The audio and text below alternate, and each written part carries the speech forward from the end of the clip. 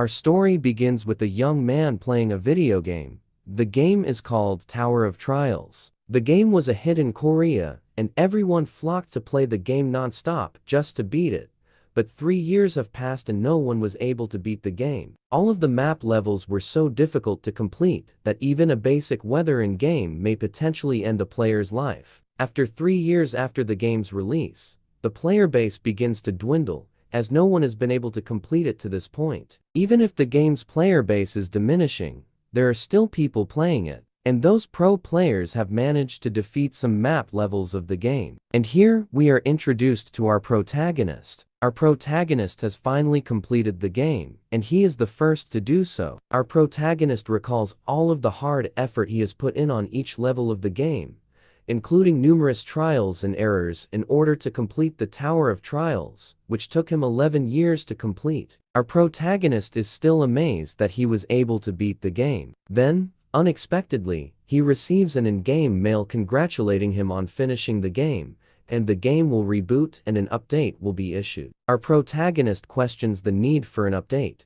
given that the game is already declining and that he has no intention of returning after playing it for 11 years. He also wants to stop streaming on the industry's YouTuber platform. After a lengthy period of rest, our protagonist, let's call him Jin, awakens with the intention of uploading a video to his YouTuber account showing how he completed the final level of the Tower of Trials. However, as he was browsing, he came across information about the Tower of Trials becoming a reality. Jin was disturbed by what he saw, and therefore he clicked to check what the story was actually about. The Tower of Trials has appeared in Korea, and everyone who is watching the news is asking how this happened, since Tower of Trials is simply a game. While Jin is watching the news, an in-game screen appears in front of him, stating that the reboot version of Tower of Trials has been completed, and the first update has been completed, requesting humans to clear the first floor of the tower within 90 days. Every human is wondering as to why they are receiving this message, and they were shocked when the notifications say that if they fail to complete the first floor of the Tower of Trials, every human being will perish. Jin dashed out of his residence to find a location where he might obtain the mysterious item. Meanwhile, everyone was panicking since they didn't know where to go to escape the Tower of Trial. Some wanted to flee abroad, but the tower had emerged all over the world. Jin then arrives at the metro station where the mystery item was discovered. As soon as he enters the subway, a message appears, stating that you have reached an event zone, which suggests that something valuable is due to occur in this location. While wandering, Jin notices that the people around him are those who have played the Tower of Trials and are aware of the mystery item that is soon to come. The item is extremely scarce, therefore many people want it for themselves. A person unexpectedly approaches Jin. The person who approached Jin was Lee Jong-soo. Lee Jong-soo was a streamer who had 500,000 subscribers on YouTube, and is a CEO of the company that Jin used to work. Lee Jong-soo then asks Jin what floor did he conquer this time and wishes to share secrets with him. Since Lee Jong-soo is a tyrannical CEO based on Jin's experience, Jin decided to headbutt Lee Jong-soo's face after Lee Jong-soo tried to hold Jin's shoulder. This caused Lee Jong-soo's face to bleed. The water in the fountain began to boil as soon as Jin realized the unknown object was about to arrive, and a tree unexpectedly materialized in the middle of the fountain. Jin was right to guess what the enigmatical object was. The mysterious item was a fruit that may enhance someone's strength, agility, health, and magic stats, which is a rare item that you can't acquire anywhere and will show when there is an event. Jin is cautious of his surroundings because he is not the only one who wants to grab the fruit. When the fruit finally stopped moving, everyone hurried to the tree and climbed it. There was a competition to see who would be the first to reach the fruit and eat it. While everyone is still scurrying to get to the other fruits, someone eventually managed to get into one of the fruits and ate it, gaining 3 agility in the process. Then the tree started to move and attacked everyone who is in its area. Despite knowing where to find the fruit that may improve their stats,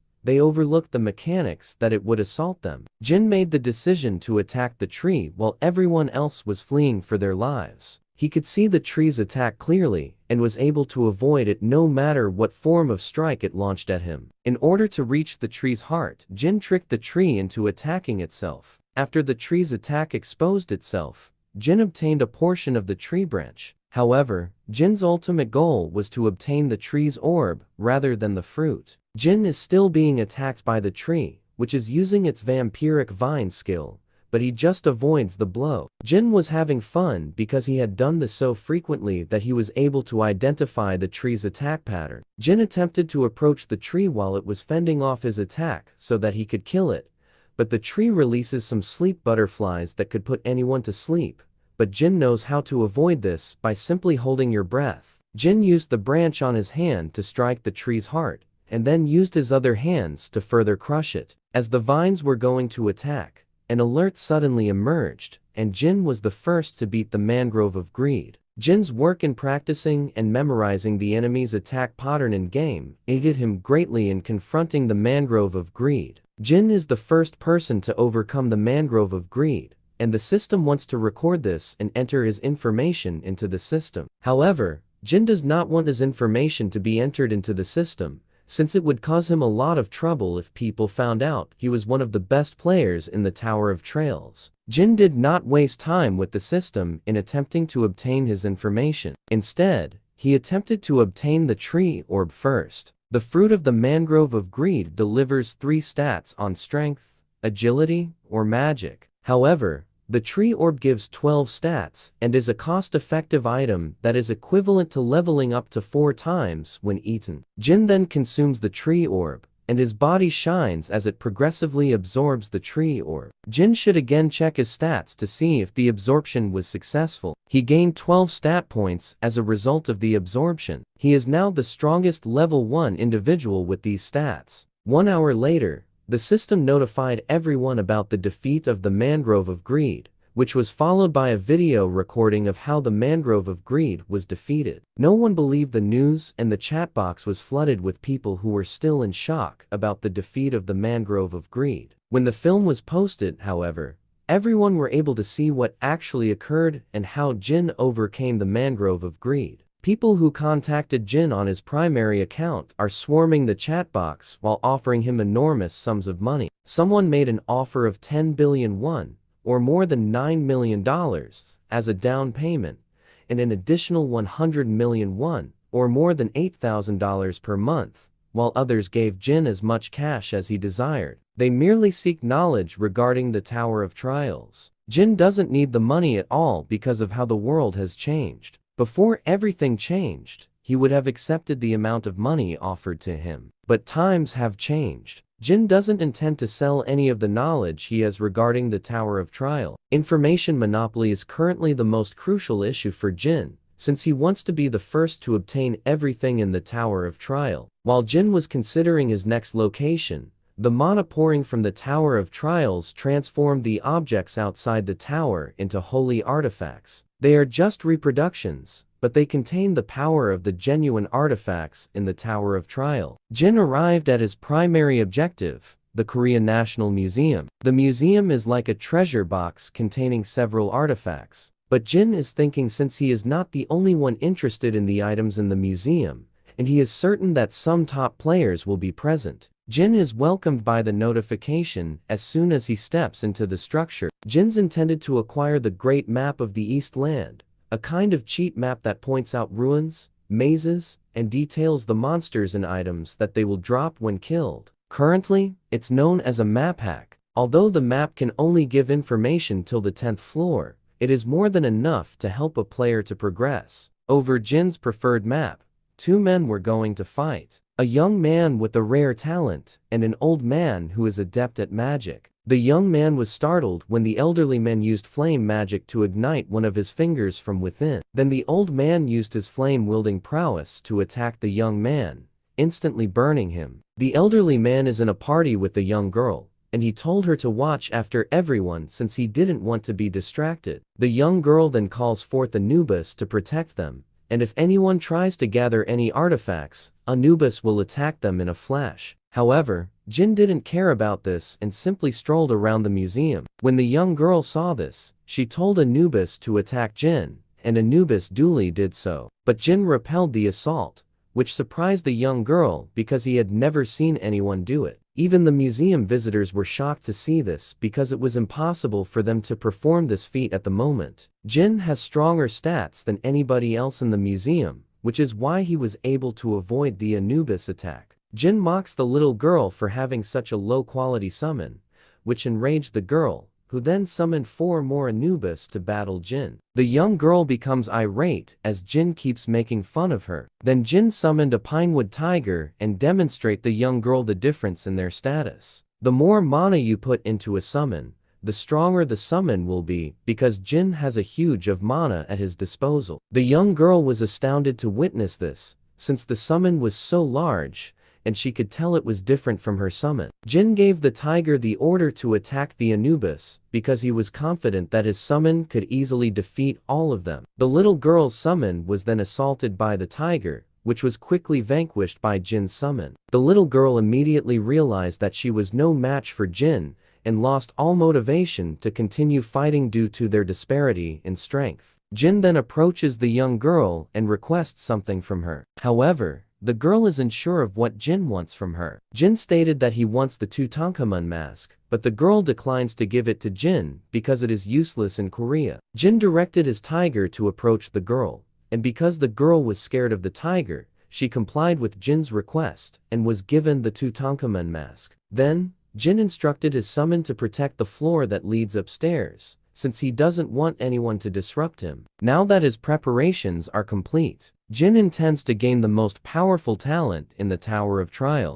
Jin went up to the 3rd floor of the museum. The man is then standing and said, "How is this happening? Lee Yuri, who is he? And how did he come up all the way here? Don't tell me. Did he get past Lee Yuri to come here?" The old man is pretty shocked to see Jin standing beside him as he told Yuri to guard. Both Jin and the old man were standing in front of an entrance to another room inside the museum, but it is blocked by a strong force field. Jin then said, "I think it's a 1-star rank barrier." The old man then said, "Seem like you know a lot about this young man." The old man then touched the barrier and said, "I've never seen a barrier like this before. Neither physical nor magical attacks work on this barrier. This is a pretty good barrier." Jin then touched the barrier, and he felt some strong mana from the barrier, the spot where the flow of mana diverges. Jin finally know what kind of barrier it is, and Jin said that it is a Carpo. After analyzing the barrier, Jin said, "I think there is a way to destroy this, but there is a condition before we can open this barrier." Jin told the old man that he must use his magic flame constantly to weaken the barrier until he can go inside and come back out with all the relics they need. The old man asked, then said, "While you are inside, I'm just going to stay outside and keep using magic." Jin said, "I can't hold magic that's powerful enough to weaken the barrier for a prolonged amount of time. I know you may not trust me, but this is the only way. It will be morning soon, and we can't get out of here without getting anything, can we? I will let you keep the map after all. I am in need of something else." The old man then mumbled and said, "Nothing gained from hard work. That would be the worst outcome." The old man then asked Jin if he would really give the map to him. Jin replied with yes, of course. I wouldn't want to make an enemy out of a high-rank magic ability user. The old man mumbled again and said, "No matter how hard I think about it,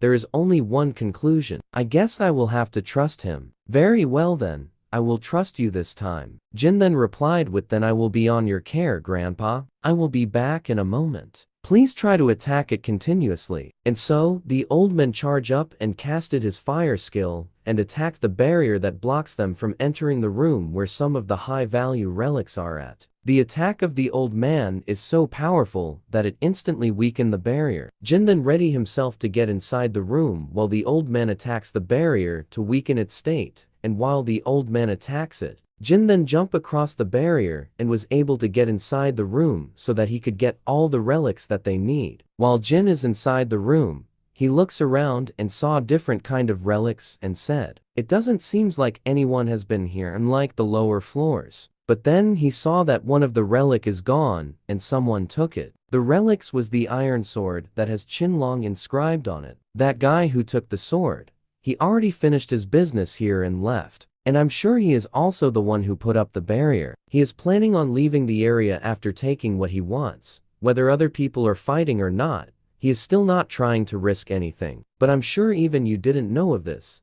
Jin then picked up some relics and found the relic that he has been searching for. And he said, "Finally, my personal inherent ability and the last piece of the puzzle, and required to make the most powerful skill." Jin then said that he need the ceremonial Persian formwork rank E and the right eye of Tutankhamun's mask rank B.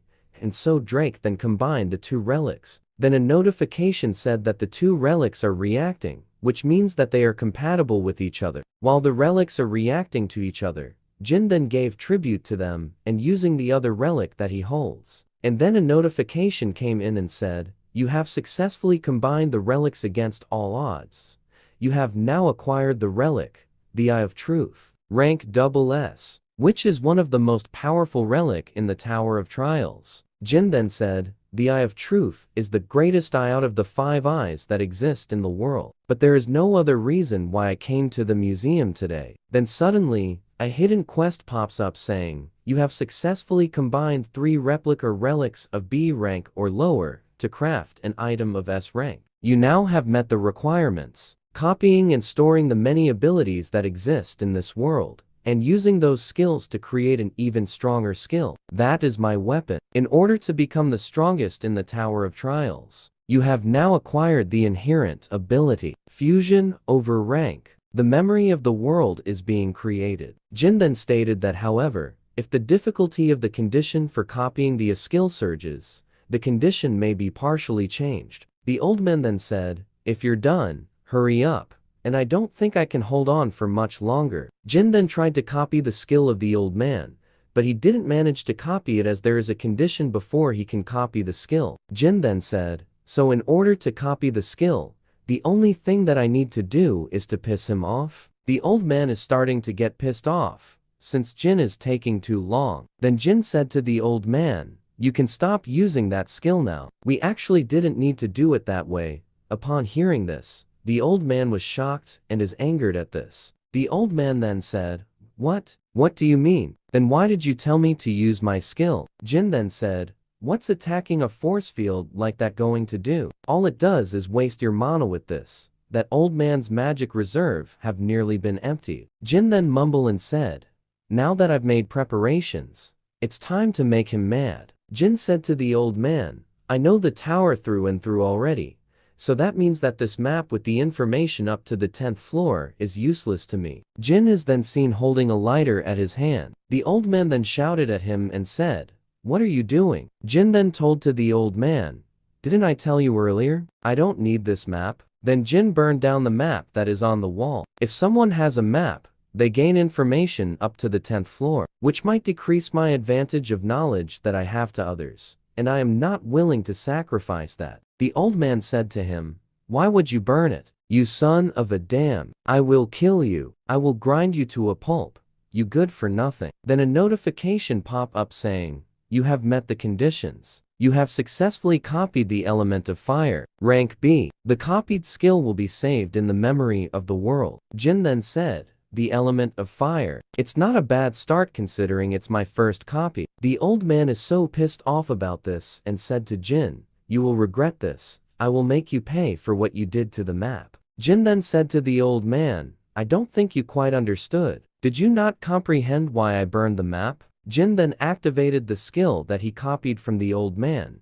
in which shocked the old man. The old man then mumbled and said, "That's the same skill as mine, but the power of his skill exceeds mine greatly. He is not your ordinary guy, considering he doesn't need something like the map." The old man then asked Jin, "What exactly are you?" Jin then replied to him with, "Old man, if you want to climb the tower comfortably, you better listen to my words." Jin then walks out of the museum while thinking, there were only 4 former high rankers that appeared in the museum, including me. Now that the Tower of Trials has become reality, I understand why they would want to reduce their risk. Jin said to the old man, "I will contact you later. Go level up together with the girl downstairs. I have gained some pawns that I can use as I please, but there's still a long way to go.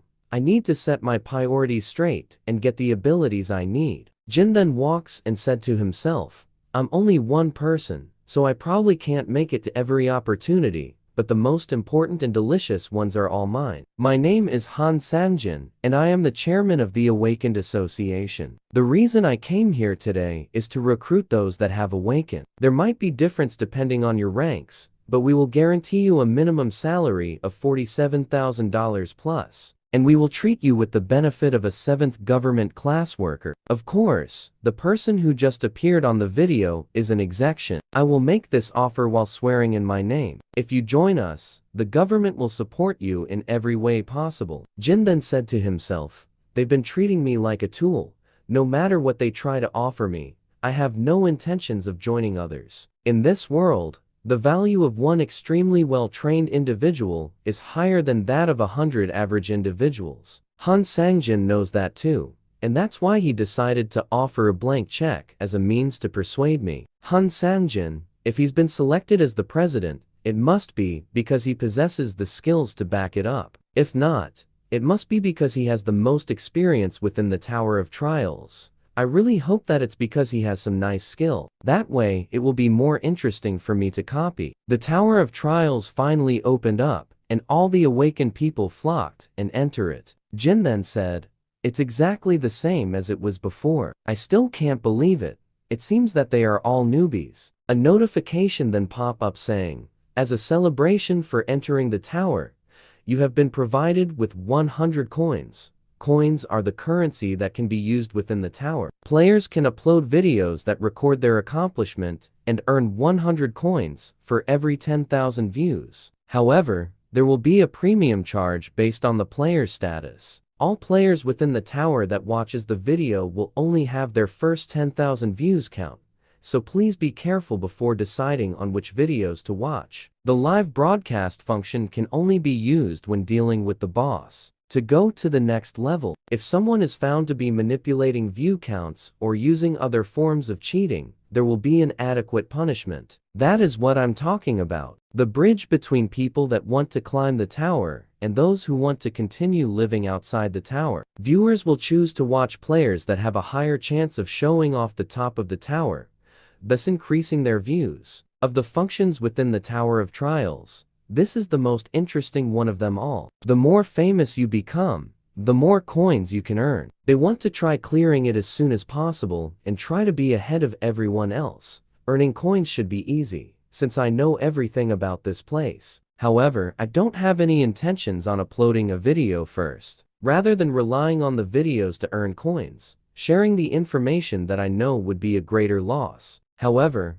I already know what's the first thing I have to do. That is something special that nobody else would do first. While we were clearing the lower 30 levels of the tower, there was a time where we couldn't proceed any further. In order to go to the next level, we needed to look for hidden pieces within the lower levels, and that meant retracting our steps from our previous experiences. In the end, we were able to find the solution in an abandoned ruin, and that was when we found out the fact that my character was flawed from the start. For this result, we found after all this time, for the character that I spent years growing to be weak. I devoted everything to this, but it ended up like that. So I need to restart again in order to have a better character to reach the top of the Tower of Trials. That was the only thing I could do. Delete my character and restart all over again. But that was 6 years ago.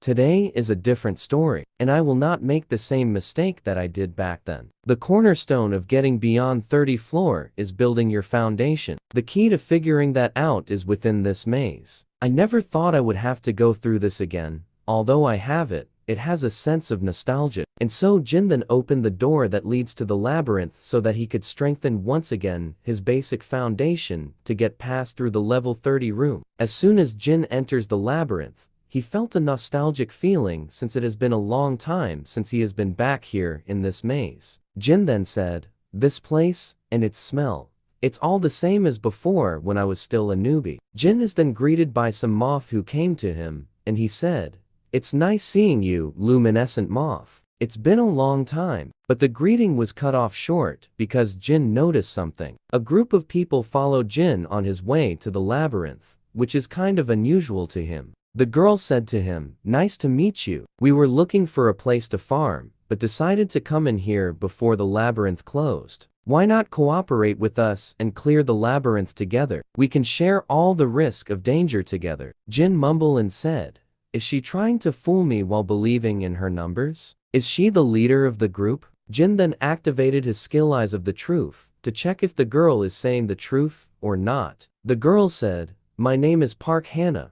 I'm 22, and I have once reached the 22nd floor of the Tower of Trials. Jin then said, this girl has quite an interesting skill. Commune can naturally become friendly with anyone, even strangers, and this skill can completely erase feelings of discomfort. Copy conditions: cooperate with Park Hannah for at least 240 hours. However, once 240 hours pass, there must be no one nearby you and Park Hannah. Commune: it will be helpful when dealing with her down the road, so I guess it will be a good skill to copy, since I will also be getting to encounter a lot of people along the way to the top floor of the Tower of Trials. The guy said, I'm Jang Chul-sik. I quit after playing on the first floor a little. The lady said, I'm Lee Hai-min. I also played up to the first floor. And the other guy said, I'm Jang Mina, played up to the third floor. And the blonde guy said, please call me Cheon Min Guk. I've never played before. And the guy with the glasses said,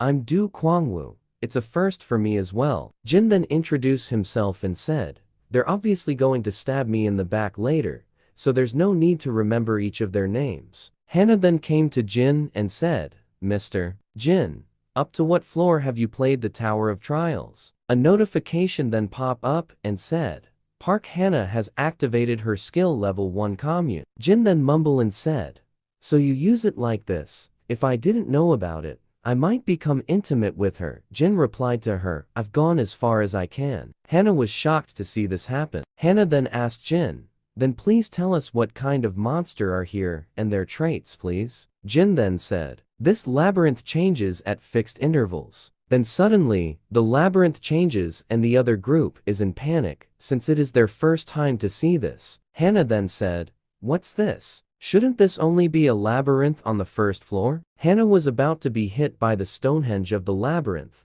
but she was able to dodge it at the very last moment before it hits her and crush her entire body. 4 of them managed to escape death while the labyrinth changes. Jin then said, haven't you all experienced terrain-changing labyrinths at least once? Hannah then said to Jin, this is too dangerous for level 1 players. We need to get out here as soon as possible. Jin then said, I was wondering why they entered the labyrinth so confidently. It seems like they were only relying on a navigation skill. These newbies must have thought of a labyrinth as a neighborhood supermarket. Well, these idiots aside, it should be showing itself soon. Hannah then said to Jin, why didn't you tell us about something as important as the labyrinth changing earlier? We were injured after just frantically dodging the pieces. We almost died because of you. That's right, he's hogging all the information. We got separated from Mina because of you. The group blamed Jin for their incompetence as a player for the Tower of Trials. Jin then said to them,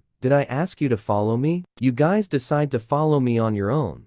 I didn't drag you here by force. While they are fighting with each other, suddenly, battle axe flew to them and hit one of the group members of Hannah. A minotaur suddenly appeared to attack them, but Jin said to them to stay back. Then Jin quickly runs towards the Minotaur. Then the Minotaur attacked Jin with his battle axe as soon as he came close to him. Jin was able to dodge the attack, but he was hit a little. Then a notification pop up saying, you have obtained the hidden stats called Rift. Rift, a stat that reduces the difference between you and an opponent of a much higher level, and increase the difference between you and a weaker opponent. Jin then said, when fighting an opponent stronger than you, it reduces their level by 1 for every 3 points in the stats, the best way to grow as a level 1. After the endless trials and errors, this was the only method I could find. Jin continued to fight the Minotaur without hesitation. Jin said, I've already been hit by his attacks tens of thousands of times before. His attack pattern has already been etched into my body, and every time Jin is attacked by the Minotaur,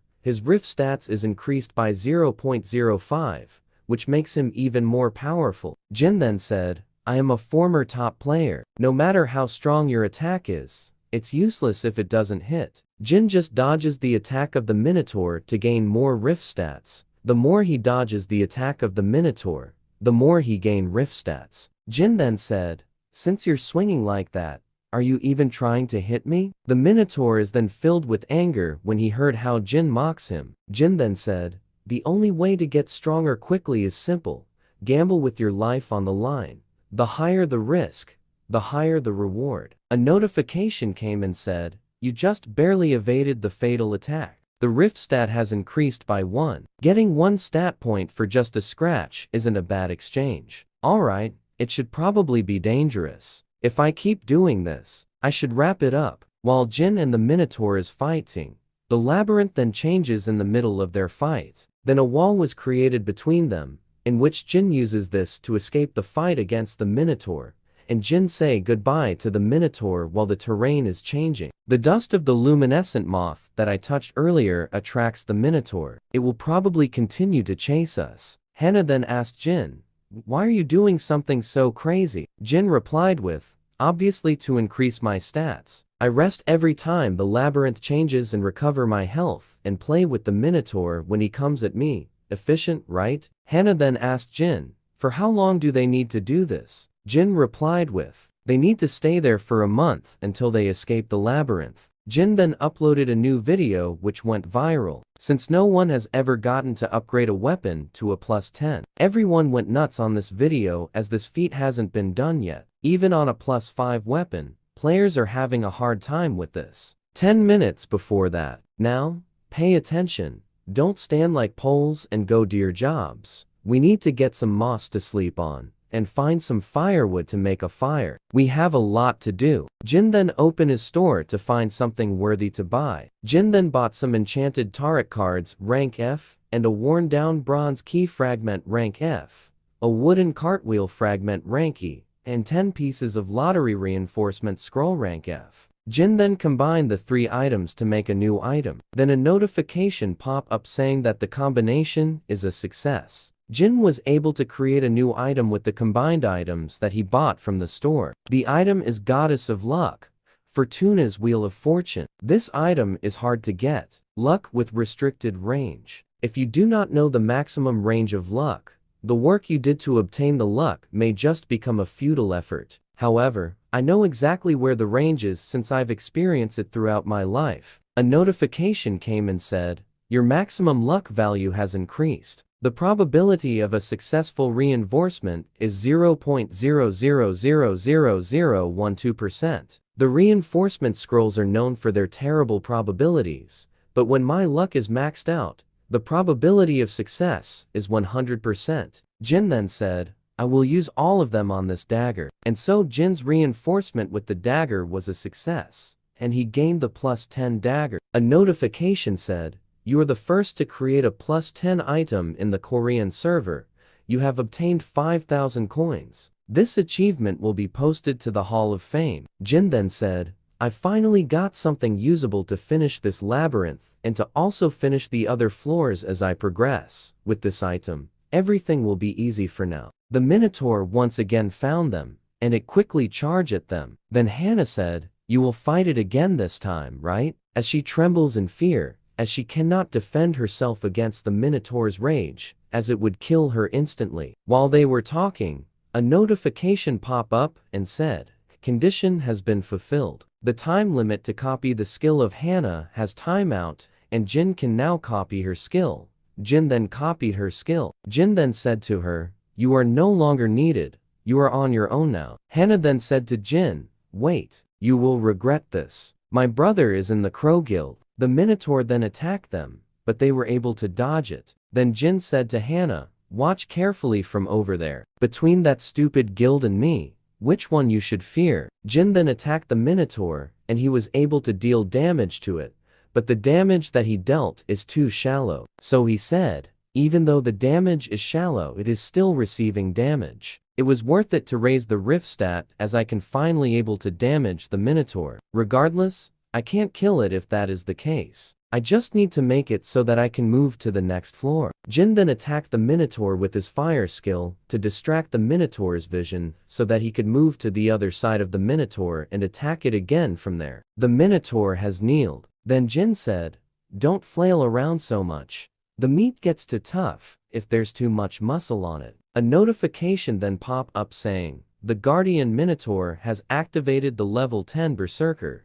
The Minotaur is now in rage mode and will attack furiously. While in Berserker mode, the Minotaur gained an aura. Then the Minotaur gained some additional power boost and is able to speak while he is in the Berserker mode. The Minotaur then said, I will rip you to shreds and scatter your pieces all over the dungeon, so that you can never trespass here again. Jin then said to the Minotaur, your magic power efficiency feels higher than before. Not bad for a mere Minotaur. Bring it on, you piece of cow. Then the Minotaur attacked Jin, and both exchange blow with each other non-stop. The battle continues while Hannah is watching them both fight. Hannah then said to herself, how can this be possible? He is not dodging anymore, but rather blocking by redirecting the force of the attack. It's a boss monster that has activated a skill over level 10. Not even the full force of the Crow Guild could be a match to it. I hated the reality that felt like I was at a standstill no matter how much I ran, and felt powerless within this reality where nothing changed, whether it be reality or game. Their difficulties are both hell. But this world respond to me. The Minotaur then said, you're full of cheap tricks, human. You can only make scratches on my body. Then suddenly, the attack of the Minotaur stopped. Then a notification came saying the Guardian Minotaur level 10 Berserker skill has ended. Jin then said, 5 minutes have passed. Stupid cow. The Berserker skill can exert power beyond the individual's limit for 5 minutes. However, there is a penalty of the individual falling into a suspended state for 24 hours after that. The Minotaur is now in a suspended state and can't move his body for 24 hours and give Jin time to check his stats. 57 Rift stat points. In terms of level, the gap will be reduced by 19 levels. 20 days left. I can easily reach my objective of 100 points in that time. Hannah then said, is it over? Jin replied with, he just can't move after his Berserker skill ended. But after the 24 hours passed, he will attack again. 20 days passed, and the battle still continue, and Jin is able to achieve the 100 stat points for Rift. Then Jin punches the Minotaur and said, why does it feel like you're getting weaker as time passes? It must be my imagination? Jin is then able to defeat the Minotaur and said, time to say goodbye, Cal. I guess the only thing left is how to dispose of you. We will now begin recruiting interns for our veteran company. You're lacking enthusiasm. I guess you're not interested? Hannah then said, please let me join your company. Jin then declined Hannah to be in his company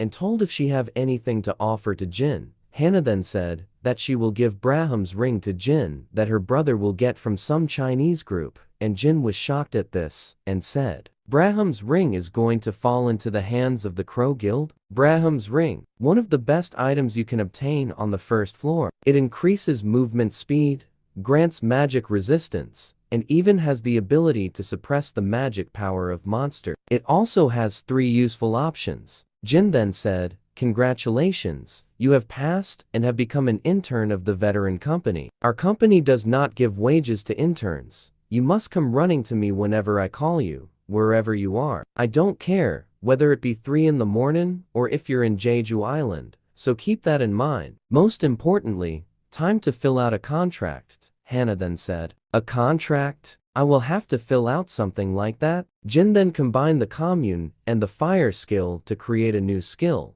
Then Jin was able to create the skill brand of the Tribunal rank A. Jin then said, did you think you'd put a seal on some piece of paper or something? Congratulations for entering our black company, intern. With the seal now on Hannah, there is no way for her to escape, no matter what she do. The brand of Tribunal is a special skill that makes a contract with someone. The branded subject must obey her master's command. The subject is restricted to harm its master, and if the subject breaks this restriction, their entire body will be set to flame under excruciating pain. Jin and Hannah finally went outside of the labyrinth. Then a notification pop up saying, you are the first to clear the labyrinth on the first floor. This will be recorded in the Hall of Fame tomorrow. 5,000 coins will be paid to each player who cleared the dungeon. Hannah then said, I am being rewarded for all my sufferings. But Jin then said to Hannah, as an intern, You are not allowed to get any rewards when we clear the dungeon. So give me all the coins that you have. Then Jin stated, with this, I have over 10,000 coins. There shouldn't be any players at this moment who have more coins than me. Jin then said to Hannah,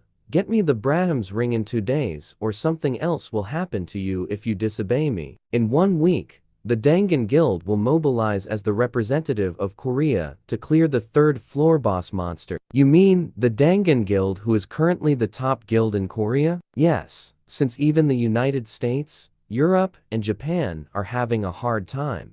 All the attention has been shifted to Korea. Is China still keeping quiet about the matter? Yes. Rather than hoping for assistance from other countries, wouldn't it be better to look for a way to clear it with our own strength? I think the Dangan Guild is more than capable of clearing it. They're trying to clear the 3rd floor boss monster after only 1 month. How much do they want to regret it later on? I understand their impatience that they must want to monopolize the countless resources that exist in the tower. However, 90 days are given to clear each floor. In other words, there's no need to even go to the 2nd floor, much less the 3rd floor. If you increase the difficulty with a weak foundation, when you reach a wall, the pressure felt by the difficulty will be much more fiercer. Jin then went to a cafe to meet the 2 individuals that can give him more information about what is currently happening across Korea during this month. Hello, I'm Bald Male. My real name is Lee Tae-min. I'm Nuclear Fist of Bulgwang District. My real name is Yu Yianhua. They've changed a bit from their gaming days. To think I would meet with the veterans that I played with.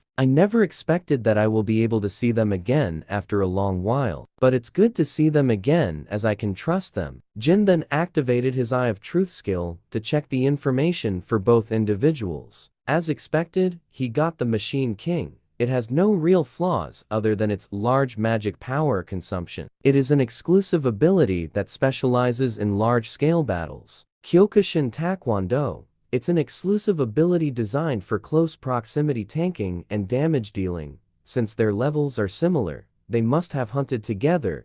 Indeed, they are pretty compatible back in the days as well. The copy condition is, once the 3 of you reach the 20th floor, you can copy Lee Tae-min and Yu Yianhua's abilities. Although it's my first time meeting them in real life, I feel comfortable with them. Tae-min and Yianhua told me about the events that occurred during my month's stay in the dungeon. They told me about the movements of the representative of the guilds around the world, the trends of streamers and the group that call themselves demons, who kidnap people and operate a coin factory. Tae-min said, people have been flooding to the Tower of Trials ever since it appeared. However, since the number of casualties increased dramatically ever since the 2nd floor, the Awakened Association restricted entry into the tower to those who pass their test. You will then get a pass after that. Awakened Association President Han Sang-jin, he is using the increase in casualties as an excuse to recruit powerful people hiding in the shadows. If it has come to this, then that stupid system made by the association,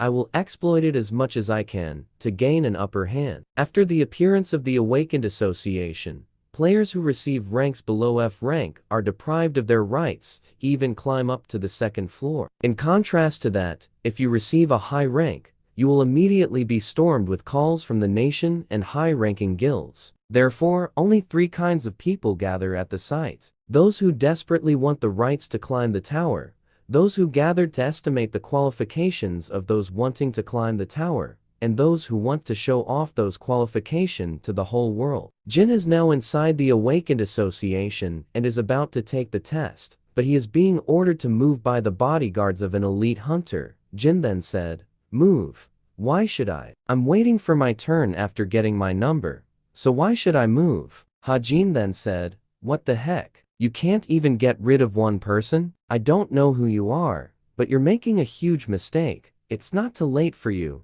so move aside. People then start to talk around them, saying, is that Park Ha-jin? That dude is a goner for sure. Jin then activated his Eye of the Truth skill to check out Ha-jin's abilities, and he sure found something amazing on him. The copy condition is, if you reach maximum friendliness, you can copy the exclusive ability. But if you reach maximum hostility, you can copy any of the subject skill that you want. Hannah then saw her brother arguing with Jin, and she is shocked to see this as Jin is her master, Jin then snapped the finger of Hajin so that he can get the maximum hostility towards him. Hajin is so angered by this, so he then decided to attack Jin for what he did to him. While Hajin was about to hit Jin, Jin then quickly kicked the knee of Hajin, which took him off balance and falls to the ground, and everyone around them saw this and doesn't know what is going on as to why Hajin, who is an elite hunter, is on the ground and in pain. Fighting Father Kim Ki-tae arrived at the scene and said to stop it. Jin then activated his Eye of Truth skill to check Kim, but the skill failed and said, due to the level difference being over a fixed limit, the skill activation will be cancelled. Jin then said he must be around level 20. Jin said to Kim, so this guy had his nanny with him. Kim replied with, he's a bit of a handful, but it can't be helped since he's useful in some ways. Jin then said, useful? Is it because he's supplying Korean ginseng to China? Kim is shocked to hear what Jin has just said. Does the how matter? Can't you ask a more practical question? For example, the method of dealing with the side effect of the Korean ginseng. Then a notification pop up saying Kim has activated the level 3 blackout barrier. Suddenly, Jin and Kim is isolated from the crowd that is within the Awakened Association test area. Kim then talked to Jin and said, so what you're saying is you want an exchange with 10 of our monopolized dungeons? How can I be certain whether you even know the information that you claim to know? The Korean ginseng, an edible item known for its excellent stamina and magic power recovery. However, if you eat it raw, there is a magic power poisoning side effect. You must have already be having a hard time due to this side effect, but it can easily be dealt with by using 3 items. You will need the Korasian's extract, Moonlight Stone, and the most importantly, the Mandragora root. Beside the other 2, you must be having a hard time finding the root, right? I will tell you where you can find them. Do you trust me a little more now? Kim then mumbled and said, it matches with the information from the guild's research team and the explorers team. Who in the world is this man? Kim then said to Jin, however, if you're playing some poor trick, be prepared to die. I won't just let you slip. Kim mumbled again and said, even for this information, demanding 10 of our most profitable dungeons that we've monopolized is an extremely expensive prize. I need to draw the line here. Kim is then about to attack Jin when Jin said, you must be misunderstanding something. The one who is giving you the opportunity here is me. Outside the barrier, Tae Min and Yeonhwa are fighting the group of Kim when the barrier was shut off. Then Jin and Kim walks out of the barrier. Tae Min then asked Jin, weren't you dragged along by force? Yeonhwa said, just say the word. I will wipe the floor with all of them. Jin said to them to calm down. Kim then walks out of the scene when Hajin is approaching him and said, please wait. Are you just going to let them go? If you give me one more chance, I will go all out. Then Kim grabbed Hajin and said, he's not someone the likes of you can handle. I'll make you regret it if you act on your own again. Hajin is mumbling and said, what the heck happened inside the barrier? How dare you humiliate me to this extent?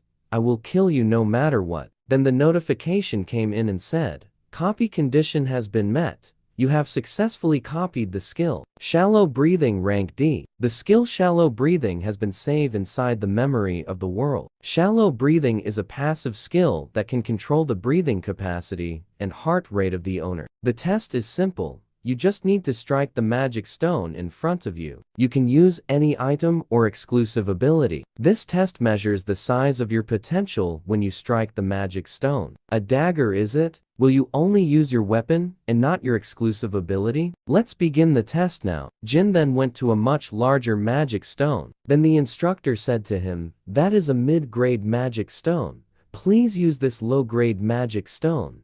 The mid-grade stone and higher stone don't even budge against normal people. A notification came and it said, the stat rift will be activated to its maximum amount. Jin then mumbled and said, shall I see how much my suffering in the labyrinth has paid off? Jin then attacked the magic stone, and it shocked the instructor. Unbelievable. The majority of people are disqualified since they don't even reach the magic power minimum of the magic stone. I've never heard of someone cutting the magic stone into 2. Your test result is S rank. I will report this to my superiors, so please wait for a moment. Jin then said to the instructor, please postpone that report for a week, The instructor doesn't understand why Jin is saying that. Jin then said, "It's personal reason. I won't care where you release it after 1 week." The instructor wants to release the information now, but then Jin said, "I've learned many things in life. One of them is, the fist that's close to you is much scarier than the law that's far away." The instructor then agreed with Jin. Jin and Hannah saw each other on the testing area. Then Hannah gave the Brahms ring to Jin.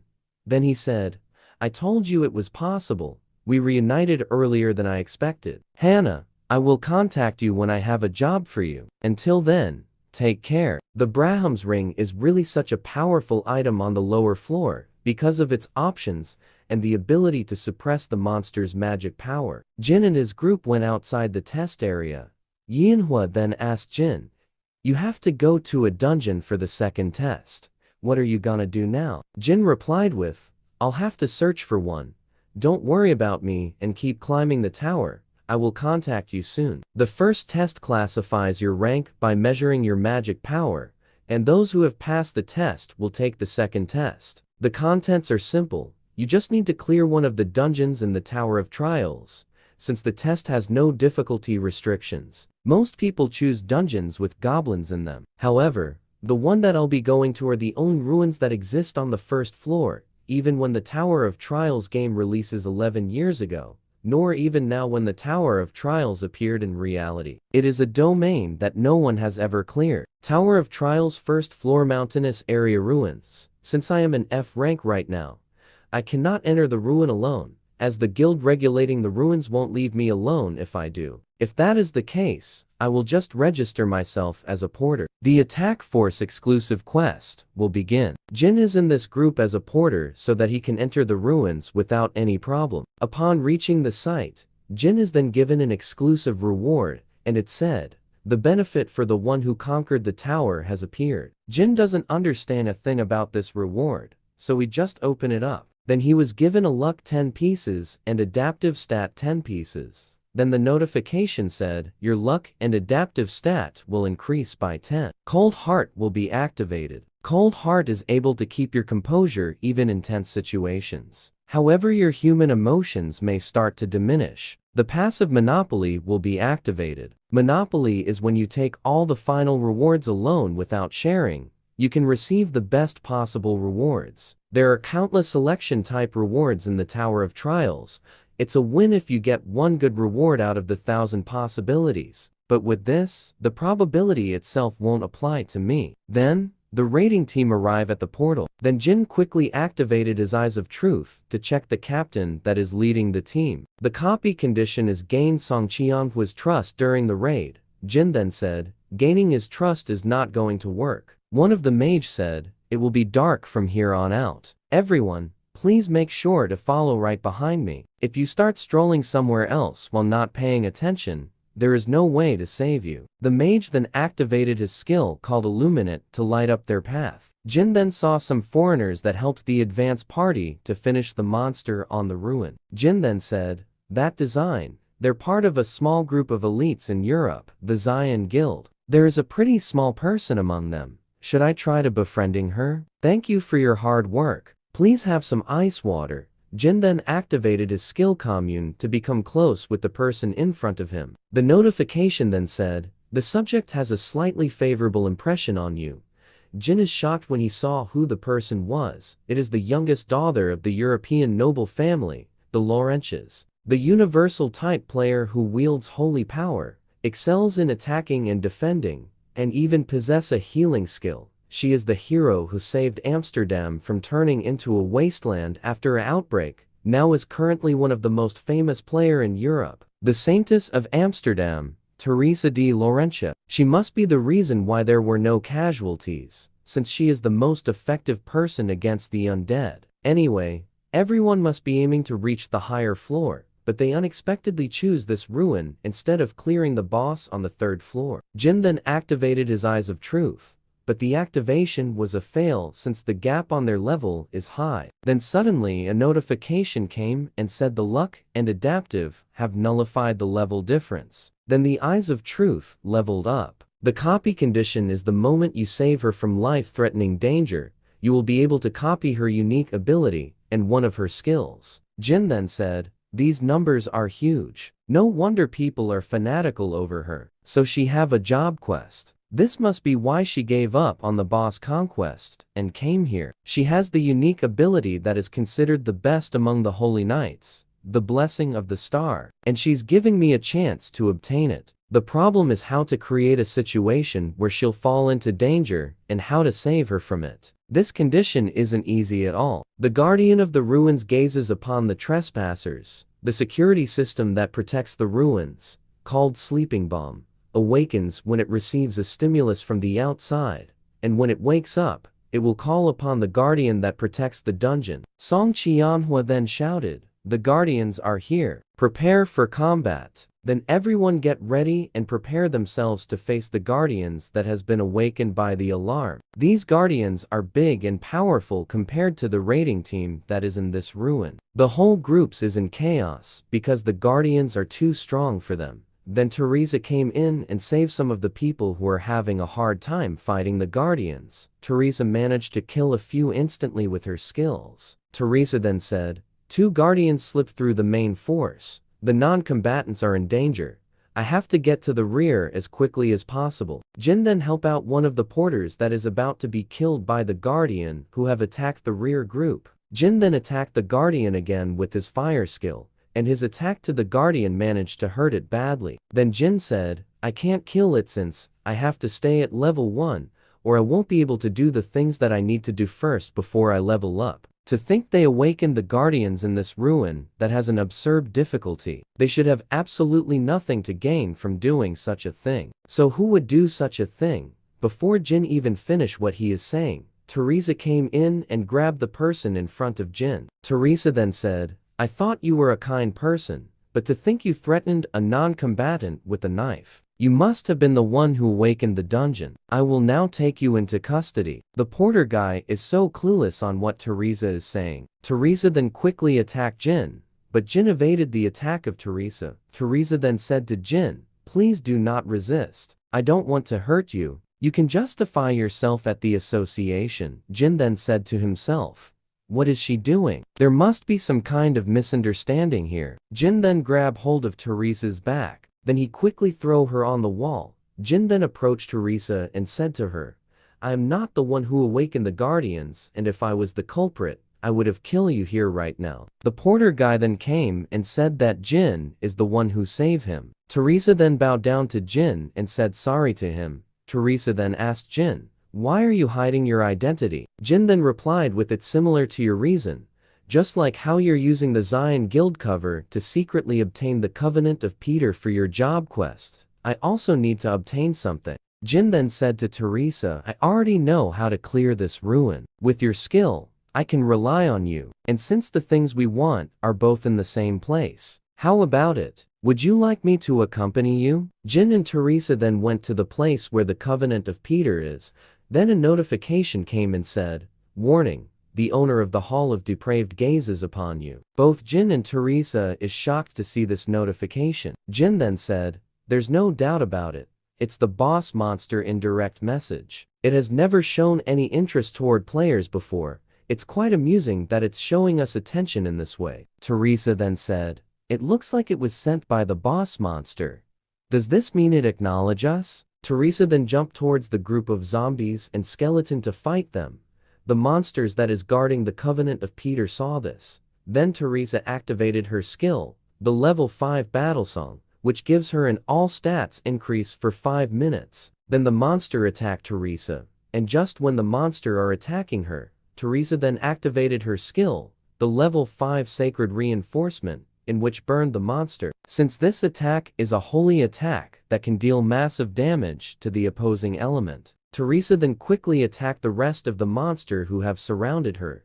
Then Jin quickly jumped to the heads of the monster. He then said, "Most of the aggro is drawn to Teresa. By leaving all the mobs to Teresa, the risk of my leveling up by accident decreases." Jin is then attacked by the elite lich, who is also guarding the Covenant of Peter. Then another guardian also attacked Jin, but he dodged it perfectly. Jin then said, "What the hell? That guardian shouldn't be over here, though. Did its pattern change because I brought Teresa here?" The elite lich's black lightning It can easily destroy something like the Dullahan, and it's fatal even for talented veterans. The undead lich once again attacked Jin with his lightning strike, and it followed Jin. But Jin runs towards the tomb where the Covenant of Peter is at. The lightning then hits the barrier that is protecting the Covenant of Peter from unwanted visitors. Then the barrier is destroyed by it. Jin is then ready to attack the undead lich, but suddenly it was cut to half by an unknown person. The mysterious person then said, "I was certain that you would come here. I have been looking for you ever since that happened. Now, I can finally have my revenge on you."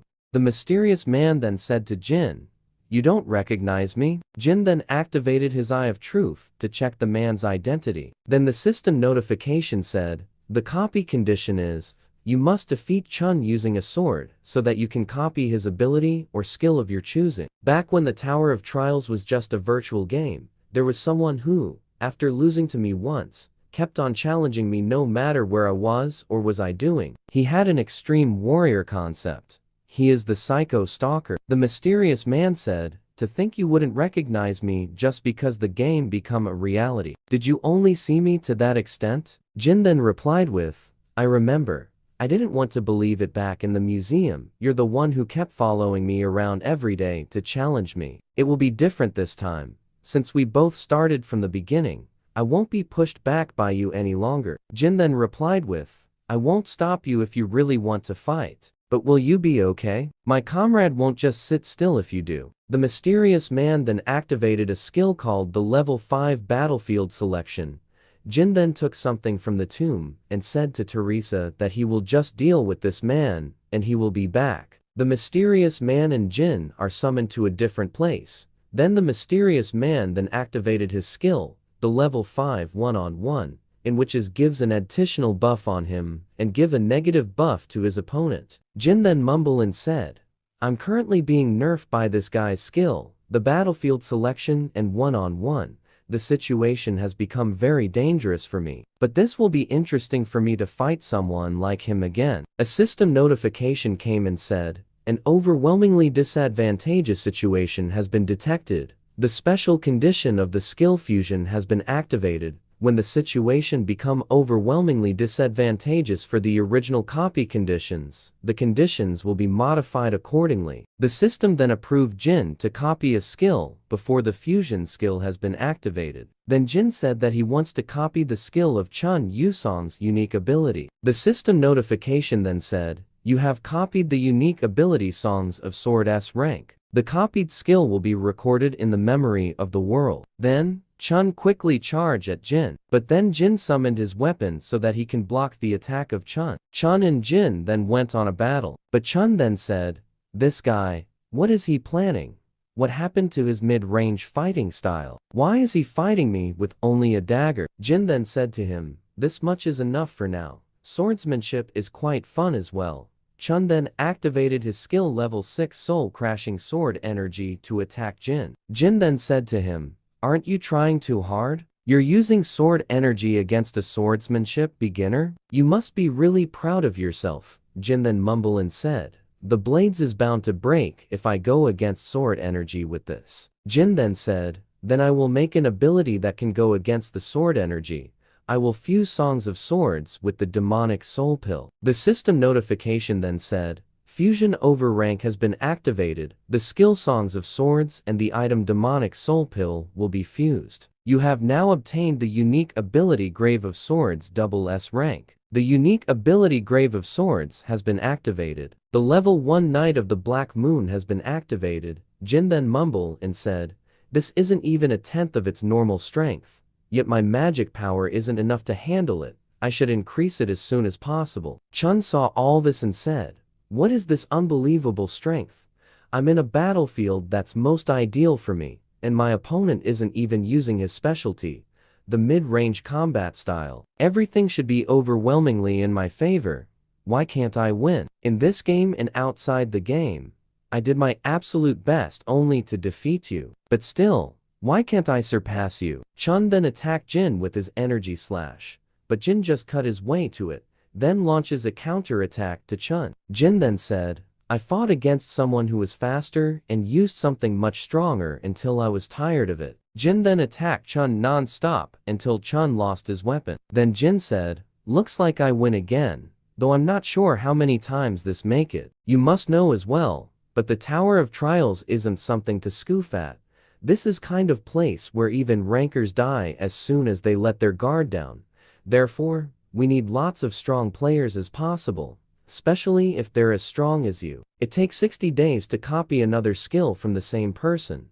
I won't have to go find him to copy his skill, since he just can't wait to deliver his skills to me." Jin activated his commune skill while doing this. Then Chun said, "I've lost this time, but keep this in mind that the result will be different next time." Chun then deactivated his battlefield skill and promised Jin that he will fight him again in the future. The system notification came in and said, "Level 6 Sacred Decipherment has been activated." Then she was able to decipher what kind of item Jin got. It was a frozen tear that gave Jin an increased magic power of 12 points. Jin then said, "I obtained the frozen tear along with the demonic soul pill. You usually need to spend a lot of time to absorb the magic power of the frozen tear, but I already absorbed 12 stat points thanks to Teresa's divine power." A system notification suddenly appeared in front of Teresa saying, "The owner of the hall has given you an invitation. If you accept this quest, all the monster and traps until the final room will be immobilized and deactivated." Teresa then said, "This is bad.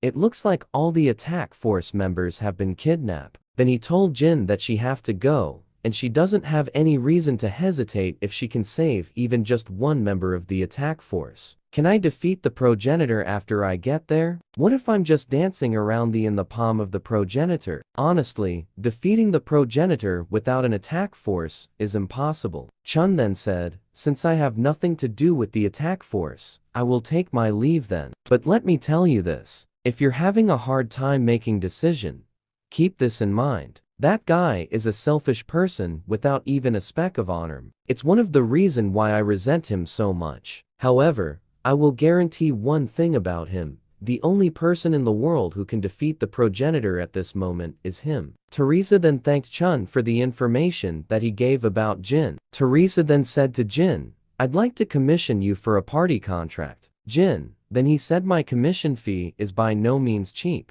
Will you be alright with it?" Teresa then said, "I will give you as many coins as you want.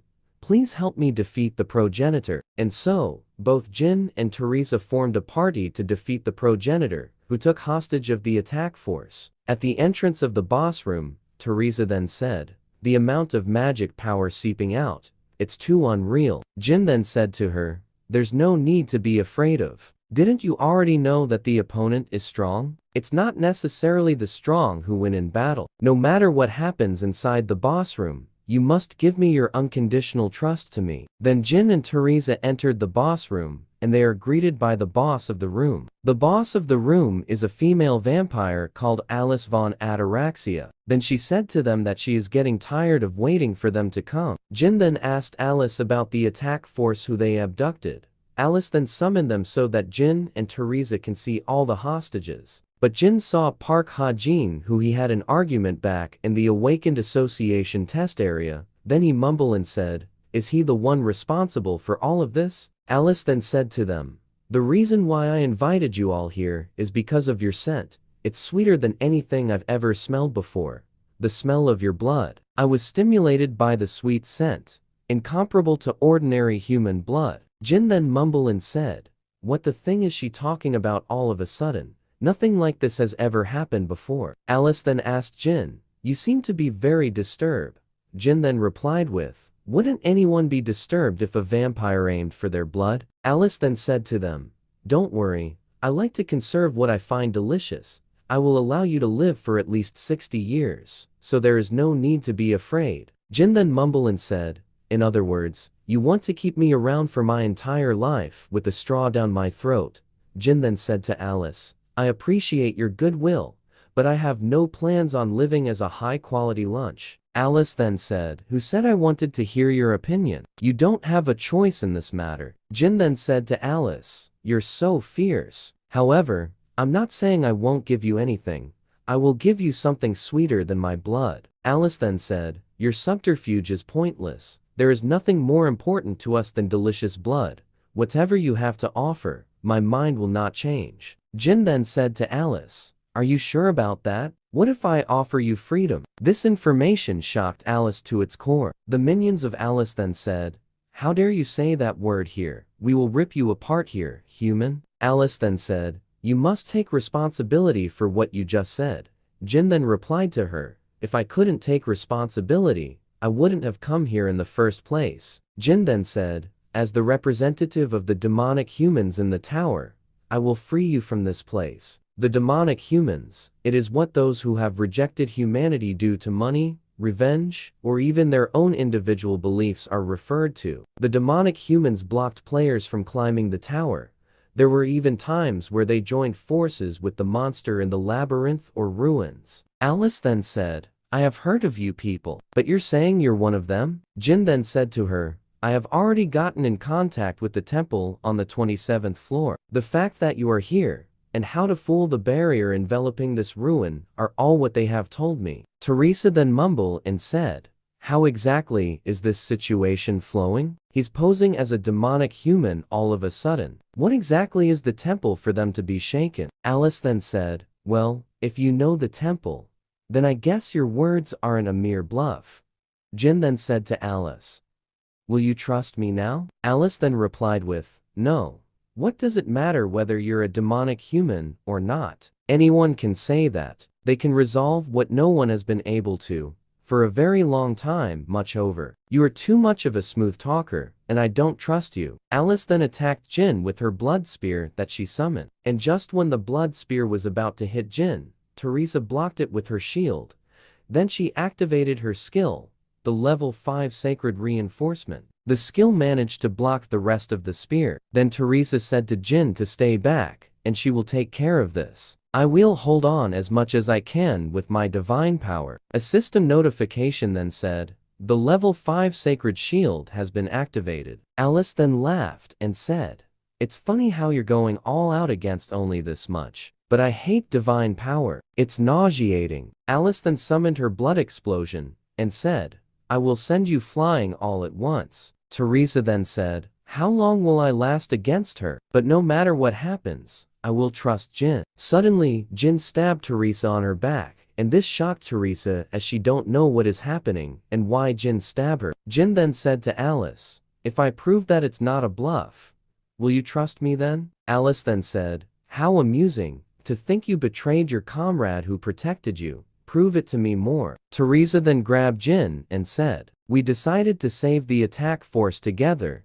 You said you had a plan. Then why did you attack me?" Jin then attacked Teresa once again and injured her badly. Alice then laughed and said, "Impressive for a human. Very well, I understand that you're on my side now, and I will give you a chance." Jin then said, "To fool the barrier entrapping you, Alice, I prepared a 7-star spell. If I seal your soul in this item, the barrier can be fooled temporarily." Alice then replied to Jin with, "That's the first time I've heard of it." Jin then mumbled and said, "The reason why I maintained my level 1 status, to the point I gave up all the experience I could have gained since the start of the Tower of Trials, is the 7-star skill soul transfer that can only be used by a level 1 player." The system notification then said, "The level condition of the user Jin has been fulfilled. The casting of the 7-star soul transfer will be activated. Casting cooldown is 365 days. You can only bring one soul with you at one time." Jin then said, "This magic circle will forever disappear once a minute passes. The magic will activate right away once you accept it.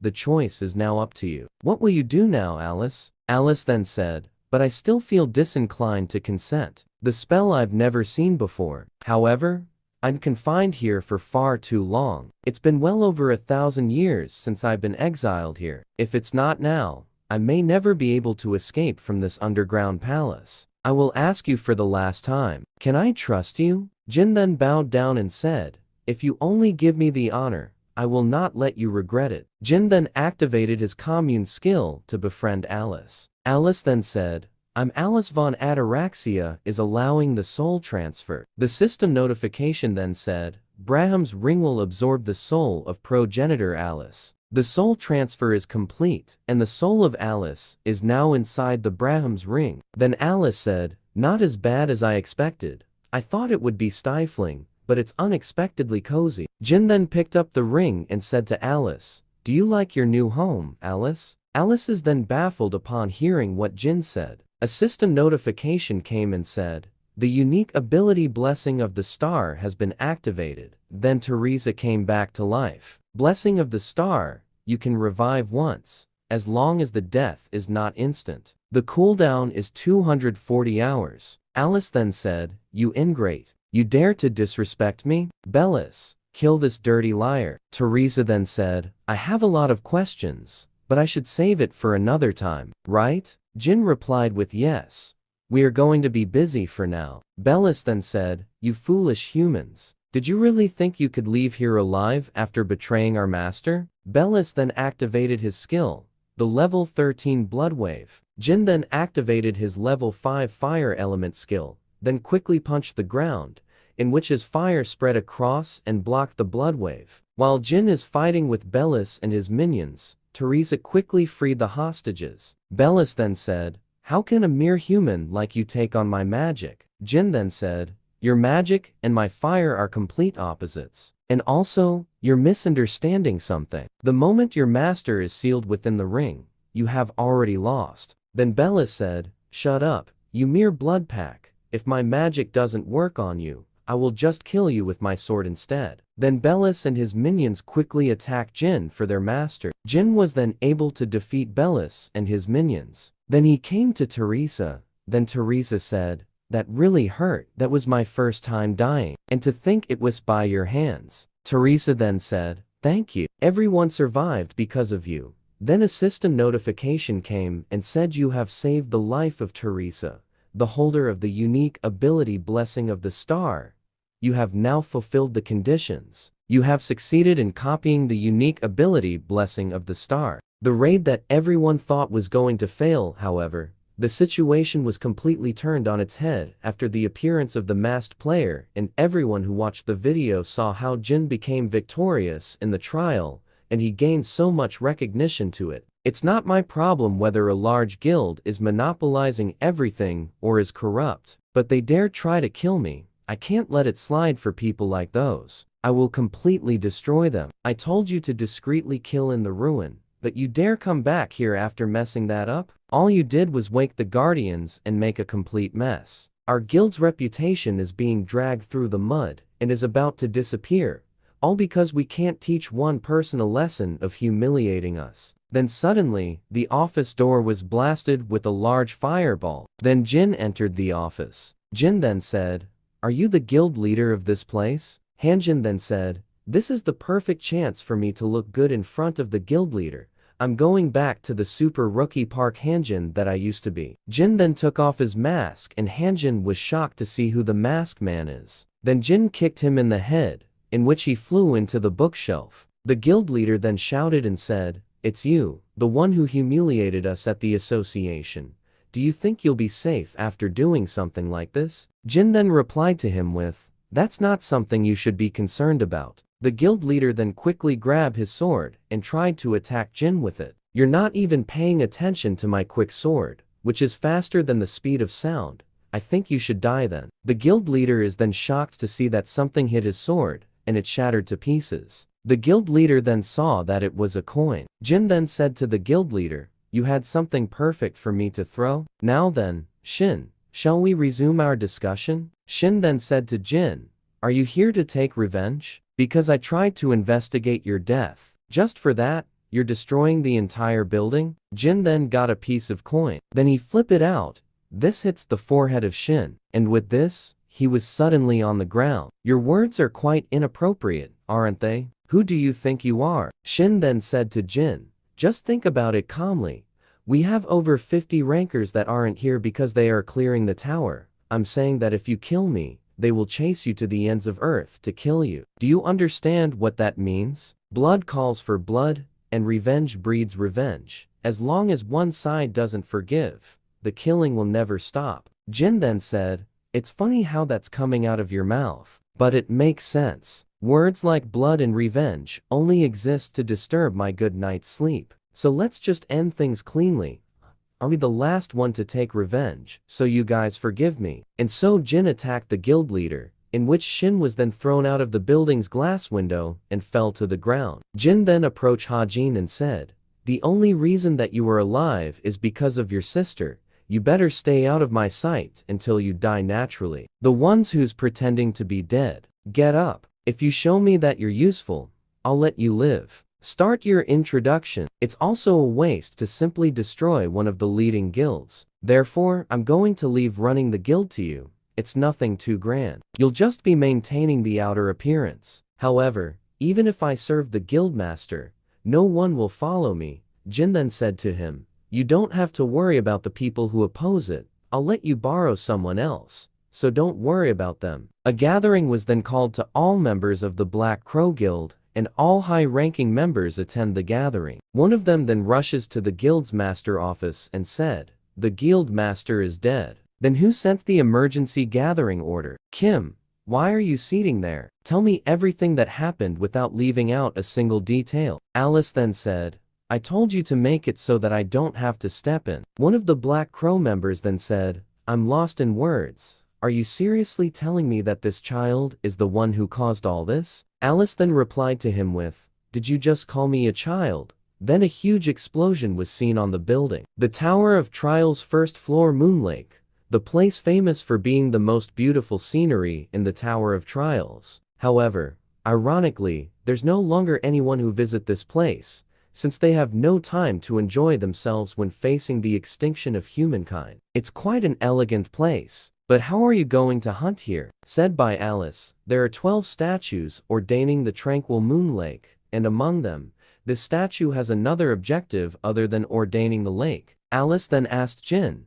"Does this statue have some sort of secret button?" Jin then said, "Everyone have already found it. If it was that obvious, there must be hundreds of players who have found this groove on the statue. It was enough to be brought up in the community after all. However, no one has ever successfully discovered the key that fits this groove. Since the key for this isn't just some piece of metal, it's moonlight. Use my palm to regulate the amount and the angle at which the moonlight enters the groove, to match with the sequence engraved on the sequence stone inside the groove. After that much effort in opening it slowly, the door leading to the ground opens." Alice then said, "To think such a space existed in the Tower of Trials, it's truly been a while to remember this feeling, and this sense of freedom that I've forgotten." Jin then asked Alice, "Aren't you glad you made a contract with me?" Alice then replied with, "It looks like you weren't full of talks." A system notification came and said, "You have used the blessing of the star to manifest the divine power.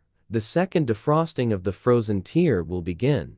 Your mana has increased by 18 points. It will be available for use again after 24 hours. Remaining absorption 70 points. After absorbing the frozen tear again, it has become much easier to retain Alice. Now that I think about it, what do the beings in the tower think of players? We know that it's a game that's been made into reality. But would Alice, who lived for thousands of years, think that she is part of the data within the game? Alice, I want to ask you something." But while asking Alice, the communication between them is blocked. Jin then said, "Information related to the tower is being completely blocked, but the fact that I found out that I can't talk about it to the beings within the tower is enough." Alice felt something is coming, so she warned Jin about this. "I call the first floor, lower ground of the Tower of Trials a spawning ground.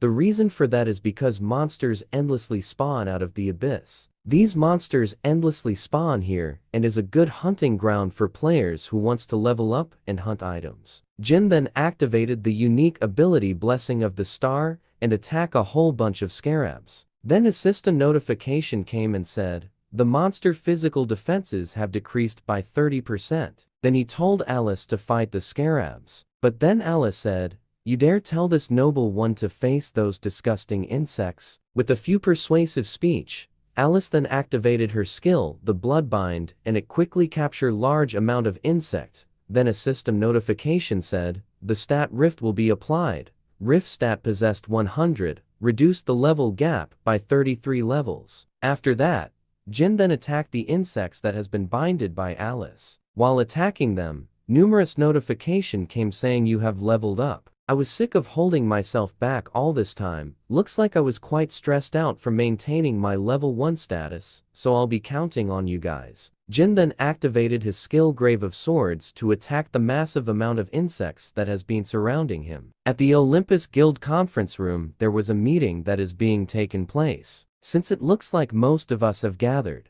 let us begin. As you all know, the 8 raid to climb the 4th floor has failed.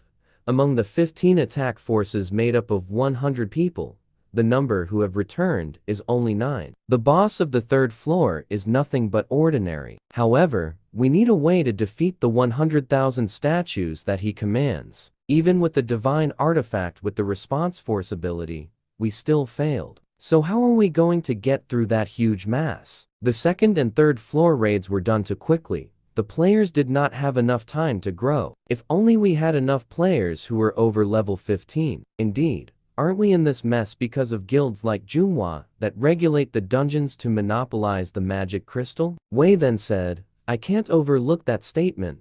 All we did was climb the tower for humanity. Jinho replied with, anyone can spout excuses like those. Patrick then said to them to stop. This is not the time to be bickering amongst ourselves. We have gathered here to solve the problem in front of us. Yesterday before daybreak, we received words from the demonic humans. They said they would help us if heeded one of their conditions. Are you suggesting to join forces with them? Those trash are globally wanted criminals. I refuse to work with those vulgar ever. Teresa then mumbled and said, everyone is disgusted by the idea of working with the demonic humans. With the world as it is now, the influence of the large guild surpasses that of the government. With the increased influence, having just a great cause is more important than ever. Therefore, they must be wary of what they say and do. What do you mean, we're trash? You're hurting this trash's feelings. It's good to be prideful, but don't you already know that you can't do anything with your strengths alone? You're all quite hot-blooded, however. You might change your mind after hearing my proposal. Join forces with us. Because we have the power to defeat the 3rd floor's boss. The Demonic Human Association doesn't even have 100 people. How could you possibly be able to penetrate through that army? We just need quantity, right? Then a system notification came and said, the unique ability Gravekeeper of the Black Tomb has been activated. Thanks to the long history of wars, it looks like there are many useful corpses buried around here. As you can see, there are many among the demonic humans who are well versed in necromancy. The special item that can only be produced by obtaining 99 materials, the Staff of Greed. Wei then said, if it's a combination of the famous Staff of Greed and a necromancer, the chances of success in the 3rd boss raid is not non-existent. Maria then said, Wei, what are you saying? Those are evil humans. Jinho then said, we know, Maria. We should be ripping this to pieces right now. However, if they ask for a condition that the public will never know about, I believe it's worth a shot. Teresa then mumbled and said, how did things turn out like this? To think they'd even consider joining hands with the demonic humans, they're out of their minds. Then suddenly Teresa received a video call from Jin. Then Teresa answered the call. Then Jin said, what's with the situation here? The necromancer then said, who are you? Why don't you reveal yourself instead of hiding behind a screen? Everyone in the room is shocked to see Jin, and they said, could that person be the one who cleared the 1st floor ruin? The Super Rookie who single-handedly cleared the 1st floor ruin. Guilds from all over the world wanted to recruit the Super Rookie. The Super Rookie that they were trying so hard to find appeared in front of their eyes. And the ones who tried their best to get in contact with Jin swallowed their spit in happiness due to his sudden appearance. The necromancer then said, how amusing, heard of you as well, the one who cleared the 1st floor ruin. But are you aware that this boss raid is completely different from that place? What can't I do with this many summons? The guild representative were also agreeing. Jin then replied to him with, there's no way you can with that fake staff. Saint's heart and prison uniform wet with holy oil. It's obvious you made it with only those 2 materials, isn't that right? Patrick then asked Jin if he have any evidence regarding his claim. Jin then said, the real Staff of Greed has a red gem embedded under the skull.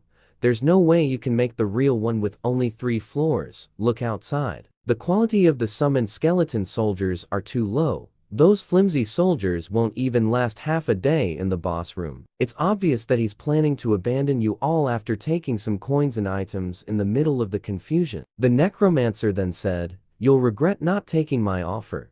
I wonder if you can still stay so composed when we meet in person next time. I will be watching you." Then the necromancer vanished. Jin then said to them, "Leave it to me.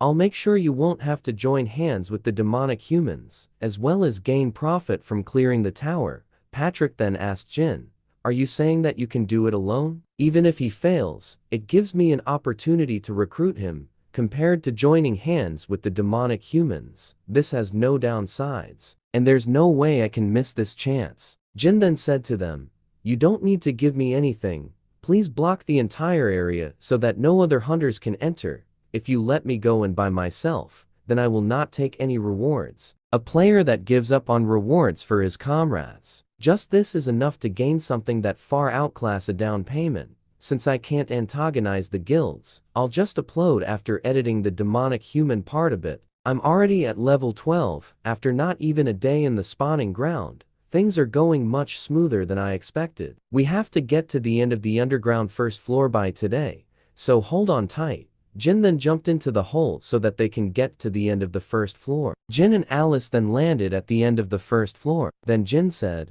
"These insects are no match for me. Why don't you just come out yourself? The hound who roams the desert, the great Anubis." The great Anubis is finally out. Anubis then said to Jin, "Since you're the first human to ever come here, I was planning on killing you after some amusement, but you're hastening your own death." Jin then said to Anubis, "I didn't come all the way here to chat. Hurry up and come at me." The absurdity. You're telling me that a divine being like myself to fight the likes of you? Alice then said, "This guy is seriously dangerous.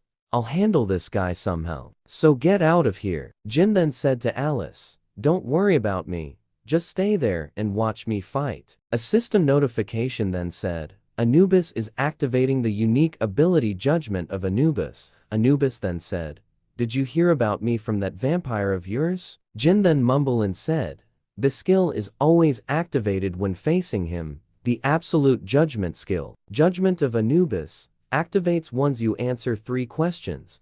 The copy condition is make Anubis' patience run out to destroy the vessel holding his consciousness. If I make his patience run out, I gain the power to ask the most powerful questions in the world. In truth, I can answer by saying anything, regardless of whether it's true or not." That's right. How else should I know about this place? The system notification then said, "The subject has answered your question." Anubis then asked again, "As I thought. Did you come here to take the hive?" Jin then replied with, "It sells for quite the price on the black market." Then I will ask the last question. "Did you think you could get out alive after entering my territory?" Jin then replied with, "If I can't slip out from the likes of you, I might as well just give up on life." The system notification then said, "The required conditions have been fulfilled. Judgment of Anubis has been activated." Anubis then said, "Now I need a proxy for the judgment. This is the warrior who will judge you. What do you think about my brave warrior?" Jin then replied to Anubis and said, "Quite amazing, but this is all I need to defeat it." Anubis then said, "The music of humans?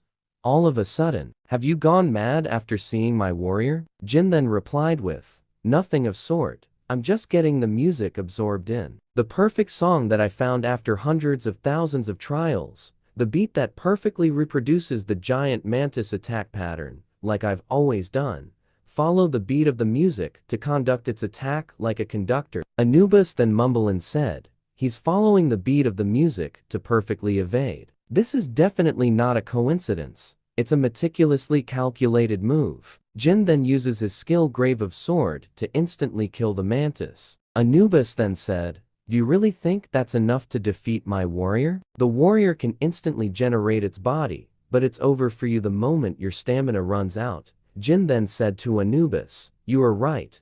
I can't kill that mantis the way I am right now, but I can make it so that it doesn't want to live anymore." Jin then continuously sliced the mantis as soon as it regenerates. Alice then mumbled and said, "What is happening? He's completely treating it as his plaything. I knew he was strong, but not to this extent. If it's him, then it's possible that he really could fulfill my revenge. Anubis then shouted at the mantis and said, "What are you doing? Don't fall back and fight." The warrior chosen by a divine being has a high level of pride. The final blow to completely break the will of a warrior that never thought it could possibly lose is humiliation and provocation. The warrior then kills itself due to being humiliated by Jin, and Anubis is shocked to see this. After defeating the mantis, Jin gains a level and got an item dropped from it. Jin then said, "Would you look at this? You can only see something like this in the middle floor of the tower." The system notification then said, "You have obtained the skill Ice Formation level 1. Jin then said, "What an unexpected reward. This is some powerful skill to have." Anubis then said to Jin, "I will certainly admit that you are no ordinary human, but are you seriously going to fight me with your ice toy of yours?" Jin then replied with, "Fight you? You can't even come fight me, so I don't know what you mean. You're only backseating from the 42nd floor?" Anubis then said, "If that is the case, what is your reason for picking a fight with me then?" Jin then replied to Anubis and said, "The only reason I have is that it's fun fighting you." Upon hearing what Jin said, Anubis became angry and said to Jin, "How dare you use me as your amusement?" Anubis then casted his skill called Hive and ordered the monsters to attack Jin. Jin then attacked the monsters with his Ice Formation skill that he recently got and said, "I guess this won't make even a dent." Jin then casted both his Ice and Fire skill and combined them together to make another skill. Then all of a sudden a massive bright light was seen and a system notification came in and said that the combination of the skill was successful. Jin then releases a wide array of white light that hits the monster that surround him, and they were killed in one swoop. The daylight skill is such a powerful skill that is specially used when there are large amount of enemies that you are facing. Anubis then mumbled and said, "It looks like I need to change plan for this human." Anubis then casted his skill subject selection. Then a monster answered to the call of Anubis. Then it quickly attacked Jin. Jin easily defeated the monster that was summoned, but the problem is that it quickly regenerate then multiply itself upon being defeated. Anubis then said, "The subject who were selected will not die, but keep proliferating, no matter how strong your skills are, so defeating it is pointless." Jin then took a pill from his inventory. This pill can enlarge the size of the subject by 10 folds, infinitely proliferating without dying. This broken trait will plunge the opponent into despair. They become unable to properly understand the situation under the ridiculously unfavorable condition. Jin then uses his skill, the Unknown Cube, to lock up all the monster in one place. Jin opened up his inventory, then took out some items that he bought from the store and used them to reinforce the cube that he summoned. However, if you figure out the pattern through endless repetition and can calmly analyze the situation, then in the end your way of thinking will change. Upon casting his fire skill inside the cube, Jin then activated the effect of the pill. To face the boss commanding the army, I need as many gigantification pill as possible. These infinitely proliferating monsters give huge amounts of experience, and they're the most efficient copiers. As Anubis watched the battle, he is shocked to see what is happening and doesn't understand how is this possible. Did he even prepare the items for the compounding beforehand? He even figured out the hive's trait beforehand and laid a trap. I'm sure of it. He provoked me while aiming for this from the start. Anubis is so angered by what he saw, so he decided to destroy the beehive so that Jin will stop receiving any experience and level up any further. Jin then said to Anubis, "What are you doing? I was enjoying the show. A mere human dares to humiliate me? I cannot let this happen. How dare a mere human mocks me?" Anubis is so angered once again from what is happening on the battle against Jin. Anubis then said to Jin, "You better stay alive and come to the top floor." Jin responded to him with, "You don't have to scream like that. I'm going to your room and beat you there. And when that day comes, I will enact judgment on your disrespect, human." Then the statue that Anubis is using as a medium was destroyed. Then the system said, "The condition has been fulfilled." Judgment of Anubis. This ability can only be used once on the same person. If abused, you will incur the wrath of the ancient Egyptian gods. The ancient Egyptian gods are standing to show their interest in you, A few of them are expressing intense hostility towards you. Jin then said, seriously, the gods of this place are so narrow-minded. Jin then opened up his status window and said, it's my first time growing this much in this place. Since I don't know what will happen in the future, I will have to distribute my stats evenly. Chun then called Jin and said, where are you right now? Is it somewhere I don't know? Jin replied to him with, it's none of your business. Why did you call? I have a proposal to you. In 24 hours, the Awakened Association will be hosting a martial arts tournament, and the players who are AA in rank and up are scheduled to participate. Jin wonders and replied to him with, in this situation where the third floor boss raid keeps failing, the Awakened Association is holding a martial arts tournament. Hun then said to Jin, participate in this tournament and have another battle with me. Jin replied to him with, why should I do that? I don't want to waste my precious time on you. Chin then said to him, you won't be able to refuse me, because I have a black market ticket. A black market is different from the coin exchange that players use. It is a secret auction place that sells items through auctions with real money, that only a select few members can enter. So auction houses like these have formed.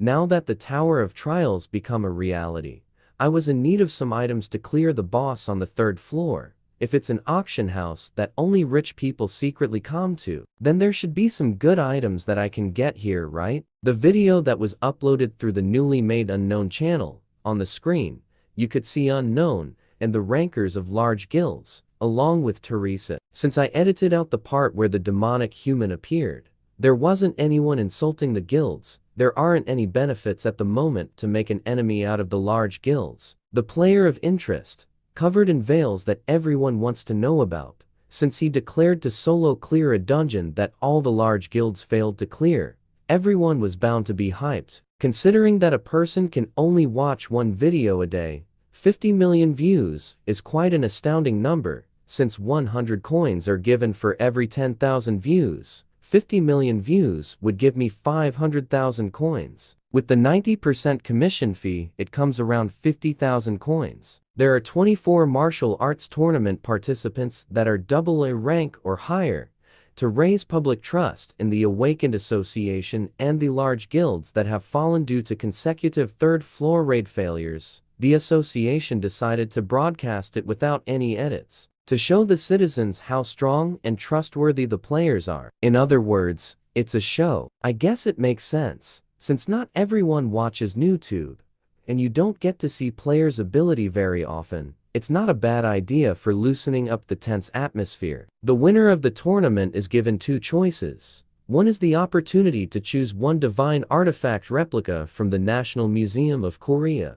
The other is the opportunity to choose a player to duel against who hasn't participated in the tournament. This time for sure, where everyone is watching, you will be defeated by me. The battle at the tournament is next. One of the top player in the Tower of Trials is watching the tournament, and he is eyeing on a specific person. Marvelous, the excellent power control and a wide field of view, and most of all, his well-groomed battle spirit. You're the first person to refuse my offer to join my guild. He is quite the spirit for someone of this generation. A man came in and said, if only you let me participate, I would have destroyed all those insects and even made that arrogant Chun kneel before me. Don't you think so, Director Hong? Hong then said, stop saying the same thing over and over again, and worry about your interview later. I used some money to prepare it, you understand, don't you? Jung then replied with, don't worry, I'm more photogenic than you think. He has enough talent to rise to the S rank within 3 years,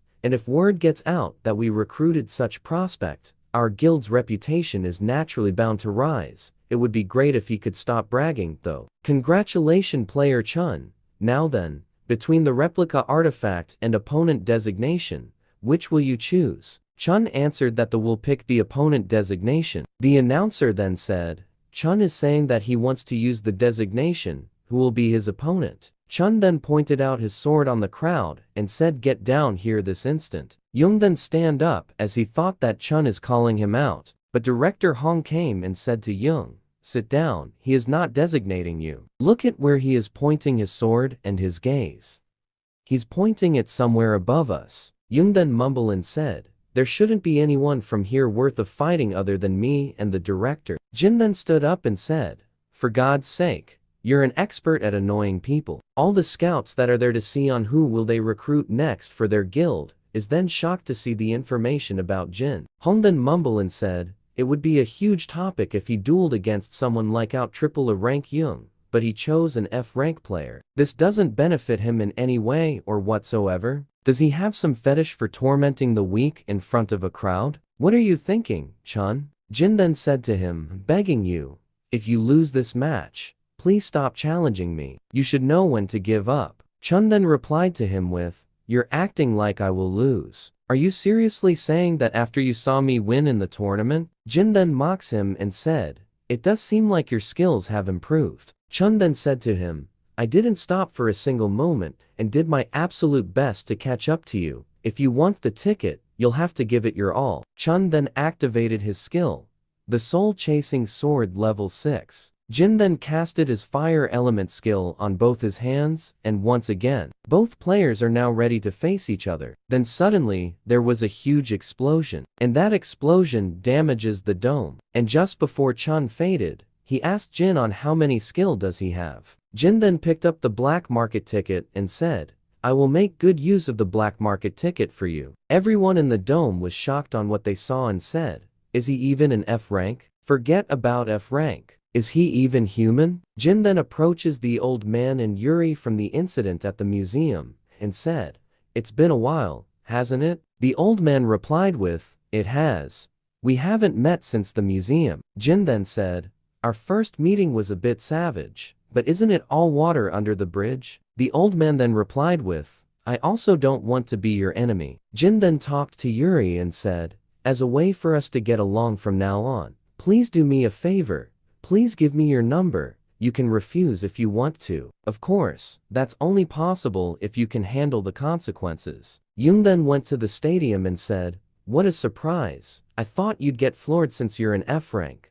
But to think you'd be this powerful. I have never imagined an event like this would happen." The system notification then said, "The copy condition is, if you figured out what his intentions are, you will be able to copy the skill giant's clutch." Jin then mumbled and said, "A scheme? More importantly, how does the system know exactly what other people are thinking every time? Is it more than a simple program?" Yoon then said to Jin, "Don't glare at me like that. I didn't come here to fight. It's simple. As a person who works in the same business, I will be seeing you quite often. And as a colleague who will be working together with you from now on, I will be in your care." Jin then activated his Eye of Truth to check if Yoon is telling the truth. But it seems that he have his own agenda. Behind his superficially composed face, there's a subtle amount of inferiority and rage that's displayed.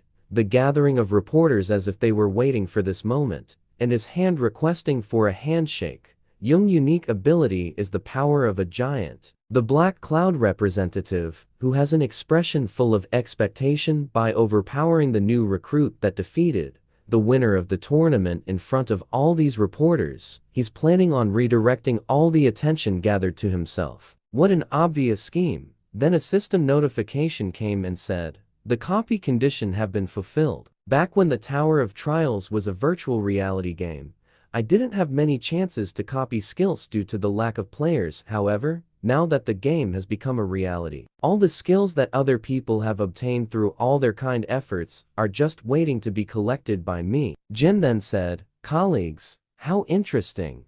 Does this handshake represent the Black Cloud Guild?" Yoon then replied with, "Of course. It looks like you aren't affiliated with any guilds, so if you join us, we will give you special treatment." Jin then asked Yoon, "Then let me ask you one thing. Did you think you could win if it was only a contest of strength?" Hung then replied with, "Of course. Isn't that obvious?" Then he activated this skill, the level 5 Giant's Clutch. Hung thought that he could win with Jin just by using his strength, but he was in disbelief on what he saw. Jin then activated his skill, the Judgment of Anubis on Yoon. Then Yoon said, "He's not moving an inch. How is this possible?" Jin then said to Yoon, "You're holding quite well, aren't you? It seems you're quite confident in your strength, but for someone of your size, aren't you exaggerating your pain too much?" Yoon then tried to attack Jin, but Jin then quickly punched him on his stomach as a retaliation. Jin then said, "How dare you try to act friendly towards me,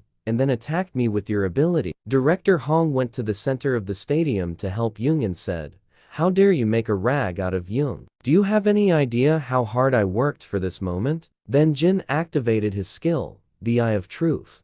The copy condition is shatter Hong's pride, and you will be able to copy the Blood Demon Key. Jin then said, "I understand your anger, but why don't we hold off on the fighting?" Director Hong then said, "Hold off? Are you getting cold feet after coming this far?" Jin then replied to him with, "No, I just don't want to destroy any guildmaster yet." Upon hearing what Jin said, Director Hong flew into the air and activated his Blood Demon Key and said to Jin, "Are you seriously saying that?" Jin then activated his skill, the level 2 daylight, in which blinded all the people around the stadium, then activated his rift stat. Then the notification said, "Using 99 points, difference has been reduced by 33 levels." Upon clashing with Jin, Director Hong then mumbled and said, "To think that he can withstand my Blood Demon Key. This is impossible. He's on par against me, who was at the vanguard of the raid against the Colossus, the boss on the second floor. Don't make me laugh." And just before they clashed again, a skill was then activated, the level 4 arbitration. Then a voice said, "Please stop.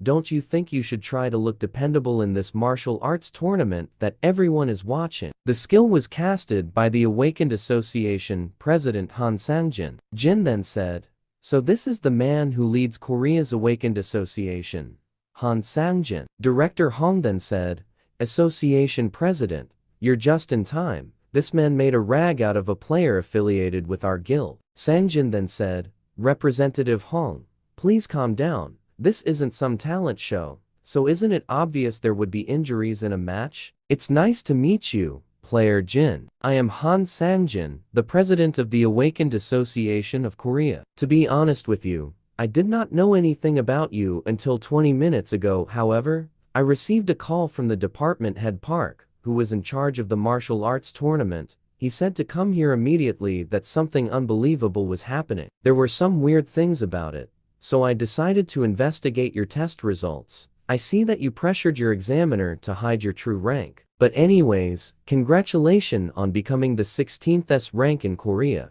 The association takes responsibility for the misassessment in the ranking, and we deeply apologize." Everyone was shocked to hear what the president of the Awakened Associated just said, that a new S rank player has been announced. Director Han then mumbled and said, "What kind of situation is this? This martial arts tournament was supposed to be the Black Cloud Guild stage, but we're completely buried into the ground. I have to mend the situation somehow." But the spotlight was turned into Jin, and with this, it shattered Director Hong's pride. Then the system notification said, "The condition has been fulfilled. You have now copied the skill called Blood Demon Key." The news about the 16th S rank player of Korea spread like wildfire across the globe, and everyone is talking about it non-stop. "Did you say you will be heading to Las Vegas? Then, as an apology, we will prepare a plane for you." So this is why people want a high rank. It's a completely different treatment. Jin is on a presidential plane, or an Air Force One that is bound to Las Vegas. Alice then talked to Jin and said, "You see that man in front of you? The scent he give off is strange. It's a displeasing and uncomfortable smell of blood. I'm certain I don't want to taste his blood." If Alice, who sees humans are a mere blood packets, is saying something like that, then there must be something wrong with him. Jin then activated his skill, Eyes of Truth. Jin is then shocked to see that the person Alice is talking about is a demonic human.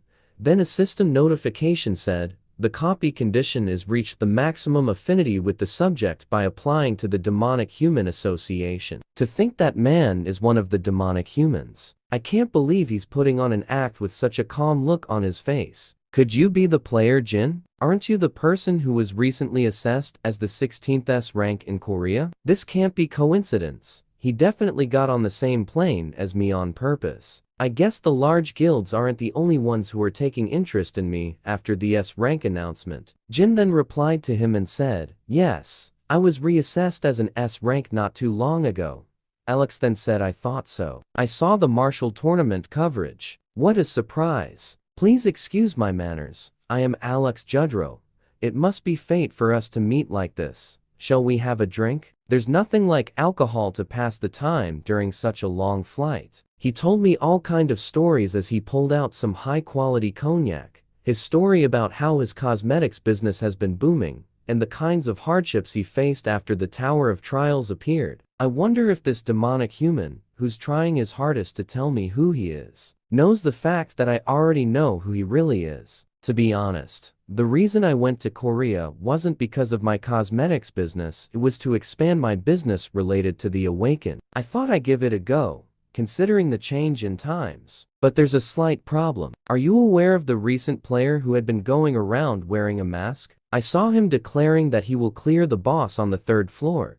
Do you have some sort of relationship with him? To be honest, we were going to participate in the 3rd floor raid, but we've gotten into a difficult situation because he is stopping our efforts so strongly. Though he says it's to protect his comrade, he told us not to bother him, since he has something to do alone. So the point is, if you come to the 3rd floor boss room with us, you will be a great help to us. Since an S rank are given the right to act on their own, no one will be able to touch you. Moreover, you will be able to obtain a hidden item from the 3rd floor boss room. Jin then mumbled and said, in a situation where the large guilds have promised Unknown a solo raid, and since they will be strictly restricting any entry into the 3rd floor boss room, they're trying to enter this way. But isn't this a bit too much for a request? I've only just became an S rank, but aren't you basically telling me to go against the large guilds already? Jin, I am an entrepreneur. The harsher the demand, the more rewarding the payment you will receive in exchange. I wonder if you've heard of this. The potion of legends that can cure any disease, and even heal a destroyed heart, is an elixir. Jin then mumbled and said,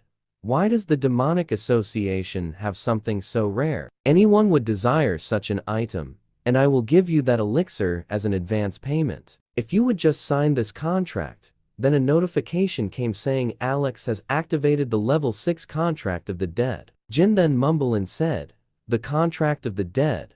Just from its looks, it is no different from an ordinary contract. However, it's a contract where if you breach the conditions, death will come to you. However, there's nothing to worry about as long as I don't sign it. I apologize, but I can't sign this. I'm the cautious type, so making enemy out of the large guilds is a bit troublesome. So even this won't satisfy you? How unfortunate.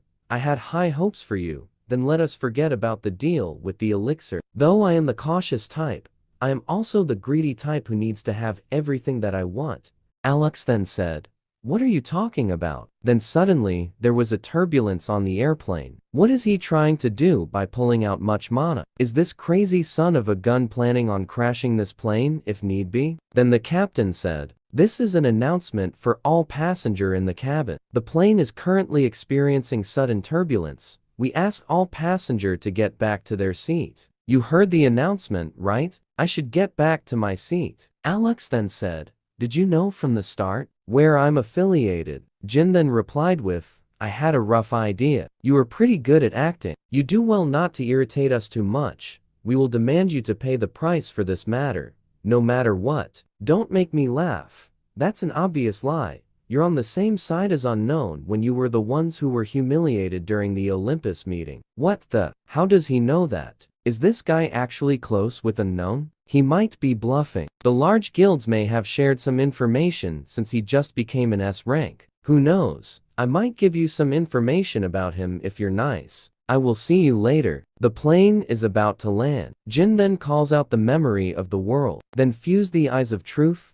and the blood demon key, and created the skill Eye of Gluttony. The Eye of Gluttony is a powerful skill that is immune to all barriers, and the view sharing and mind reading can only be used on targets of lower level than yourself. I was going to fuse it with the more stable spirit type ability in the future, but it can't be helped, since I need it right now. Jin is now at the secret location on where the auction for the black market is going to happen. Jin is then greeted by one of the demonic humans and said, it's nice to meet you. My name is Julius Cedric. You must have a vague idea, but as you can see, I am this idiot's master. So he called over his master in that short time, but it looks like he has received quite a beating. probably because he got an elixir taken from him without getting any results. Jin then activated his skill, the Eye of Gluttony, and checked the information of Julius Cedric. As expected, he has a marvelous stats. To think he even has a unique ability with good synergy for a necromancer.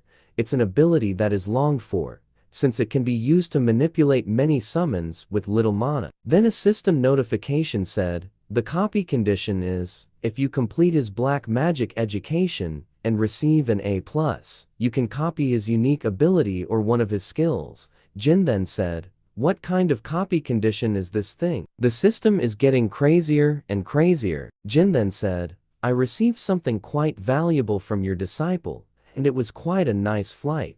Julius then said to him, I am very relieved to hear that. Julius then said, about that, I've come to ask for the information that was asked of you before. Jin replied with, are you talking about unknown? Julius then said, yes, it is something very important to us. Since we've come to such a nice place, let's discuss that some other time. Julius then said to him, unfortunately, there is no other time. We must take care of this as soon as possible. Jin then said to Julius, missed the part where that's my problem. And so, the black market auction has started that promised some extraordinary items that came from the Tower of Trials. The first item is a meteorite that landed in the state of Arizona. It said that it's been emitting powerful mana ever since the Tower of Trials appeared. We will start from $100,000. There are currently no artisans who can work with meteoric iron at the moment. In other words, right now, when there's currently no one knows how to use it, is the best time to buy it cheap. Jin then raised his number to inform his bid on the item. Then all of a sudden, someone raised the bid for $1 million on the item that Jin bids. But Julius outbid Jin on the item and won the bidding. The bidding for the sealed psychiatric ward catalog will start at $100,000. Jin then bids at $300,000. But then again Julius bids for $1 million on the item that Jin bids. And so the item is sold to Julius. The second item that Jin wants. Jin then mumbled and said, I knew it. He's planning on buying everything that I bid for. So that is how you're gonna play, is it? The next item has been found in South America, the Maya civilizations. Jin then bids for $500,000, but once again Julius bids for $1 million to outbid Jin. Jin then raised the bid for $1,500,000, but Julius doubled it up and offered $3 million, and so the item was sold to Julius once again. The bid for the item continues on everything that the auction announcers say and both battle it out, but everything is sold to Julius. The next item is for the true fans. I introduced to you the first chessboard. Jin offered $50,000 for the chessboard, but Julius offered $100,000 for the item. Jin then offered $1 million, but Julius offered $8 million to the item. Jin bids again on the item for $10 million, but Julius counterbids with $30 million for the chessboard. Julius then said, $10 million seems to be all you have. I finally found what you really wanted. Julius then shouted at Jin and said, you'll have to beg me on your knees if you want this item. Jin then mumbled and said, I wasted so much of his funds, yet he still has this much. He has way more than I expected. Just before the item is about to be sold to Julius, Alice then bids for $100 million for the chessboard item, and everyone is shocked to this offer. Julius then mumbled and said, $100 million for that chessboard? What the hell is with that brat? I already bought over $700 million worth of trash, so it would have all been for nothing if I stop here. Julius then bids for $110 million for the chessboard, but then Alice offers a bid for $200 million, and once again everyone is shocked to this. Julius then shouted at Alice and said, enough of this. Do you expect me to believe that you have $200 million? Don't make me laugh. The auction announcer then said, young lady, it's not that I'm doubting you, but can you provide proof of your balance? Alice then summoned all her wealth, in which includes gold coins, massive amount of chest, and different valuable items that can only be seen within the Tower of Trials. An auction item validator came to Alice and checks her wealth and said, this crown alone is easily worth over $500 million. Julius then mumbled and said, That brat, was she not an ordinary human? But what's more dangerous than that girl is Jin, who is treating that girl as if she's his subordinate. Perhaps an enemy more annoying than unknown may have appeared. Julius then said, "Our plan has been overturned. Let us proceed with plan B." Alex then said, "I have been waiting for you to say that." A huge explosion is then seen on the auction house, and everyone rushed to exit the auction house as the ceiling is about to collapse. While people are trying to exit the auction house, Alex attacked them and said, "Where are you all in the rush to? You're all precious sacrifice to be my materials." Alex then casted his skill, the Mana Furnace. Jin then faced him and said, "You've crossed too far beyond the line, you demonic human." Jin then said, "What a repulsive necromancer." Alex then replied to him with, "How can you call these lovely beings repulsive? As expected of an S rank. To think you'd be able to stand within this magic. I remember very clearly the humiliation you gave me on the airplane. Now that I received the order to kill you, I no longer have a reason to hold back. You are very quick on your feet. Where did that arrogant rich brat run off to? She hates disgusting things like these, so she already run away." Jin then mumbled and said, "Her materialization was released because it became harder for me to maintain my mana within this mana furnace. I am accumulating damage from the furnace. The longer this drags on, the worse it will be for me. I will need to end this as quickly as possible." Jin then activated this skill Grave of Swords to attack the summons of Alex. Alex then said, "Wow, how surprising. I didn't even see what just happened. However, I'm enjoying myself quite much with this many materials, you know. What business could possibly be easier than this?" Jin then mumbled and said, "I see. He is planning on stalling for time like this, continuing to raise as many monsters with those vitalities of those around him, and playing around with the opponent until their mana bottoms out. The standard battle style of a necromancer, prolonging the battle until the opponent wears down. To think you'd consider something like this your trump card. I will burn them all before they resurrected." Jin then activated his skill, the Daylight. Alex then said, "I knew that you will use that, but I'm aware of all his skill from watching the martial arts tournament footage. Disperse and attack before the light ray fully charges." Alex is shocked to see that his summons are not following his orders, and when he looked clearly, the feet of his summons are frozen by ice. Alex then mumbled and said, "He used the flash of the light to blind me from seeing him use an ice skill?" Then Jin releases his skill Daylight to engulf the auction house with his attack. Alex then gained consciousness, and when he looked around, all his summons were turned into ashes. Jin went to the back of Alex and said, "Look at your precious darlings. They are all gone. How did I lose? I'm sure I was the one at an advantage. I have to get out of here and regroup with Master." While Alex is running, Jin then threw his dagger at Alex, and it hit him on his back. "You caused this huge mess, and now all you can do is run away? I will tell you how you're going to be dying. Your lungs will slowly fill with blood for the next 30 minutes.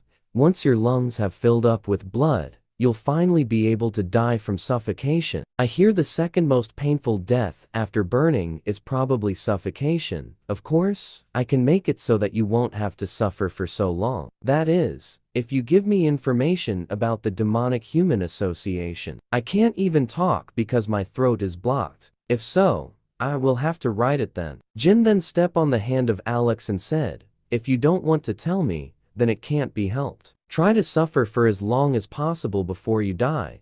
That is the payment for all the lives you took this day." Jin then saw the items that was about to be auctioned, but since there was an attack on the auction house, it was left there. Jin then said, "I can make quite a large subspace inventory with these items." Jin then combined both items to create a new item, and so Jin is able to create a massive subspace inventory from combining both items. Our scene is now on the Tower of Trials, 3rd floor, Church of Hatred. "Why are the security system here so dang annoying?" Melina then said, "Is there really a need to do this every time?" The guy then said, "Stop complaining, Melina. I'm already in a bad mood because of that moron Alex." Melina then said, "You're in a bad mood? Why do I have to give a dang about what mood you're in?" The guy then said, You should if you don't want to die. Leave it at that, you two. Aren't you comrades who've spent the last 10 years hanging between life and death together? Why are you always trying to kill each other? The reason why I summoned you here is because a new person of interest named Jin has appeared. This Jin guy must have played this game a lot too, though he is probably the same level as every other ranker out there. The masked man said, "Do not let your guard down. He may have reached a floor much higher than us." Melina then said, "Our executives who've reached the 20th floor are already considered lunatics, so wouldn't that be unlikely?" The other guy then said, "I also think that's an over-assumption in our case. We chose this unpopular virtual reality game, the Tower of Trials, to escape from Interpol's eyes. So we know more about the tower than the average person." Melina then said, "He is correct. There's no way other than people would have a special reason like that, right? No matter how bored you are playing a sadistic game like that, there's no reason to continue playing it. Unless you're some insane gamer." They're not taking this seriously, but real deals can discern each other. We must not underestimate Jin, as he poses a threat to us. I must remove him. Both of you follow Cedric. Help him so our plan doesn't break down. Melina then said, "You fret too much, old geezer. Come take a look at this. I've been watching him for a while, but there's something unusual about him." Yuna then said, "Isn't he an attention seeker just like everyone else?" Timan then said, "Possibly, but I feel something special from him." Yuna said, "Isn't this the human-faced trees temple in the 3rd floor boss room?" Timan then replied with, "Yeah, this place was pretty famous back in the days.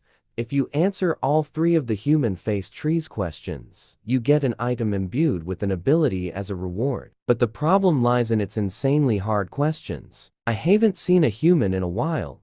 Have you also come here to answer my questions?" Jin then said, "Yeah, try to give me some fun questions." "Very well then, if you answer all 3 of my questions, I will give you one of my maple leaf. But if you even get me one wrong answer, I will punish you. My first question is, what is the ideal water level and temperature for the seawater species Kelgorn to inhabit?" Timan said, "Isn't this question just designed to be answered incorrectly?" Yuna then said, "Who the hell would possibly know that?" Jin then said, "The answer is 175 meters deep and 1.5 degrees Celsius." Jin then said, "Give me the next question." The tree then replied with, "I didn't say if you're right or wrong yet." Jin then replied with, "I know it's right, so just give me the next question." "Very well. This question won't be easy." Second question, "How do you take a dose of Phalaenus spongy tissue?" Jin answered with, "Braise it with the sunlight desert salt and second advancement priests, holy water, for 5 hours. The tree then said, "That is correct." Last question, "The giant eagle of the sky plateau mate only once a year. When is it?" The answer is, on the day of the first snowfall in the tower. "You are the first human ever to answer all my questions," Jin then said. "It was fun for me too. It's been a while since I could talk about the tower. As promised, I will give you the maple leaf that you want. Red, yellow, or green. Which one will you choose?" Jin then approaches the tree and said, "Hand over the black leaf that you are hiding." The tree replied with, "How do you know about the black leaf? Please, I can't give you that. I can give you the other leaves, but I can't give you the black leaf. The honorable and almighty human-faced tree told me he'd give me the maple leaf that I want if I answered all of his questions correctly. But you're talking too much. Stop talking and hand over the black leaf. You're not thinking of sullying the honor of the tree spirits, are you? I wonder what would happen to you if the administrator finds out about this." Distributing the reward as per the tree spirit's pledges, you have obtained black leaf 1,280 pieces. Jin then said, "Finally, I have the final piece of the puzzle. Shall I head out?" Jin then attacked the guardians of the tree to obtain some experience while progressing the 3rd floor boss room. Jin then noticed that there are some intruders on the floor, where he was supposed to be alone during this mission. The demonic humans are here. Are they fighting toe-to-toe with the guardians or not? The battle is slightly tilting in our favor. Keep pushing them out. Let's ride the momentum and destroy them all. A long-range attack from the enemy. Raise the shields to protect yourself. Look over there. It's a man wearing a mask who is attacking us. The mages then ordered their skeleton summon to attack Jin, but Jin runs towards the guardians of the floor to evade their attacks. Jin then casted his skill, the Blessing of the Star, to attack the skeletons, as the skill is a good skill for the undead. One of the necromancer then said, "What the F? We can't control them because of the divine power." One of the necromancer then said, "Lord Cedric, the third position has been destroyed." Cedric then said, "I can see that without you telling me. What is going on here? The fourth position may efficiently command the undead monsters. The third one has already been destroyed. If the network is shattered by destroying the first position, the entire structure will collapse." Jin then aggro the monster so that it will follow him and lead it to the necromancers who are controlling the undead army. Jin then went to the back of the necromancer and said to them, "You can't stop it." Then the guardian monster jumped into where the necromancers are. Another necromancer then came to Cedric and said, "The first position has also been destroyed. We will be surrounded at this rate." Cedric then shouted and said, "What sort of grudges do you have against us, to keep ruining our plans every single time?" Cedric then casted his skill, the Guardian of the Pyramid. Then one of the necromancers said to Cedric, "If you use that here, you won't have any mana left to face the boss monster." Cedric angrily said, "I will use my full power so that I can kill you unknown." Cedric then calls forth his trump card, the Guardians of the Pyramid, to attack Jin. Cedric then said, "It seems I've pushed myself a bit too much." Cedric then leeches the life of his comrade to regain some of his strength. Jin saw this and said, "Dang, he is even absorbing his allies. What a psycho." Cedric now regained the strength that he lost, and said to Jin, "I made you wait. Now shall we get back to it?" Cedric then shouted and said, "What do you think of my strongest troops now? My mummy soldiers can freely utilize their bandages that are as hard as steel.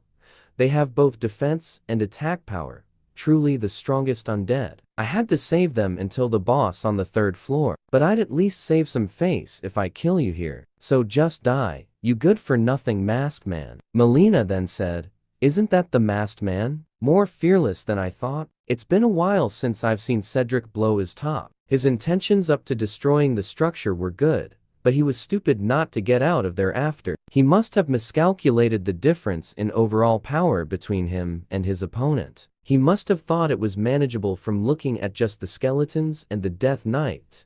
A complete misjudgment. Cedric's unique ability is much more bothersome than that. Considering the circumstances, there's not even a need for us to intervene." Melina then noticed something, and said, "What is he doing over there? Your sword is sharp and powerful, but its flaw is that its force is dispersed, because you put too much strength into it. Look at this rope. A true master can exert several times the force with the same amount of strength. Like the wind enveloping the air, ground yourself within the fluidity, and at the right moment outstretch strongly. Would you like to try applying it to your soul-chasing sword?" A system notification came in and said, "A portion of the skill soul-chasing sword has been reproduced, dramatically increasing the understanding of the skill soul-chasing sword." Cedric then said, "This whirlpool of mana is strong enough to pull in everything around it." Jin then casted the soul-chasing sword dance. Fifth movement, the soul-chasing heaven obliteration. Cedric is being pulled into the whirlpool of mana, and so is defense. He casted his skill, the double shield. Cedric then mumbled and said, "It hasn't even been half a year since reality changed. How does he already possess such nonsensical power?" Due to the strong force of the whirlpool of mana, the staff that Cedric used shattered into pieces because it can't withstand Jin's attack. Cedric is now on the ground, and then he said, "I have to run away from here. This was never the battle that I could win." Cedric then shouted and said, "Anyone, please stop him immediately. Protect me at all cost." This is an order, but the people around him are either dead or is busy fighting for their own lives. Jin then said to him, acting all high and mighty, and then pathetically running away when you're about to lose, "I guess he learned from you." Cedric then said, "Then you must be Jin, the 16th S rank. How could I not know this?" Jin then said to Cedric, "Send my greetings to your disciple as part of your reward for joining my raid." Jin then casted his fire element skill and said to Cedric, "I will send you to him, since he's probably bored on his own." While walking on the stair that leads to the boss room, Jin said. It sure is difficult to digest the soul-chasing heaven obliteration so suddenly at this level. I may have pushed myself a bit, but it'd be a huge loss not to come here right now. But I'll push myself a little longer. A shield flew all the way over here. I used to play a lot with the shield back in the day. How nostalgic. Jin is now facing the guardians of the temple. 4 heavenly kings. The 4 heavenly kings attacked Jin, but he was able to fend off the attack using the shield. And he said, I love that you guys are silent. Jin then dodges their combined attacks and quickly counter-attack them using his normal attack. Jin then said to the 4 heavenly kings to spit out the key already, as he is tired attacking them. Suddenly, 2 of the heavenly kings falls down, and Jin attacked them with his shield and said, give me the key now, or they will turn into dust. One of the heavenly kings then summoned the key that Jin is looking for. Then a system notification came in and said, the key that leads to the main room is reacting. The being beyond the gate is responding to the call. Jin then said, dang, he was more determined than I thought. He is calling out his big bro right off the bat. A system notification came in and said, the named monster 1,000-armed and 1,000-eyed Avalokitesvara is manifesting. It has been a while since the 4 heavenly kings summoned me. To think there was a human among the invaders who could pose a threat to even the key within the stone pagoda. This is nothing. I'm gonna be slaying the boss on this floor too. What an impudent human. I will acknowledge your bravery, if not anything else. Jin then said, you must think I'm joking. As you can see, I am tired. So let's end this. The boss monster then said, I would like to chat with you a little longer, but I guess our intentions are not mutual. Jin then replied with, I am not chit-chatting into statues. The boss monster then said, every second is a gift. What a foolish young man you are. Savor this moment then. You will long for this moment when you're on the brink of death. The boss monster then attacked Jin with a ray attack, but Jin uses his shield to deflect the attack that the boss monster gave. Jin then mumbled and said, as I thought, its power is overwhelming. Even redirecting it makes my body feel like it's about to shatter into pieces. But I have to endure it. I only have one chance. The boss monster then said, to think that you can react to a sonic attack. I commend you for that. You're raising my interest in you more and more. Jin then casted his skill Ice Formation to create a wall of ice that could protect him from the attack of the boss monster. As the wall of ice was shattered from the attack, the surrounding were engulfed with fog, and then the boss monster said, so you use some filthy witchcraft. Jin then throw away his shield towards the boss monster, but the boss monster is able to catch it and said, how stupid, young man. Such a shallow trick. The boss monster then looked at one of his shoulder and saw that there was a dagger in it. Then Jin said, you rotten boss monster, 2 shallow tricks in a row. The boss monster then said, what did you do? Something like poison shouldn't work on me. It is called the Demon Blood Key. It can deal continuous amount of damage. Once I hit even 1 injury to the enemy. The boss monster then said, it matters not. Such a petty trick will not work a second time. And what will you do from taking merely 1 arm from me? Yeah, taking a single arm from you is nothing if I want to kill you. I also know the same thing won't work twice on you. But do you know that I got exactly what I wanted from you? The boss monster then mumbled and said, he was aiming for the arm that the jewel was attached from the start. Blame yourself for thinking that a single arm is significant. The system notification then said, combining the grimoire of the Felteris Principality and the 1,000-armed Avalokitesvara's jewel. The combination is successful.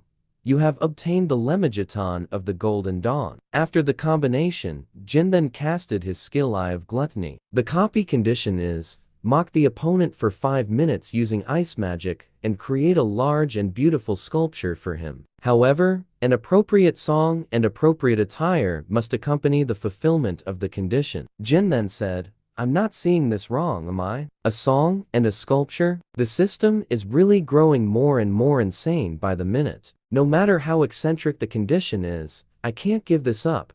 This is the only place where I can obtain the mandala beneath the 25th floor. After all, young man, what do you think you're doing? I'm begging you, please don't ask anything from here on out. I really look stupid with this, and I freaking hate it. The boss monster is so furious and said, How dare you play around in front of me? The boss monster then activated his mandala and said, I will let you experience pain worth 1,000,000 samsaras. Jin then casted his skill, the Glacier Formation, to create a huge block of ice. The Glacier Formation was able to block the attack of the boss monster. Jin then said, the advanced version of Ice Formation sure is amazing. The two agents from the Demonic Human Association watches the fight between Jin and the boss monster, and they are amazed by it. Melina said, he turned on the music all of a sudden, and is fighting the 1,000-armed Avalokiteshvara. I also can't believe he advanced his ice magic to this extent already. Why is he wearing a wig out of nowhere? It looks like a consumable wig from the coin exchange. The Cyclops guy mumbled and said, what an unpredictable guy. To think that Unknown would challenge the 1,000-armed Avalokiteshvara right after killing Cedric. The overwhelming force of the boss monster that you can barely handle alone after getting past the 10th floor. He's truly worth being called the second boss of the 3rd floor. But that guy who's facing such a thing head-on has gone well beyond the realm of humans. Let's give up Lee. We can't do this ourselves. We need the support from at least an executive. Lee then said, if we do that, the position we rose to after all this time will come crumbling down all at once. Melina then said, then what? You wanna die just cause you wanna keep your position? Lee then said, I think it's time to use this item. Jin then said, would you look at that? Looks like Cedric wasn't the only one sent by the demonic humans. The boss monster then said, how dare you look away from me, young man? Jin then casted his fire element and said, sorry about that. I got a bit distracted fixing my hair. Jin then once again casted his Glacier Formation and attacked the boss monster and said, thanks to you I'm feeling some tension. Both of them exchange attack from time to time, and the battle between them is getting fierce. The boss monster then activated his skill, Inescapable Lattice, to trap Jin. Then the boss monster said, is defending all you can do? Where did your confidence from earlier go? The boss monster then released several attacks from all his hands. The ray of light that the boss monster unleashed bounces off inside the dome randomly, but Jin casted his skill, the Glacier Formation, to protect himself from the ray of light. The Glacier Formation is indeed a powerful skill because it can withstand the ray of light of the boss monster. The boss monster then said, a pointless resistance. No matter what you do, you can't win against me. The boss monster then casted his skill called Displeasure to shrink the dome and squeeze Jin inside the dome. Then, the boss monster summoned his Swastika Spear and plans to strike Jin while he is inside the dome. The boss monster then smashes the Glacier Formation of Jin and it shattered into pieces. Then Jin suddenly said, such a petty trick won't work a second time. Was it? Jin then came out of nowhere and flew into the boss monster to attack it. Jin then casted his Glacial Prison and traps the boss monster with it. Do you know how much your hate for my ice magic saddens me? How can someone said to have attained nirvana through self-discipline be so prejudiced? There's nothing better than shock treatment for such an obsession. You dang human. I will make you suffer endless pain in the Avicii. I will make you reincarnate into a bug 1,000 times more over. A system notification came in and said, the condition has been fulfilled. You have now copied the unique ability called Mandala. Jin then uses the Mandala and infuse it with the sculpture that he made and said, I will be using your mandala very well from now on. Jin then threw the sculpture with such force like a spear towards the boss monster. The boss monster is then hit directly with the sculpture and was shattered along with the sculpture and was defeated by Jin. As soon as Jin defeated the boss monster, he gained several levels from it and then picked up the key that he will use in order to summon the final boss of the 3rd floor. Jin plans to get some supplies first before he summoned the final boss. And then he said, this guy is always so hard to deal with. But anyways, Cedric and this boss monster certainly did push myself a bit. I should invest my stats into my mana so that on the next fight I will not get tired due to the lack of mana. The environment of the Tower of Trials is a little special. When the night falls, the temperature falls drastically and the aggression and attack power of monsters also greatly increase. That is why when night falls, most players either get out of the tower or stop hunting and find somewhere safe. To think I get to experience this taste that I couldn't get anywhere else, but here after all this time, I should copy some cooking-related skill next. But then Jin noticed that someone is coming towards him. Melina then said, "We also have to spend the night, so can we stay with you until the sun comes up?" Lee followed up with, "We should have left before the night fell, but we couldn't." Jin then replied to them with, "Sure, have a sit, and also have prepared a lot of food. Have some of it, and feel free to eat as much as you want." Lee then said, "I appreciate your goodwill, but we try not to eat food offered by anyone we don't know, especially if that person is hiding his face." Jin replied to him with, "Are you bothered by the mask?" Lee said, "Isn't it obvious? You must be wearing a mask because you have something to hide." Jin said, "Something to hide, huh? If you're really that bothered by it, I can take it off for you. But since it would be boring to just take it off, let's play a simple game. We must have a lot of questions for each other, so let's take turns to ask each other 3 questions. As long as you answer all 3 of my questions, I will take the mask off." Lee then mumbled and said, "By as long as you answer the questions, he is saying it doesn't matter if we give him false information. He doesn't have any way to figure out whether we're telling the truth or not. I don't know what he's planning, but we wouldn't lose anything from this. Then, let's decide who goes first with this coin. And I bet on heads. Looks like we go first into asking you questions." The Caligula's coin. By designating a target and infusing mana into the coin for 5 minutes, it can dominate the target's mind for a short period of time. I'm sure you won't answer, even if I asked you for your name and affiliation. Did you come here with any comrades? Jin then mumbled and said, "What a realistic question. She must be trying to confirm any variables." Jin then answered them with, "I came here by myself. From the looks of it, you're also aiming for the boss? So why have you only observed until now? You must have seen me in battle with the sub-boss. We were waiting for the right time to enter the temple. We had to be cautious, since it's such a notorious place. Why do you climb the tower? Is it for money, glory, or any other reason?" Jin mumbled and said, "If I meet the requirements." It looks like she's also thinking about the cajoling me.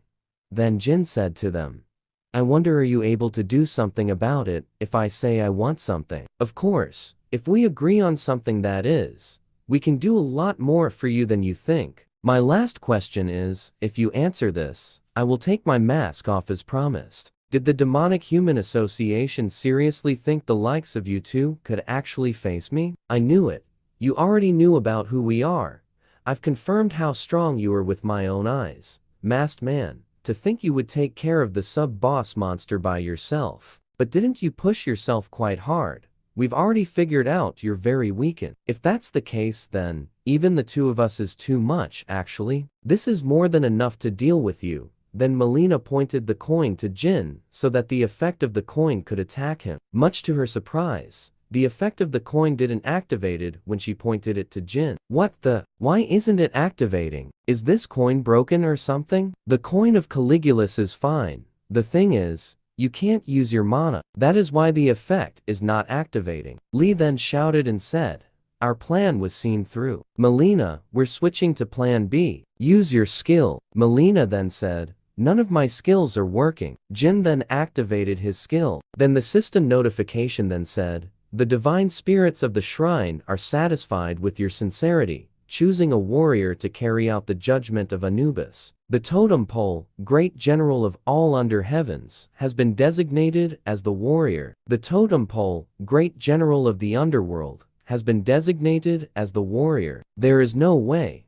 I've never heard of there being something like this. The guardian deities of the land, great general of all under heaven, and the great general of the underworld. I am so exhausted. And by the way, you shouldn't move so carelessly. It will also be impossible to run away from it as well. Then a system notification said, "The great general of the underworld is activating its skill. The no admittance." Lee then attacked Jin and said, "These things will disappear as long as you die, masked man." Another system notification came and said, "The great general of all under heavens is activating its skill, the exemplary punishment." Then the great general of all under heaven squashes Lee with its massive hands, and it attacks Lee over and over again until Lee dies. Melina is so scared and terrified upon seeing what happened to Lee, and said, I told you we should have run away in the beginning. Jin then approaches Melina and said, since it looks like we've more or less established the leader, can we have a chat now? Then Jin activated his Eye of Gluttony, but the skill activation failed since there is a huge level gap between them. Then he said, I hope that you'll answer the question that I will be asking you truthfully. I at least know about you demonic humans, since I've heard a lot about you. But what I don't know is your motive. Humanity will go extinct if we don't climb the tower. So why are you interfering with the players? Listen carefully. It's my policy never to spare the people who aim for my life, but I may let them live if they give me useful information. I don't know the actual name of the one who sent us to kill you either, but we call that person as Lancelot. There are 11 other executives besides him, but I don't know much about them since I'm in the assassination division. The executives said that if you gathered all 12 of the cursed divine artifacts, we can survive even if humanity goes extinct, and will receive enormous amounts of rewards for it. I don't know anything else beyond this either. This is everything that I know about the plans of the Demonic Human Association. I guess this is as much as I will be able to find out. Lancelot and the 12 cursed divine artifacts. They are crazier than I expected, aren't they? So the Demonic Human Association main objective is to summon the Demon King. Also, what's this about them surviving even if the humanity goes extinct? I should calculate my plans while taking this into account from now on. Thank you for giving me useful information. You were a great help. I will keep my promise with you after you sign the contract.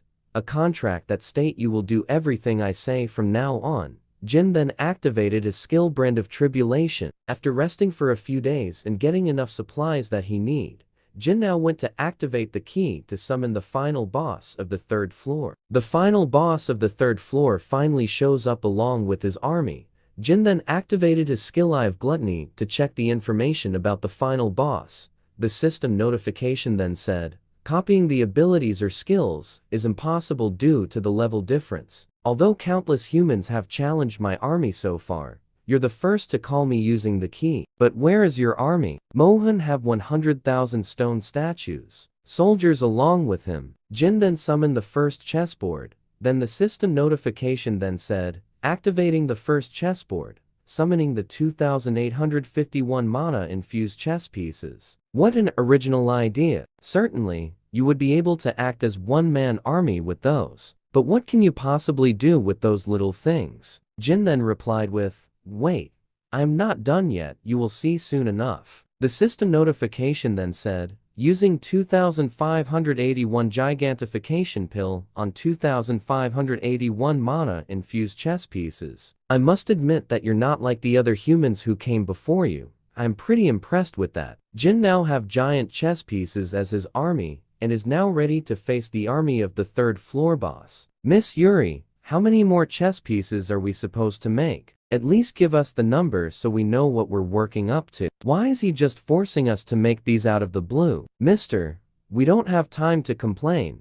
We've made at least more than 2,000 more. We will be killed by that demon Jin if we get on his bad side. Now that it has come to this, we might as well show him that we are on his side. Acknowledgement from the likes of a boss who's putting on airs on merely the 3rd floor isn't worth nothing. Aren't I right? You're on such a high horse after only beating a few weaklings. That is why you stay on the 3rd floor. Because you're not strong enough to go any higher. While the boss monsters of the Tower of Trials act as the gatekeepers of each floor, they also exercise their influence on the floor they are in. They can also climb the tower like players to gain more power. What an impudent human you are. Do you seriously think I can't overcome the 4th floor because I lack the strength to do so? You're pretty much a poltergeist who's stuck on the 3rd floor. Sure, keep babbling on as you like, agitating your opponent like that must be your plan. However, let me show you that there is an absolute difference in our forces, and that the superiority of my tactics cannot be surpassed. Mohan then ordered his first squadron to move forward and launch an attack. An advance force of 1,000. He must be trying to assess my ability to make counter-attacks. Jin then activated the ability of the first chessboard,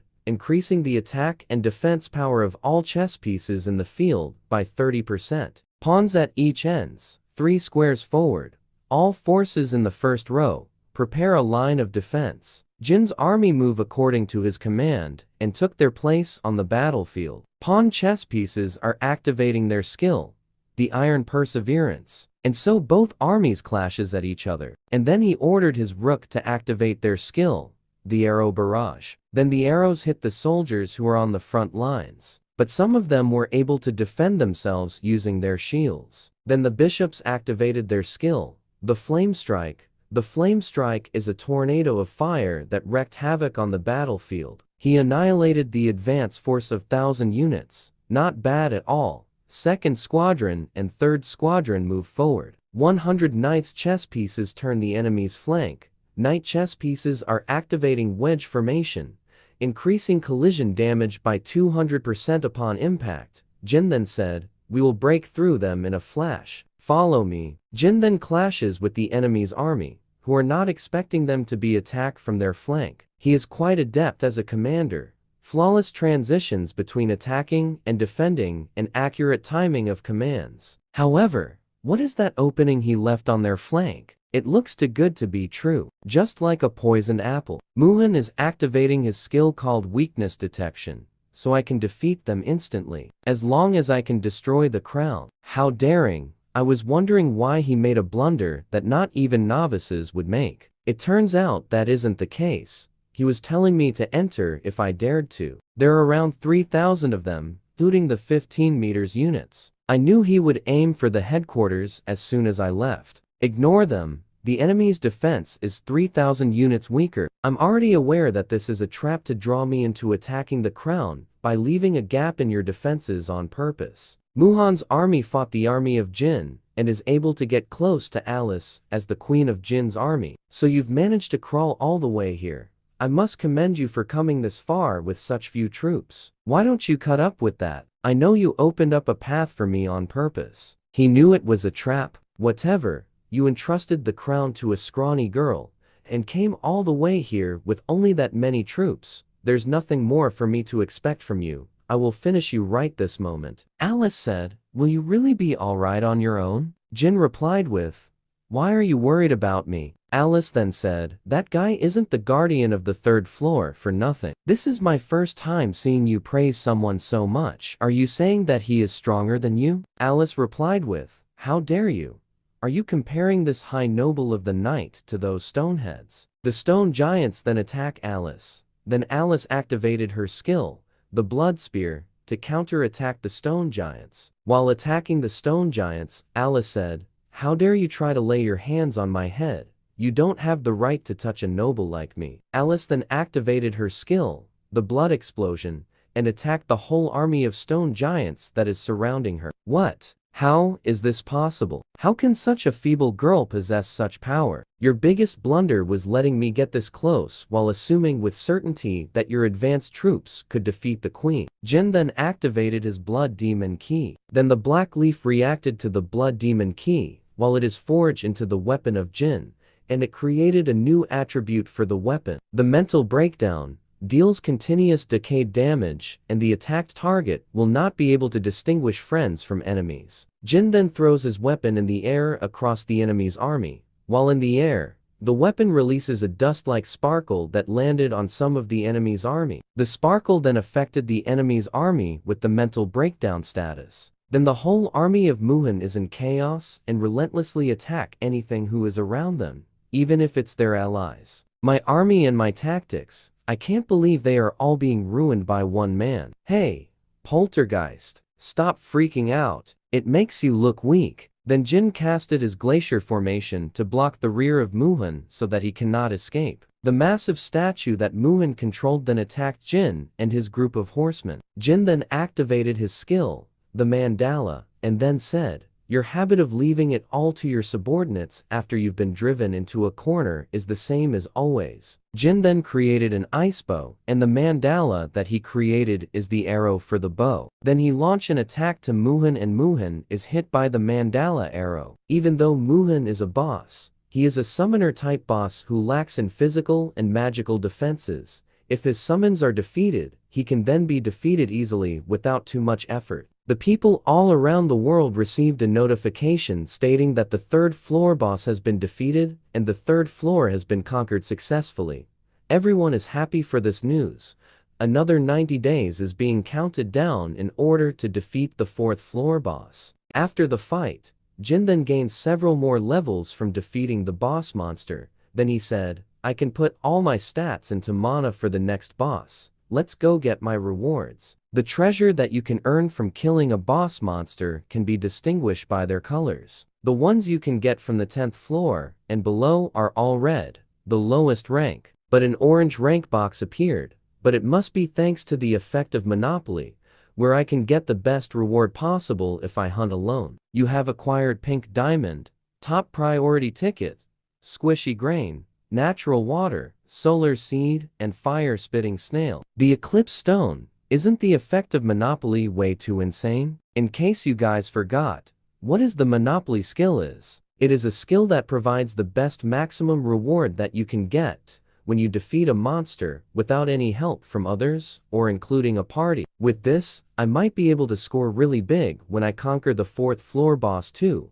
The Monopoly is such an overpowered skill to have. Back at the Olympus headquarters, the 4 leaders and representatives of the top 4 guilds in Korea are having a meeting again. They can't believe that Jin is able to defeat the 3rd floor boss monster alone. And everyone is happy about it, thank God. We bought 90 days worth of time for the next floor. We really have to prepare properly for the 4th floor boss. You fool! You seriously think raids like this benefit us in any way? He's gotta be getting all the views on his video from now on. Wait, what in the world are you talking about all of a sudden? We were the ones who almost joined the forces with the Demonic Human Association after continuously failing the raid. Thanks to him, humanity obtained 90-day worth of time without the demonic human help. How could you say something like that about someone who helped us in such a crisis? It can't be helped then. I will withdraw myself from the conference from today onwards. The conference is not a group you can just enter and leave as you please. It is a super elite group that only allow entry to people who are most adequate in saving humanity. Once you leave, you can never go back. Jin then received a call, Master. Grandpa is not opening his eyes. Then he replied with, where are you right now? The granddaughter of Yu Qianyuan, the legendary martial artist at the peak of the South Korean martial arts world. It was my first time seeing Yianhua, who's always tough, cheerful, and bright like this. Can you please tell me what exactly happened, so that I can get a grasp of the situation? I think it started happening not long ago after the Tower of Trials appeared. Do you remember the outbreak in Incheon? My grandpa was on the scene. Although Grandpa, who awakened during the outbreak, succeeded in subjugating the monster, he couldn't fully recover after getting badly hurt on that day, and his condition has gotten worse recently. So this person is Yu Qianyuan, the man who used to be called the strongest man in Korea. The copy condition is, death is almost certain. If you save his life, you may copy one of his skills. Is he really someone who has never entered the tower? What happened? You left all of a sudden? Only to bring a celebrity who knows nothing but how to fight. I don't know why you are here, but even an S rank awakened wouldn't be able to do anything here. I've known Yianhua for a long time. I just came to see if there was anything I could do. I see. I almost came to a misunderstanding. I was just nervous that the famous Jin would lay his hands on even the world of healing. How frustrated do you think I must be to bring him here? The greatest experts of this field are looking after him. But why isn't Grandpa showing any signs of getting better? We're doing our best, but we're lacking in time to research every single disease caused by the Tower of Trials with our current medical expertise. I would like you to understand the fact that we're doing our very best here. It seems the Elder's cultivation technique and the Tower's mana are colliding with each other and causing the state of coma. We would like to try out a treatment method involving magic crystals that we're researching, but the material costs are quite expensive. Don't worry about the money, I will prepare it for you, even if I have to sell the entire dojo. I don't care as long as Grandpa can make a full recovery. What kind of BS are you spouting to scam her? You good-for-nothing thug. This is very unpleasant. Even if you're the young lady's guest, you can't just spout whatever you want. What? Is he just trying to egg me? Even if we're caught, there's no way that he can find out about the 7 borrowed name accounts and crypto wallet. Even if he is a god. Look at you. Borrowed name accounts and even crypto wallet. Just how far have you gone? What a bare-faced lie. Do you have any proof? Don't just accuse us out of nowhere. What the thing is wrong with this guy? How much does he know? Could he also know that we've made a contract with the Black Cloud Guild and the Resident? Wait, what? A contract with the Black Cloud Guild and the Resident? A resident of the Tower of Trials made a contract with a human? I can't believe Hong would make a contract with a resident. In the eyes of the resident, humanity is an outsiders that threaten the tower. Just what are they thinking? And where do you think you're going? Since you are running, you must have really been hiding something. If Grandpa passes away, you'd better give up on getting out here alive. I'm just trying to get the seizure medication. Why are you acting like this all of a sudden? It's thanks to us that your grandpa's condition is only this bad. You're still spouting nonsense after getting caught, Yanhua. Please kick him just once. Monocongestion disease. And it's severe. A normal person would have died a long time ago. I can't let him die. I was going to use this elixir when necessary. My friendship with her, who I've known for a very long time, is important.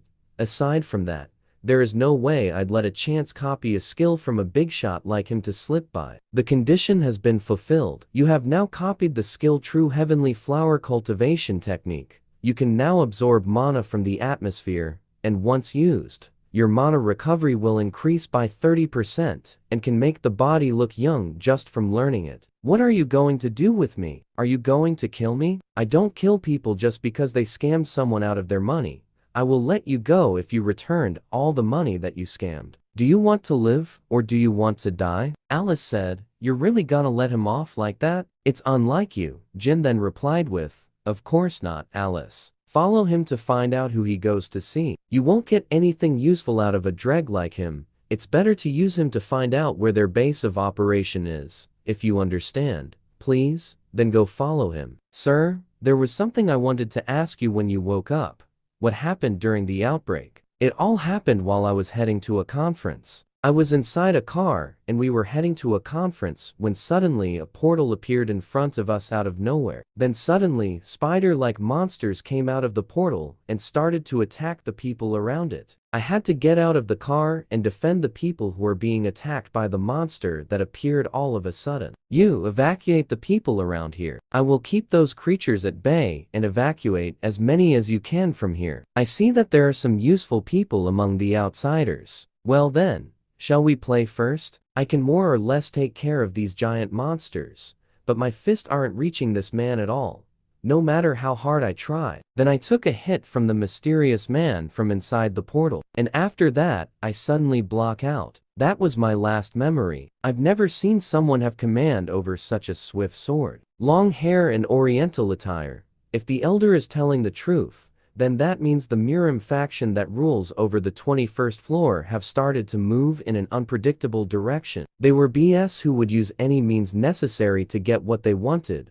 I had a hard time because of them. Even when I was playing the game, what could they be planning? For them to go as far as pry their way into reality. The man who attacked you is one of the tower's residents. I've never expected them to come out of the tower. Things might get more complicated than I expected. Only a few months after the tower appeared, the ones who are the most overestimated are those awakened or whoever who calls themselves experts. However, there's something different about you. How should I say it? It's like you've been endlessly tempered. And I can see that, you know, bitter taste of victory and defeat through all kinds of hardship, and how seasoned you've become through overcoming them. After a few days, everyone receive a notification saying, the player unknown has announced the start of the 4th floor conquest. We ask all players who will challenge the 4th floor to get ready. The first wave will begin in 8 hours. Jag from Dangan Guild then said, gather all the rankers. This is an emergency. Everyone is in panic since it hasn't been over 10 days since the 3rd floor has been conquered, and they still hasn't even prepared for this since there is a 90 days gap before the 4th floor trial ends. We have only 8 hours, and we have nothing prepared. What the BS are you thinking to pull something like this? Stupid unknown? The 4th floor Tower of Trials is 100 waves consisting of normal and special zombies. There are only two ways that players can block them. They either optimally set up thousands of defense tower combinations, or choose a base that can be defended efficiently. You are the first to enter the 4th floor of the Tower of Trials. Other players may enter the 4th floor in 20 minutes. Using the high priority base ticket, you have now chosen Sangnam World Cup Stadium as your defense base. You are now using the following items: spreading the squishy grain, planting 5 solar seeds, and using the natural water, increasing plant growth speed by 20%. This is good since most of the famous large guilds are participating in this base defense. Sorry to call you all here out of the blue. Things progressed faster than expected, so I didn't have time to explain. I heard that you need at least 5 people to defend a base, but you know that there's only 4 of us here, right? Don't worry about that. The last person who will be in our group will be here soon. Jin, I will kill you, you good-for-nothing son of a BS. Jin sent a message to him saying, run over to the starting point of the 4th floor within an hour. If you come, I will face you without using my left arm and right leg, and will even have my one eye closed. Is it a deal? Chicken? The attribute sword, an item that makes up for the weakness of swordsmen, long-range battle, by infusing elemental magic into the weapon. I knew he would get his hands on that. How readable can you get? An attribute sword isn't bad, but it needs to be completed to display its full power. It just happens that the random box that appears on this floor includes the item that can complete that attribute sword of yours. The fire attribute is what you want, right? Stop bluffing. A random box, just as its name suggests, is random. You will never know what's going to come out of it. Don't you already know that I prefer abnormal shortcuts? I will give you that too if you participate in the defense. So let's agree to fight after you complete it. That item better come out of that random box. Then a system notification said, a 5-man party has been created. The minimum number of members for the base defense has been fulfilled. Jin, I almost forgot. Grandpa asked me to deliver these to you. He values you a lot. So how did you get it? Jin replied with, I think he has taken a liking to me personally. I knew the artifacts of the past gained enough mana to rival a divine artifacts due to the Tower of Trials, but it's even more amazing after touching it. Different top-tier rankers of the top guilds in each country formed a team to participate on the base defense. Will this be just a base defense, or this will be an all-out war to see who is the best among them, since people around the world is watching this base defense? That pattern, there's no doubt about it. He is one of the members of the Murim on the 21st floor, the Black Cloud Guild, and now the Triad. So it's true that the residents are stretching their influence outside the tower. My name is Namgung Hyan, Jin replied with. If you're gonna introduce yourself, please stop. I've already heard about how idiotic the Wusses of Namgung family are. The Namgung family, one of the noble families of the Tower of Trials, 21st floors, Murim world. Although they're highly trained elites, their arrogance pierces the sky. The copy condition is, you have encountered a resident from the Murim. The other residents that came with him are hidden among the Triad. You may copy one of his skills once you find all of them. There are other residents here besides Namgung. This is a bit excessive for simply just coming to pick a fight. Whatever their goal is, I just need to copy his skill. Everyone prepare for battle. And so, the battle between the humans started before the base defense even started. An all-out war between rankers from different parts of the world against Jin's party is about to start. Teemin activated his unique ability, the Machine King. Then he summons a tank that can protect them using its long-range attack. Yianhua then activated her skill, the Refusal to Retreat, in which the damage you receive is reduced by 15% as long as you do not retreat. She is a battle class ranker in which she specialized in close-quarter combat. Teresa takes her position into the rear, and she is also a specialized in close-quarter combat. Jin said, I need around 3 minutes. Can you buy me that much time? There is no need for that, since I will be taking care of them all by myself. Teresa activated her skill Sacred Reinforcement and activated the battle song to face their enemies on their rear side. The battle songs affected their whole party and gave them an increase to all stats by 5 for 10 minutes. Timin then attacked their enemies using multiple missile from his tank in which hits multiple enemies, while Yanhua attacked them directly and faces with the enemy's forces who are close to her. Namgoon said, "This place looks like isn't completely made up of insects, good reflexes. You seem to have handled a sword before, but it's nothing more than flailing without any foundations. I will personally show you what the true swordsmanship of a noble family looks like." Namgoon then activated his skill, the King's Sword form, to attack Qian with full force. Qian is having a hard time blocking the attack since his opponent is on another level than him and is much more superior than him in terms of combat and power ability. Teresa then helped Qian since he is having a hard time facing the enemy. Then Jin showed up to help them face the leader of their enemies. Jin then casted his skill, the fire element, in which surrounded Namgoon in an instant. Jin then jumped into the air, and then Namgoon said, "You fool, you put yourself in a position where you can't evade. I will pierce you in the air." Namgoon was about to attack Jin, but then he notices that one of his foot was covered in ice and he can't move at all. People don't usually look twice at the same place they just swept. You should always double check. Jin then casted his skill the Daylight to attack Namgoon, and just before Namgoon was about to be hit by the Daylight, a mysterious man suddenly appeared and blocked the attack of Jin. A strong backup has finally appeared. Will Jin and his party can face these people from the 21st floor of the Tower of Trials? The man said, "I didn't think someone from outside of the tower would possess this much internal energy." The girl then said, "Indeed. Isn't he the first? They are all finally here." A system notification came and said, "You have discovered all the residents within the Triad. Conditions has been fulfilled. You have successfully copied the skill Infinite Steps, fusing Infinite Steps and Grave Swords. You have now acquired the skill sword Demon King Step. Movement speed increases by 70% upon usage and can also be used as a form of attack if mana is focused on the feat." The mysterious man then asked Namgoon if he is alright. He then replied with, "Yes, I am fine." The mysterious man then said, "We weren't doubting your skill. However, do not forget that the Lord's order was not an execution, but rather a conciliation." The girl then said, "Brother Huangbo is right. If you're planning on being with us, then there is no need to fight." Namgoon replied to her with, "I already know something like that. However, that guy already know that we are from the tower," in which shocked his comrades upon hearing this information. "Screw conciliation.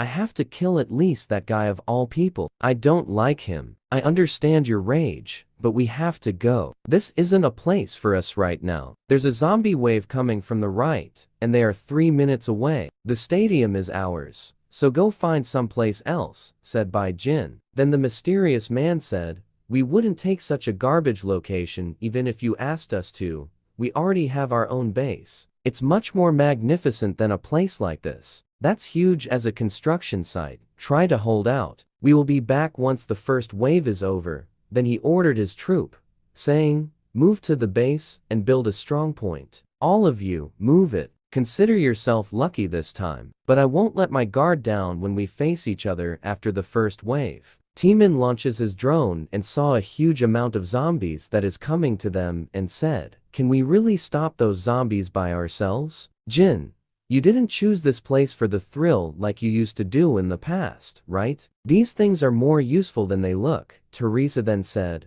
"I've never seen such a huge plant defense tower. I will now explain to you our plan for this defense. Please, all of you gather up. The purpose of this base defense is to stop the zombies from occupying the flag. I set up the flag in the middle of the stadium so we don't lose sight of it. This stadium has 4 large entrances in all 4 directions, and I've spread those plants around each of those entrances. As long as these plants are safe, not only will we be able to protect this huge base, we will also be able to aim for the most kills reward using this huge field. The plants will kill most of the zombies that come from each wave, but they need 1 minute to charge from time to time, so I need you to protect the plants when they are charging for their next attack." And so everyone took their positions. And then the zombie wave entered the stadium from all directions. And when the zombie wave entered the radius of the solar plant's attack range, it then activated its skill, the sunlight. The sunlight is a huge fireball with an AoE damage, then instantly kills massive amount of zombies that entered the stadium. Such power, they can't even compare to normal defense towers. This is when it begin, guys. Prepare for the zombie wave that is coming towards us, and try to hold out for 1 minute. The first wave ended, and all guilds and rankers who joined the base defense was able to defeat the first wave, and they gained so much experience from it. A system notification came to everyone who participated on the event and said,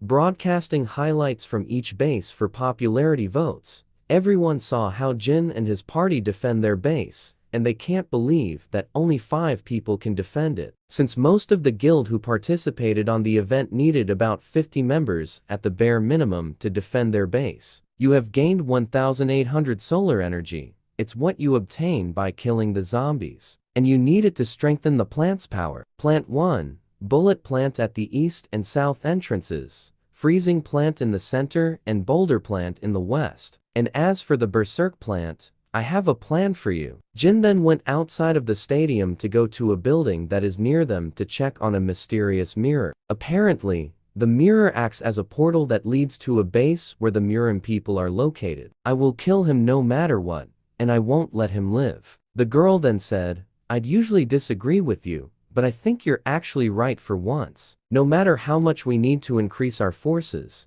there's no need to take in someone who's difficult to control. We've secretly made contact with many outsiders until now, but none of them ever figured out our identities like he did. How in the world does he know? We may be better off eliminating him like he said. Jin brought the berserker plant on the base of the Murin people to destroy their supplies and said, I've brought a housewarming gift, but my little cherry here is quite the appetite, as you can see. Unfortunately, it ate all the food you had in your storage room. Soha then shouted at Jin and said, whatever you're thinking of doing, stop it. Stop this instant. Jin replied with, why should I stop? You daredevil, do you have any idea what you're doing right now? Jin replied with, are you talking about the queen? The Murin people are shocked on what they heard, and said, how do you know about the queen? The one that appears when a base that 200 people or more are defending is destroyed before the third wave. The ruler of the 4th floor, mother of the dead, also known as the queen. I was wondering how to fill that number, but thankfully, you guys set up your base here. The queen is impossible to defeat, even if everyone here were to join forces. Why someone who already knows that is trying to summon her? Facing 100 waves of zombies is a hassle. So just let yourselves be destroyed. Don't you dare run away after you've said your fill. Come back and fight me. Everyone on the event received a notification stating that the supermarket base has been destroyed. After that, a unique event has been triggered. The master of the 4th floor, Pendaril, is making a move to punish the weak players. Everyone is shocked about this notification since they only just finished the first wave when there should be 99 more waves before the boss will come out. Jin then went on top of a building that is close to the stadium and used the item that he got from the 3rd floor boss, the Eclipse Stone. Jin then crushed the Eclipse Stone. Then suddenly a moon appeared, and it slowly covered the sun. Apparently the eclipse buffed all the monster around the 4th floor stating, strengthening dark attribute abilities by 100%. Teresa was shocked to receive a debuff stating, weakening light attribute by 50%. Then she said, no way. My sacred power was reduced by half all of a sudden. The system notification then said, the master of the 4th floor is staring at your position. The master of the 4th floor declares an all-out attack on the Sangam Stadium base. Jin then uploaded some video on his channel, and people watch it as they have never seen this one before, and the views kept coming in. All the monsters, including the boss of the 4th floor, they quickly rushed towards the stadium where Jin and his party is at. Timin used one of his tanks and launches a long-range missile attack towards the coming monsters. The sunlight also launches its fireball attack to minimize the huge amount of monsters that are coming to their base. The whole stadium is being overrun by hundreds or even thousands of monsters that the 4th floor boss monster control. The 4th floor boss monster arrived at the center of the stadium, but is then shocked to see on what she saw. The whole party of Jin is covered in ice, as if they were in a cryogenesis. Then a gem suddenly dropped on top of the mountain of ice. Then the boss monster picked it up. As the boss monster is holding the gem, a huge magical ice spell is suddenly released. It is called the Brilliant Ice Prison Realm. All the monster inside the stadium is then engulfed with ice magic, including the boss monster. But that kind of spell won't work on the boss monster, and she quickly breaks the ice magic. Jin then rushes towards the base of the boss monster. Little did the boss monster know that his party is just a diversion so that Jin can get to the base of the boss monster. But it was too late for her to know about this. Pendereal, Mother of the Dead, also known as the Queen, her level, her skills, and her especially fatal poison attacks. The boss of the 4th floor is overwhelming in all aspects except her intelligence. However, the core of the 4th floor is base defense. This applies to the players as well as the zombies. As Jin rushed towards the base of Pendereal, she also pushes herself to quickly go back to her base to defend it since all her troops are covered in ice on the stadium. Jin saw a few zombies near her base, so Jin quickly activated his skill, the Grave of Swords, and the Blessing of the Star. Jin saw the flag and was about to get it when he was suddenly attacked by the watchman that protects the Queen's flag, the Butcher. Now then, how shall I take care of you this time? Jin stated, as he rushes towards the Butcher to attack it. Jin then purposely left his swords on the scissor weapon of the Butcher, then jumped mid-air, and quickly casted his fire element on his hands. He then quickly landed a solid punch on the head of the Butcher, in which burnt its 2 heads. Its recovery speed alone truly is legendary. However, this is more than enough to restrict its visibility. Jin then quickly went to the back of the Butcher and stabbed the Butcher using both of his swords. Then Jin casted his skill, the Mandala. A huge explosion is then seen from afar. Then a system notification said, "You have leveled up. You have acquired the scissors filled with the vengeful spirit." Jin suddenly received a message saying, "Black Hound is revealing their presence. They wish you a proposal as the representative of Egyptian mythology." I thought that Anubis would be dormant for a while after I gave him a scolding in the underground 1st floor.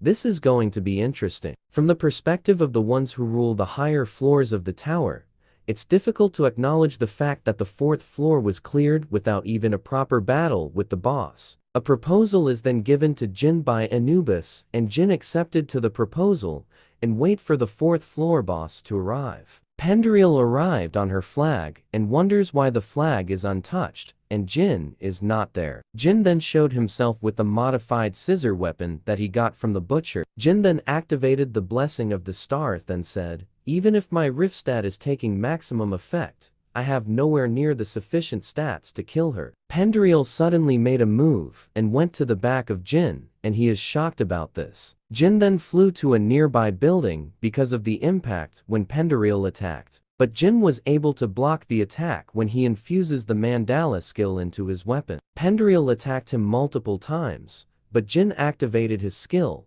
the Sword Demon King Step, in which gives him an increased movement speed of 70%. That is why he is able to dodge the attack of Pendereal. Jin then casted his Glacier Formation skill to prevent Pendereal to dodge his attack. Pendereal is then hit on the shoulder, and the attack made her shoulder covered in ice. Jin once again casted his skill Glacier Formation and covered the eyes of Pendereal, then quickly attack her with the scissor weapon that is infused with Mandala. She quickly launches a counter-attack, but Jin was able to block it using his weapon. Then she casted the skill called Requiem of the Dead, in which vines suddenly appear on the ground to attack Jin while he is on mid-air. While Jin is still in mid-air, he took out the item from his inventory, the Jackal's Tooth and the White Branch. These items were a down payment that Jin requested before he accepted the proposal to fight Pendereal and combine it with the scissor filled with vengeful spirits. The combination was successful, and Jin obtained a new weapon called Casualty Severing Scythe, the great god's divine artifact that possesses the effect of absolute judgment. It can kill what cannot be killed, and can slash what cannot be slashed. A system notification then said, "The system is intervening due to the appearance of a divine artifact that must not exist on the 4th floor. Due to the downward scaling effect, This item may only be used once. Jin then attacked Pendereal with the divine weapon, and it killed her in an instant, even though Pendereal is a formidable foe in which Jin cannot take her head on, if he only resorted in his skills and powers alone, as it will take a minimum of 40 highly skilled rankers to defeat Pendereal. If not for the divine weapon, all this may have gone south. You have leveled up. You have successfully defended the base. Each party members will receive a rank random box 5 times. Only 24 hours have passed since the 5th floor opened. I still can't believe it. Since everyone expected that it would take at least 20 days to defend against all 100 waves, it's certainly hard to believe that Jin and his party cleared them in just one day. I think this is the true power of an S rank. Jin used the Magic Library ticket. The Great Magic Library is where you can get all the information about the Tower of Trials, including its hidden secrets. Welcome. My name is Rick Hennessy, the manager of this library. Rick Hennessy. He is an intermediate administrator grade bigshot who manages the Tower of Trials Great Magic Library. Finally, my first encounter with the Tower Administrator. This is something I don't see very often. I never imagined that someone would set foot in here so soon, even if you managed to set foot in here. The fact that you managed to get to where I am in this giant labyrinth of a library is also very interesting. I think I just happen to be a very lucky person. That's all. I don't mind you browse through the books, but there are no books of your level that you can read here. You would require at least a fundamental understanding of rune language, Jin then said. Solution to entry into the 6th circle written by the Empire's court mage Telemos, right? He should be a player who has only just entered the 5th floor, but he already know about rune language? May I ask you something? I can see that you are different from the average player just from the fact that you managed to enter this place. However, your background seems to be beyond the realm of special. To be honest, the Egyptian gods are backing me. That is why I was able to come here, as well as learn information about the tower. No way. This is most certainly the energy of the god Anubis. To think they'd already showing interest in a player. To atone for my mistake, I will give you one of the books here as a gift. I would like to offer a valuable guest a gift of the same value. Are you really fine with that? It's certainly a good grimoire, but because it's written ancient rune language, it cannot be read unless you're an ancient species. He then reads some part of the book out loud to Rick. As expected of someone who has received the blessing of the gods, I will be keeping an eye on you from now on, and I will be looking forward to the day we meet again. A system notification came to Jin stating, a sponsor gift has arrived from the Caladium Kingdom. Isn't the Caladium Kingdom the kingdom hostile to the Murim forces? You have acquired the skill, Faint Odor, due to a sponsor from an upper force. You have broken out from the 5th floor's restraint. To think they gave me a gift while opposing the tower's restrictions. Looks like they've started approaching players with potential, just like Murim did. You have entered the 5th floor of the Tower of Trials. You will start from a random location. The skill usage is blocked, and you will receive a random F-grade item. There is only one rule here: escape alive. Due to your possession of the Makedrian's ancient grimoire, one of your skills will be free from restraint. You may now use Eye of Gluttony. I believe I told you not to follow me. What in the world were you thinking, coming all the way here? Now that you're here, you must follow my judgment no matter what. We must not unnecessarily expose ourselves for the time being. You're much too unprepared for a frontal assault at the moment. Aren't you looking down on me too much? I've made my own preparations. Take a look. I bought one for you too. It's the exit return stone that people say is crucial for the 5th floor. To think it was all a scam. I should have never trusted the products that are being sold on the broadcast platform. Suddenly, one of the guy from the 5th floor is on the back of Teresa. And then the guy attacked Teresa from the back. Teresa is then able to defend herself from the attack and pinned him down on the ground. Jin and Teresa is suddenly surrounded by the people who are living on the 5th floor. Then a huge man showed up and approaches them and then attacked them. But they just run away from the big guy with the huge hammer. Our gods desires more sacrifices. Now that the tower has opened and ignorant people are entering, it is the promised time for the Great One to descend once again at last. Cult leader, I think you should see this. They are the sacrifices that we discovered just now. It's my first time seeing the proxy have such a hard time. He's quick on his feet for a mere sacrifice. Be careful with him. He is the most dangerous obstacle to our plan. Such speed for a man that big. He can't even be compared to regular cultists. It's impossible for us to face that giant head right now.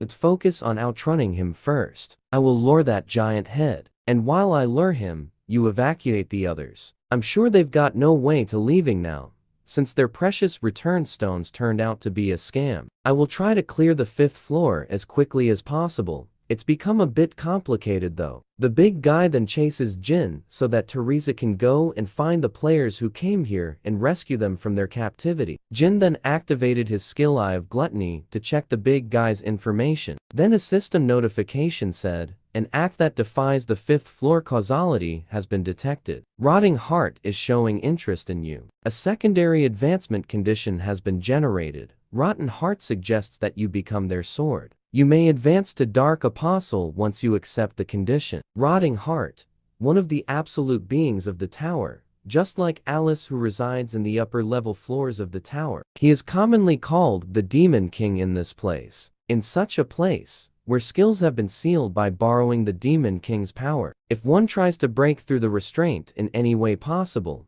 they will receive attention. Dark Apostle, it boasts extraordinary power, but one must live as the Demon King's pawn for the rest of their life. The people in the Demonic Human Association would have accepted with their mouths foaming. But how could a tiger possibly become a dog's subordinate? Jin refuses the offer, in which made the Rotting Heart furious. You will receive the Demon King's curse for the sin of refusing the Demon King's offer.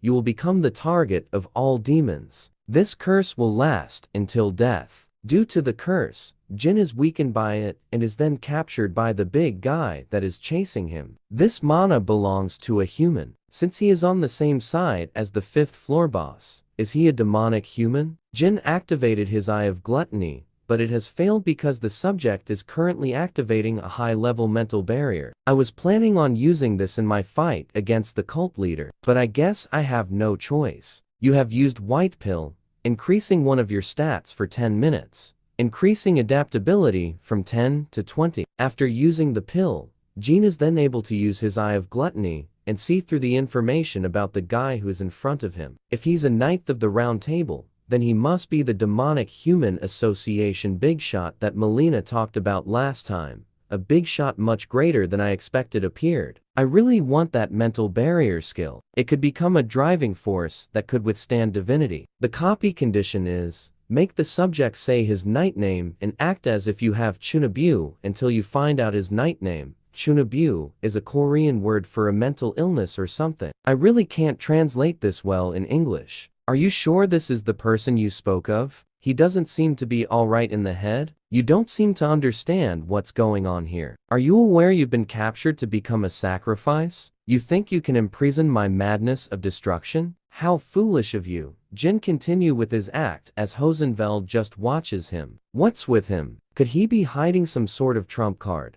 With the skills he's shown up until now, that is more likely. I already know how powerful you are, Jin. But now that your skills are sealed, you cannot survive in this place. However, I could give you this key if you tell me everything you know about Unknown. You wish to know Unknown's true name? Then I will present an answer to one who reveals their true name. My name is Hosenfeld. I am also known as Lancelot. Are you satisfied now? The conditions have been fulfilled. You have now successfully copied the skill mental barrier. It's your turn now. Tell me about Unknown's identity. I will say this once, so listen carefully. Unknown's true identity is. Thank you for the information, as promised. Here is the key to this cell. His cellmate saw the key, and he quickly grabbed it. But then there was no keyhole for this cell, and they can't open it up. The selection for the sacrifice is being chosen among the captives. Then Jin volunteer himself to be the sacrifice. While Jin is being escorted along with the other sacrifices, Jin spit out a pill into the sewer of the building they are in. The necessary preparations are now complete. Teresa should have been captured and be behind bars by now, and considering her personality, she would definitely volunteer herself too. It's my first time progressing through the section like this, but it's going rather smoothly. The hidden quest was generated just as planned. I was always given one of the stats as a reward, but to think they'd give me the adaptive stat is really amazing. This woman sacrificed herself to save a child she barely even knew. The blood of this noble woman will adorn the finale of this live sacrifice ritual. I was gonna put an end to this floor after raising my stats. But screw that. Using the Macedrian's ancient grimoire and escaping from the 5th floor ruler's restraints and freeing everything that had been sealed due to the restraints. Jin then casted his fire element skill, and the fire went into the sewer, and it hit the red pill. Then suddenly, group of fire tornado rose from the ground, which damages the floor they are in. What the? Could that be a skill? Skills should be unusable here due to the Lord's commandment. Then how can he use a skill here? Jin then took out his weapon from his inventory and then throw it to where Teresa is at, and it hits the chain that is holding Teresa. Jin then catches Teresa as she falls down on the pillar where she was tied to. Raising stats, or whatever, I don't give a thing. I will exterminate you all. You have now used the black pill. A black fog is then seen coming out of Jin, and it quickly engulfed the whole place with its black fog. Jin then activated his skill, the Grave of Swords. Then he quickly attacked the people who are near him, who can't see well because of the black fog. Every time Jin kills one of his enemies, his adaptive stats increases by 0.1, and he is gaining a lot of them since there is massive amount of people who are watching the live sacrifices. The perpetrators who made a mess of the ritual came to me themselves. How interesting. I don't know how you broke free from the god's restraints and used your skills, but I will definitely offer you as a sacrifice and make you atone for this atrocity. That must be the divine artifact that Jin spoke of. Both Jin and Teresa attack the enemy on both sides consecutively, and the enemy is seen being hit by them multiple times one after the other. Jin then gave the signal to Teresa to gag up the enemy. Jin then quickly rushes towards their enemy, while Teresa continues to gag up the enemy and pull its head backwards. Then the enemy forcefully turned its head, and Teresa flew away and hit the wall because of the force that the enemy used while turning its head. Jin then tried to grab the urn that the enemy is holding, but it quickly launches a punch on him. But Jin is able to counter-attack the enemy and punches him back on the jaw. I beat someone 10 times larger than you in a bare hand before. You think I'd lose in a hand-to-hand combat? Very good. You're the greatest sacrifice. Then I will use you as a sacrifice first to our Lord. The urn then releases a black ray that rushes towards Jin. Keep this in mind, Teresa. This technique has a long cooldown time. Take a good look at the urn's eyes. You will be able to estimate its cooldown time by doing that. You have died. The Demon King's curse is disappearing due to your death. What a fresh sacrifice. I am sure that the Demon King God will also be happy. Fighting him head-on without any skills is impossible for me to win. Teresa continued to dodge all the attacks of his enemy, and she is thinking for a way to somehow at least defeat her foe. Teresa then grabbed one of the debris from a pot, then throw it to a light bulb to make the room go dark. His visibility should be restricted. I have to take that urn away from him first. I have no other chance of winning if he activates that spell again. After I knock you out, I'm going to look for the hiding child, and when you wake up, I will have you watch as she gets sacrificed to the urn. I can't waste the precious time Jin bought for me. If I fall here, even Andrea will be sacrificed. I've changed my mind. I will let you live if you swear to become a devotee, and I will make you the saintess of the Demon King God. So why don't you come out with that child? Teresa cuts off her hair to fool the enemy that she is still hiding while the fact that she is sneaking around, and then she quickly rushes to get the urn from her foe. Teresa then grabbed hold of the urn from the enemy's hand. Then he said, "What are you going to do after taking that? Are you going to appoint yourself as a sacrifice or something?" Teresa then chanted the spell that Jin taught her before they went inside the room. The urn then attacked the man in which kills it. A system notification then said, "The boss of the 5th floor has been defeated. The Demon King God's authority has disappeared. Due to the absence of a boss monster, the skill usage restriction has now been lifted. Activating the blessing of the star, you can revive once, as long as the death is not instant. The cooldown time is 240 hours. Why isn't the notice for the next floor opening not showing up when we've defeated the boss? The objective of the 5th floor is strictly to escape. In other words, this floor will be considered to be cleared if we pass through that door. However, there's something else that's unique about this floor. The unique point of the 5th floor is that the boss monster seat can be inherited. Since defeating the boss is not the clearing condition, the owner of this divine artifact urn becomes the new master of the floor. The seat of master is being inherited, commencing rapid growth in accordance with the rule's authority. My name is Andrea, the master of this desolate land. Every being on this floor, including myself, will follow your will. The master of the 5th floor, Andrea, swears allegiance to you. You are the first to have a boss monster swear allegiance to you. This feat is being recorded in the Hall of Fame. I'm growing so quickly no matter how many times I see it, including what I earned on the 5th floor. My adaptability stat is now 78. Even rankers who grind dungeons with the support of their guilds should be around level 30. If the rift stat is taken into account, there aren't any players with better stats than me at the moment. And the item I obtained by clearing the 5th floor, I can't believe I obtained this. The boundary bending mirror. It can connect anywhere on the 10th floor and below. Upon use, the cooldown is 90 days. It's been a long time. I've been waiting for your call on the update about the items that I need. The last time we met was at the test, so it really has been a while. I'm sorry about the Mandragora route. I've been a bit busy climbing the tower. As form of my apology, I'd like to change the condition of our deal. From what I heard, you have 10 runs for ranked dungeons on the 3rd floor. How about you give me one of them to me? Instead of the original deal of 10 dungeons on the 1st floor, you want us to give you 1 dungeon on the 3rd floor? So you want to raise the condition on our end, despite you not having even told us the antidote recipe you promised? I heard you're continuously challenging the Grey Temple that you have monopolized, but your reputation within the guild is a disaster due to your continuous failures. Won't your position as team leader be in danger at this rate? To save your reputation, let me finish the dungeon for you. The Advancement Temple is located on the 3rd floor of the Tower of Trials. It is the most popular and flourishing agency for players' first advancement. Most people come to see this place priestess to change their class, without even realizing that there is a heinous labyrinth deep underground. You must possess a class to become powerful. Let me ask you, which path will you pursue? You have now accepted the Barrier Master Advancement quest. Why are you people here again? I told you before, I will not allow you to participate in the Grey Temple raid. Team Leader Kim,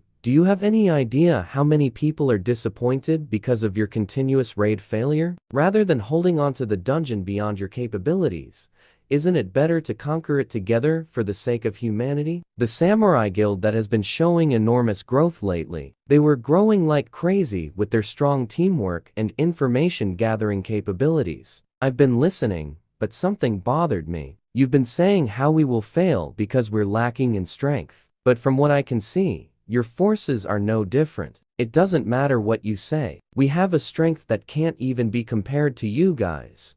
We have a real veteran who's climbed all the way up to the 30th floor of the Tower of Trials. We already have information about the territories that no one even knows of. Whatever traps there are and strategies we need, we can prepare for them. We will use this knowledge and become the first heroes who save humanity from the Tower of Trials. And this will help us become rich in the process. Jin uses his Eye of Gluttony and searches the entire Samurai Guild for the person that could have been on the 30th floor and look for any information about that person, especially the skills and ability that he have. A half-baked foresight that can see into the upper floor based on its mastery. Things are getting interesting. I don't know who it is, but they must be amazing if they rose up all the way to the 30th floor.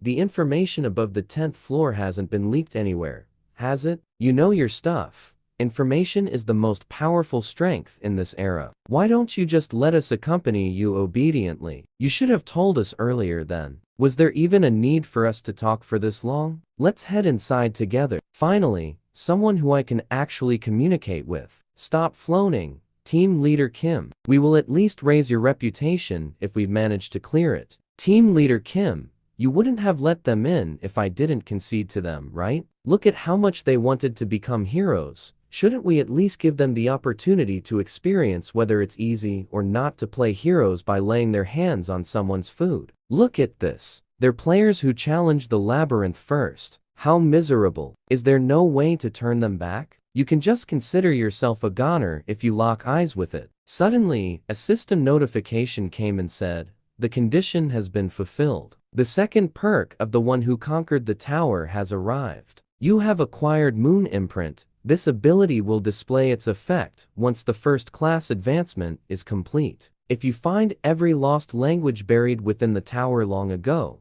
then you can learn the nameless barriers. The locations where you can find the lost languages will be shown upon your first class advancement. The lost languages, I've seen them as I climbed the tower, but I could never find any clues for them. So all of this is the reward given to the one who first conquered the tower. There's still something that I don't know about the tower. This is going to be more exciting than I expected it to be. Suddenly, a huge snake monster appeared while the group is exploring the dungeon, and the Samurai Guild, who is in the front line, prepared their troops for battling the snake monster. The mages and long-range damage dealers of the Samurai Guild attacked the snake monster with their long-range attack spells and various magic spells that can damage the snake monster. With the Samurai's Guild teamwork, when fighting the snake monster, they were able to defeat the snake monster without a single one of them getting hurt or taking any casualty. The group had to stop for a moment because they had to choose on which way they would go since there are two corridors that is in front of them. Yamamoto said,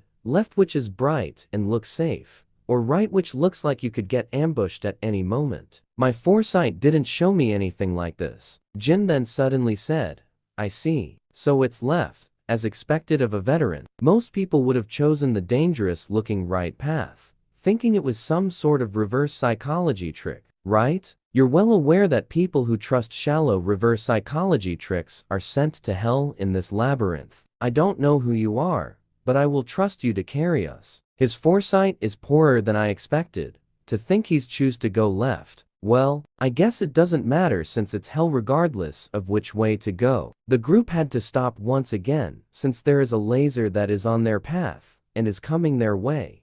Yamamoto then said, isn't this just a simple trap? Don't worry about it too much. Then the laser suddenly became stronger, and the tankers had to activate their skill, the mana infusion, to somehow prevent the laser from directly hitting them. The mana infusion wasn't strong enough, and the laser hit the tankers, and they needed the help of the buffers, that is, on the back, to further reinforce the mana infusion. This is all because of that stupid Jin. But you won't come out unscathed in this situation. Beginning the Barrier Master First Advancement quest, activating inadequate physical barrier, you have fulfilled the first condition of the advancement quest. I guess this is the limit until the advancement. Well, it doesn't matter since I fulfilled the first advancement condition. The activation of a barrier. All of you stay inside my barrier. I have to go get some items. You can get an item if you evade these lasers 300 times in a row. You have cleared the hidden mission, and you have obtained Burning Flame. A reward is the best thing after working up a sweat. The special conditions has been fulfilled.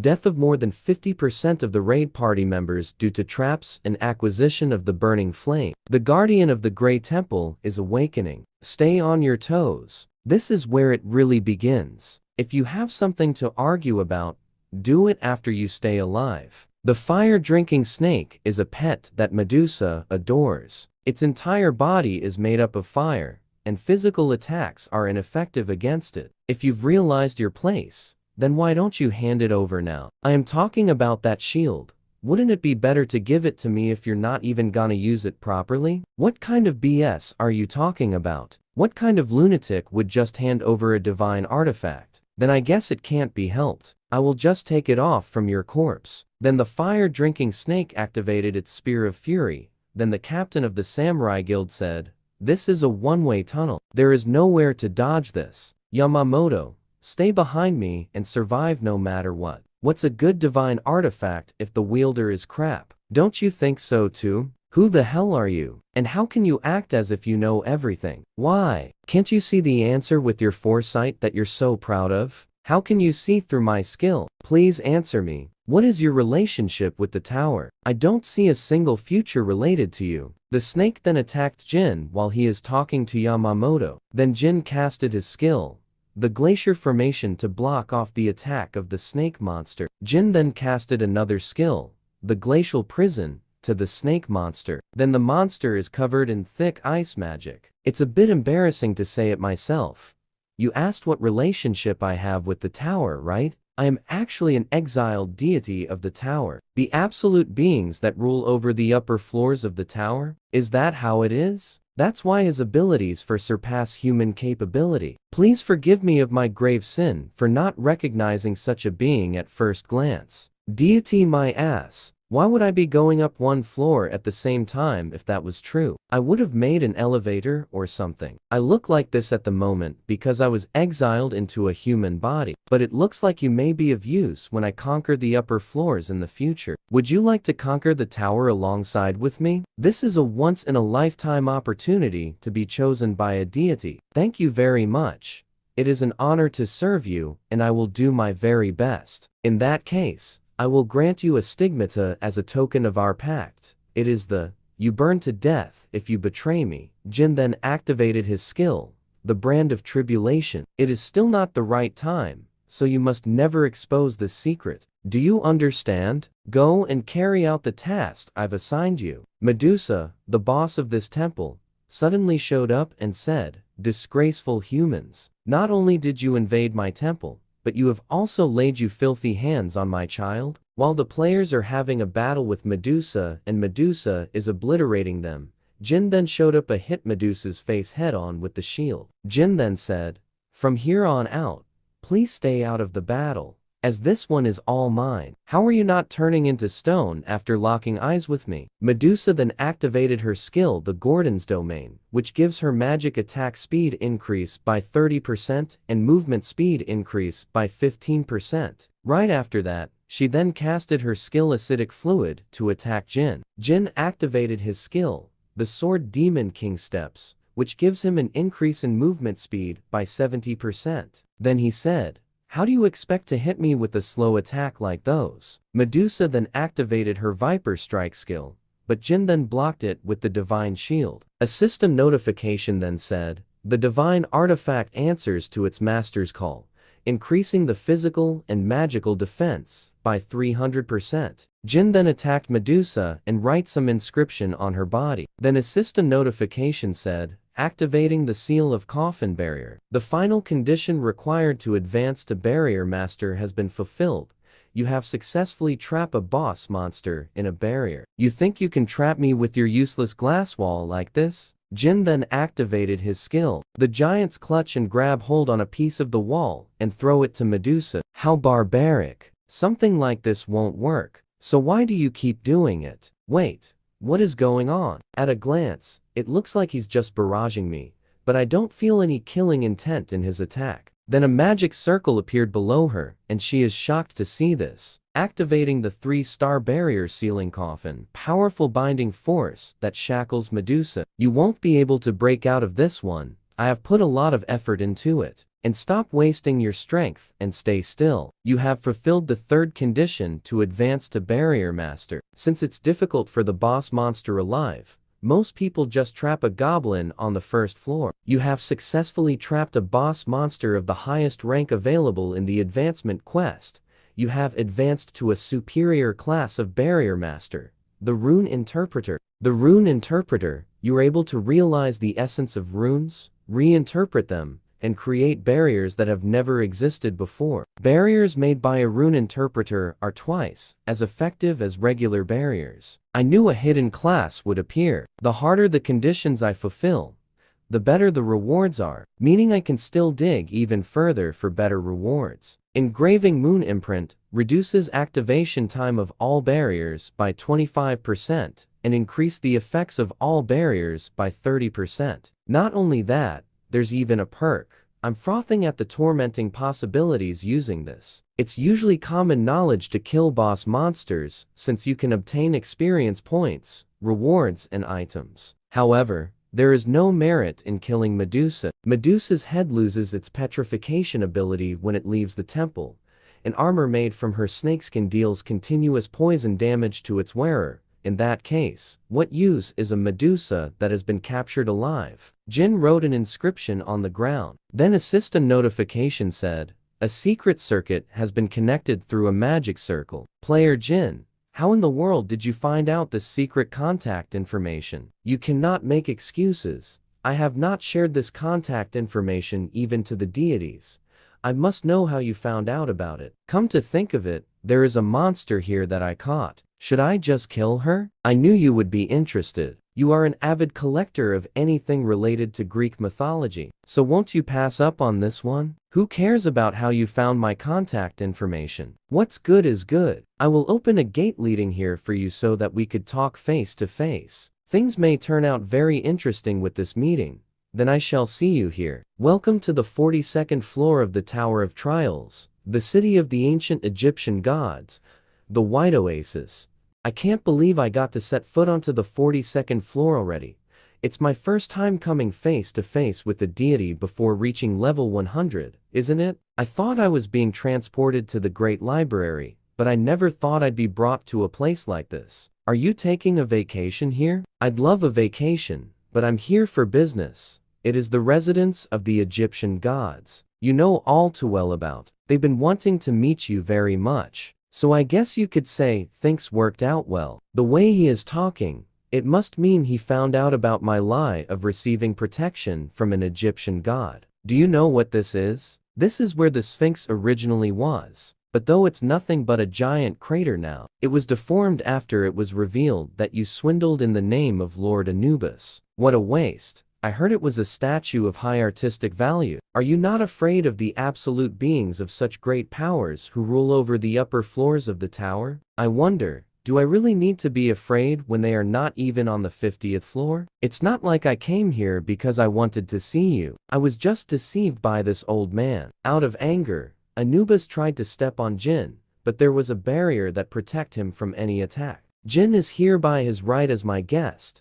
You wouldn't think of defying the laws of this tower in front of me, would you? Osiris laughed so hard at Anubis, and this made Anubis more angrier. He didn't even flinch, as if he knows about the laws of the tower. If I can't kill him directly, then I will do it within the rules of the tower. Anubis then summon his warrior, the deliverer of the dead, the strongest warrior that can be summoned against a player on the 6th floor. To think he would bring out the deliverer of the dead. It cannot be defeated with Jin's current abilities. How will you get out of this situation? If you last 5 seconds against my warrior, I will let you choose one thing from this temple's treasury. The system notification said, would you like to accept the duel request of Anubis, a ruler of the 42nd floor? Jin then opened up his coin exchange and bought an item called Royal Blood. Jin then activated his skill Blessing of the Star to the Royal Blood, in which upgrades the item into Holy Royal Blood. He then accepted the challenge of Anubis for a duel with his warrior. Jin quickly activates his skill sword Demon King Steps and rushes toward his enemy and smack it with the Holy Royal Blood. The system notification said, the extreme clash in attributes has resulted in a fatal effect. The damage is increased by 1,500%. The warrior of Anubis has lost. Osiris said, impossible. A mere human of the 6th floor can defeat Anubis warrior? Enough of your BS. Attacking as soon as you accepted the duel is not acceptable. The god of the sun, Horus, said, this is a promise you made yourself. You are not thinking of defying the rules of the tower, are you? My apologies. Please follow me, and I will lead you to where the treasures are. Please choose on what kind of treasure that you want. You can get any treasure from here. But before that, I'm sure that you will climb all the way up here in the future. So how about it? Why don't you become a resident that rules this floor by choosing one of us? If you do that, you will receive power more valuable than the mere treasures here in this treasury. You will receive our support for real this time. What Lord Horus just said means he is offering a power selection that one can only make once to a human who's currently only on the 6th floor, so he ends up actually receiving protection from a deity. How interesting. I don't need something like that. I am going somewhere higher than this place, so there'd be no need to receive help from here.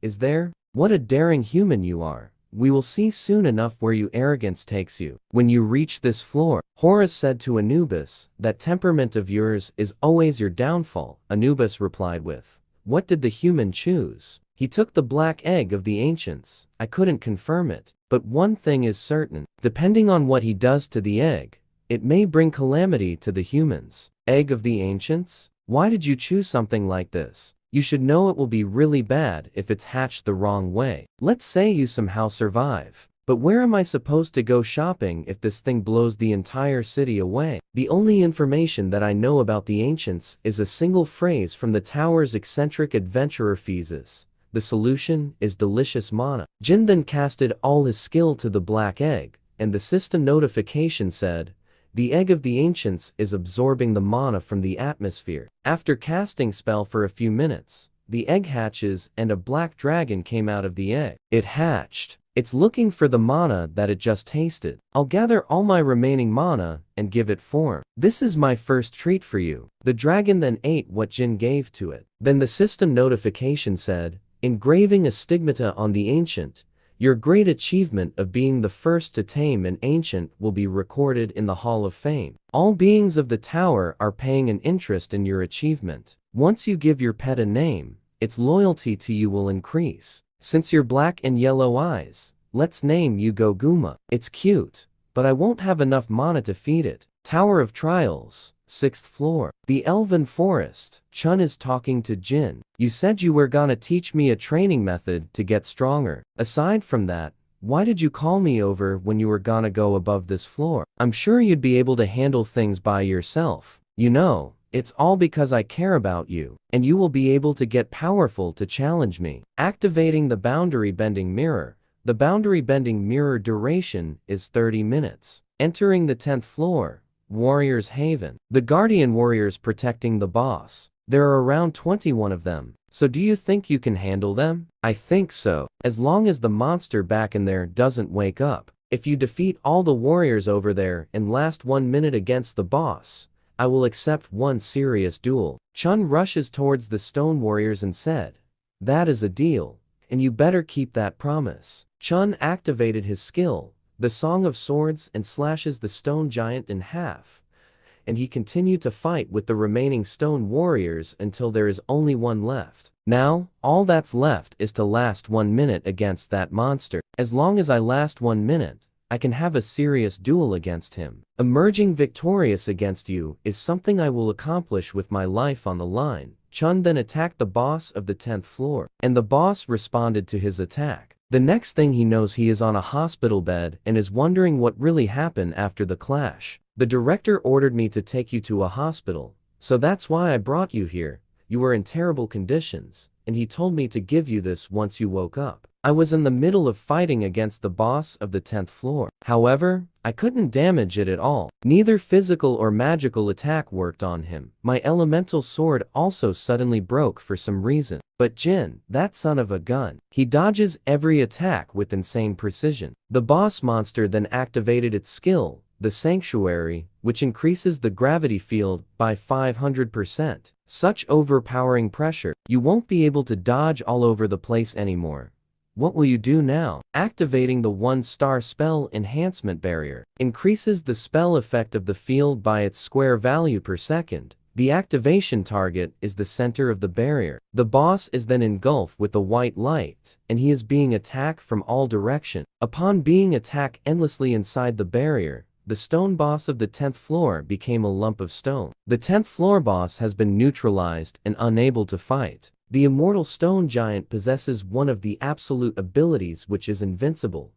You can copy the ability since you subdue the boss, and the boss is unable to fight anymore. As always, you have humiliated me to the very end. On the 6th floor of the Elven Forest, this shocking achievement will be recorded in the Hall of Fame for 2 days, and the person's name is unknown. This is why I can never quit the Tower of Trials. Since I uploaded a video of unknown after a while, I should be able to somewhat replenish the coins I lost during my battle against Anubis. And since Chun defeated the small fry for me, I was able to use the mana-hungry 1-star barrier. Jin, it looks like someone is tailing us. You're aware, right? Were you just leaving them be despite knowing this? That's not like you at all. The place where I'm going now is very unwelcome to outsiders. I don't earn anything from fighting them. For now, just let them keep following me. Not only did he steal the 5th floor first clear from you, You even let him get to the 10th floor before you? What the hell have you been doing this whole time? Pathetic. There's not a single thing you've done right now. I have to step up for the things to get going. Looks like a new challenger from China is about to face Jin. Next time, it won't end with just one ear. Remember this moment every time you see that scar. I don't know why Jin is remaining on the 6th floor, but it's rather good for us. Go to the 6th floor and regroup with Zuhua and Chao. Burn the entire forest down along with Jin, including the witnesses. The 6th floor of the Tower of Trials, Elven Forest, is one of the best resorts in the tower because the 7th floor automatically opens after 90 days. So people looking to get away for recreation usually visit this place. Why is he getting tailed? It doesn't look like he has any particular objective. Is he just lost? But one can never pass through this forest without skill. You will never get out of here alive. That path is... How one can tell which way to go just by smell after spending a long time in the forest? How does a human know of such a method? Fortunately, he approached an illusion barrier. Once he gets caught in that barrier, he will just march in place within an endless illusion and exhaust himself. I will just keep watch on him and just drag him back outside once he passed out. These should be in the passive characters. Active characters like this reduces the barrier's effectiveness by half. Whoever made this, they must have dozed off during grammar class. I am Sylvia, a ranger of the Elven Forest. I apologize for my misunderstanding. What must I do for you to forgive me? I am Penheim, the patriarch of the Elven Forest. How dare the outsider from who knows where expect a welcoming? You humans do not have the right to set foot into this sacred forest. Then the notification said, the copy condition is for just once. You must fire an arrow with higher accuracy than him. He's the same as always. He was extremely wary of humans, even in the game. Well, I guess me making a complete mess of things here had a part in it. Teslin, please wait.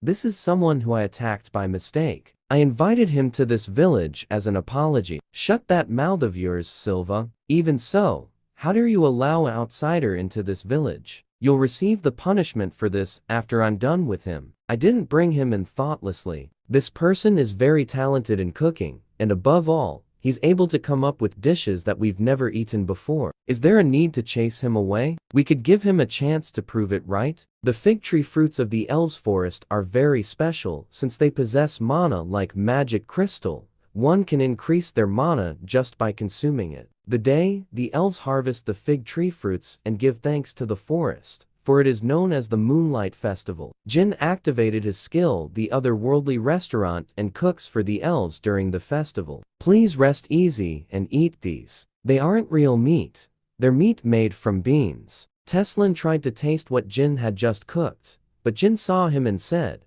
do you not have a shred of conscience for someone who pointed an arrow at me? I can't believe outsider is able to bring us such great joy. This Moonlight Festival will be a great one. As we thank our noble mother forest, let's start the Moonlight Festival. It's really rare for an outsider to participate in the Moonlight Festival, since the more the truth that this forest bears fig tree fruits leaked to the outside world, the more the people would try to invade the forest. So we had no other choice but to close ourselves off. However, I take pride that we elves love music and food more than anyone. You could say that we're a race that wants peace. No matter how good you are at cooking, you're still a human. Your existence itself is filthy in this sacred elf forest. How about this? Let's have a face-off in archery, and the one who loses will leave. You dare to challenge me to archery? Alright then. Prepare the targets for the competition. It feels a little empty since I'm the only one with no one cheering for me. I will call for a cheering squad then. You have a cute side to you, huh? If you're done with your cheering squad, you can start. First, you just need to hit that target on that tree. Jin then fire an arrow to the target, but the arrow landed way too far on the center. That is not bad for a human. However, you are still a long way off before you can even match up to me. Fear has been activated. You're in a state of fear for 3 seconds due to the effects of fear. The arrow landed on the ground and Jin said, I will resort to anything just to win. The system notification then said, you have fulfilled the requirements. The skill has been copied. You dang human, did you bring that dragon out just to act so cowardishly? Don't you have any honor? I don't have any honor, because I am a filthy human, after all. I don't care whether you're filthy or not. I'll never acknowledge a victory that's won like this, Jin replied with. I'll just count that one as a warm-up. You can shoot again if you want. I won't let it go if you're gonna play around again. Things have gone on for too long. Teslin then activated his skill. The perfect marksmanship then releases the arrow,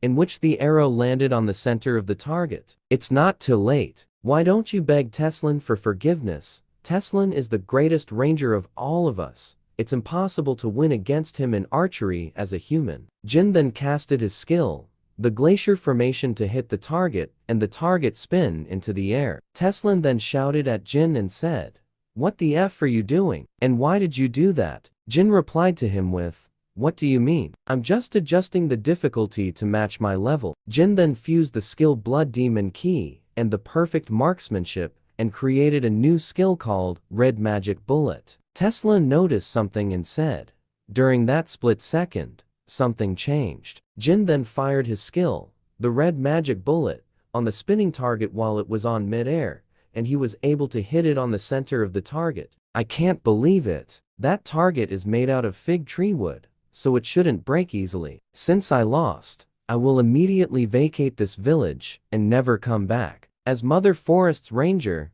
Teslin, I always keep my promise. And I guess I am no longer a ranger. Teslin, wait. I get your honor or whatever, but it's festival time. You know, I think the atmosphere is gonna die down if you leave like that. How about we change the condition, so you don't have to leave? It's a look that only the really strong guys can put on. Where I live, we call it the expert look. The best ranger of the town is being mocked. Should I let him take it off after a bit? No, it's fine. He needed to taste loss eventually. I think his obsession to protect Mother Forest was actually hindering him. And on that note, I am glad we got to meet you. You are Lucian, one of the guards from the village outskirts.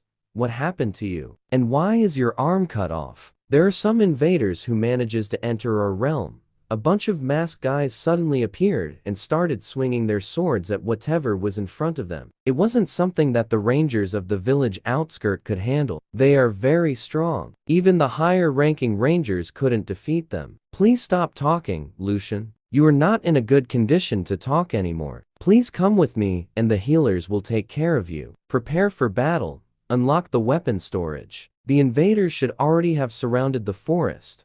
Fight for your lives to protect Mother Forest. I am picking up an emergency opposition group. High-ranking rangers, come to me, and we will be the vanguard of this village. We must protect Mother Forest at all cost, and we cannot let the invaders get their hands on the Mother Tree. Jin is so angry about what happened to the festival as he wanted to get some fruits without any problems. Don't let anyone escape alive. Everything within the elves' forest needs to disappear. How can this be? Mother's children were massacred so cruelly. I'm sorry I wasn't able to protect you. I'm issuing a command. When you come across a villager who's alive, evacuate them to the center of the village. There are strong allies there, so it should be relatively safe. When you come across the enemy, kill them on sight. We will avenge our kind in the name of the Mother's Forest. Zuhua, I think the elves have begun to fight back. That is faster than I anticipated. Everyone listen up. Our ultimate goal is to get rid of Jin. There's a communication blocking barrier set up all throughout the elves' forest. Jin won't be able to call for help. Surround the enemies and approach the center of the village until you find the target, including the S-rankers. Our force consists of 150 people. We will surround the forest and make our way inwards. The team that comes across Jin first will stall for time. The rest of the teams will arrive for support and then attack together. No matter how strong the target may be, he won't be able to handle 3 S-rankers at once. You will quietly disappear from this world as our masters desire. Jin, I was wondering who it was, but it was you guys, those Junhua Guild bastards that were loitering in front of the broadcast station. I hope you're ready to pay for disrupting me. The team that found Jin quickly called the other teams to inform them that they found him, and they will do everything according to their plan. to wait for each teams and attack Jin all together. While the first team who found Jin is waiting for their backup, the other team were suddenly attacked by the elves and said, "Where do you think you're going, outsider? Your enemies are us." Jin then activated his skill, the Grave of Swords and Sword Demon King Steps, then quickly launches an attack to the enemies who were in front of him. Since their plan is not to engage a fight and wait for the other teams to arrive, their leader ordered everyone to disperse and spread out to make some time until their backup arrives. But Jin casted his Glacial Formation skill and attacked his enemies, and multiple enemies were hit by this skill. He is much stronger than what I saw on screen. At this rate, we will all die before the other teams get here. There is nothing I can do, but I need to stall more time. While hiding, his enemy shouted and said, "I don't know why you've come here, but I assume you're here to gain something." Jin replied to him with, "What does that have to do with you guys? Just come at me instead of wasting my time. We're destroying everything in sight and closing in on you. While you're here, the others will be getting closer to the center of the village. And once they destroy the entire village, whatever you wanted will be destroyed. If there's something he wants in the village, then he will go there and try to protect it. That's how I will stall for time until the rest of the team find us. Of course, I don't want that to happen. Get what you were trying to do here. But for me, it's very funny." Back on the elves' village, the other team is shocked to see that Alice is there protecting the village, and she said, "I honestly don't care what happens to the elves. However, you guys disrupted my contractee's work, and that is enough reason to kill you." Alice then casted her skill, the Blood Spear. Alice then attacked them, and then there was a huge explosion that quickly annihilated all the attackers of the village. One of them tried to call the other teams and inform them what happened to their team, but he didn't have enough time to do it and died on that spot. The guy who is facing Jin tried to call the leader of the team who was supposed to be on the village, but his call didn't get through and said, "The strongest of us is already dead." What in the world did he do? She then ordered everyone on her troops to form an encirclement on Jin so that they could attack him all at once. She then activated her skill Psychosis Poison Injection to her troops, and they are affected by it. And the effects of the skill is, you will have a resistance to fear. After the assassins have been buffed with the Psychosis Poison Injection skill, they relentlessly attack Jin, but Jin is able to counter-attack them. Even though the assassins were badly hurt from the attack that they took from Jin, they still get up and attack him once again. On the other side of the village, Teslin is facing the other group of assassins who are gonna regroup with the leader of the other team who is currently facing Jin. One of the elves then casted her skill, the Forest Restraints, and it instantly catches the assassin who is running away from them with the vines from a tree. Teslin then said, "I won't let you escape and pay for your sins before you leave this place." Teslin then attacked the assassin with the 3 consecutive arrows towards him. Just before the arrows hit him, the assassin activated his skill, the Self-Defense Key, in which blocks the arrow that has been fired towards him. He then received a message from the group who is currently facing Jin, and said that Jin is there, and they need help. He then said to Teslin, "I see your plan is to stall time with me here, but it won't work." He then charges up, and due to the force of that, the vines that are grasping him have all been destroyed. Then he activated his skill, the Abundant Sword Key, and tried to attack the elf that is in front of him. Then there was a huge explosion that destroyed a huge amount of forest that is on the way of the attack. Luckily the elf woman was saved by Teslin, and didn't get hit directly from the attack of the assassin. Teslin then said to not let her guard down. Their enemy suddenly became strong, and is now ready to face them with full force, and they became wary about him since they just witnessed how powerful his attacks are. Jin was able to defeat all the members of the group of assassin that was there to kill him, and he said, "There's no one left now. Why don't you come out? Everyone died before the others even joined us, so there is no point in hiding any longer." Then the system notification then said, "She is a player who deals with strong poison. If you manage to overpower her while being exposed to her poison, you can copy one of her skills." While being exposed to her poison? That's a bit tricky. The copy requirements related to poison were always tricky. Like this. I get that you are strong, but it will be difficult for you to stay alive once you've been hit with my poison. Then Zufwa activated her skill, the Heaven's Poison, and attack Jin with it. Then the poison attack hit a tree, and the tree melted down with the poison attack.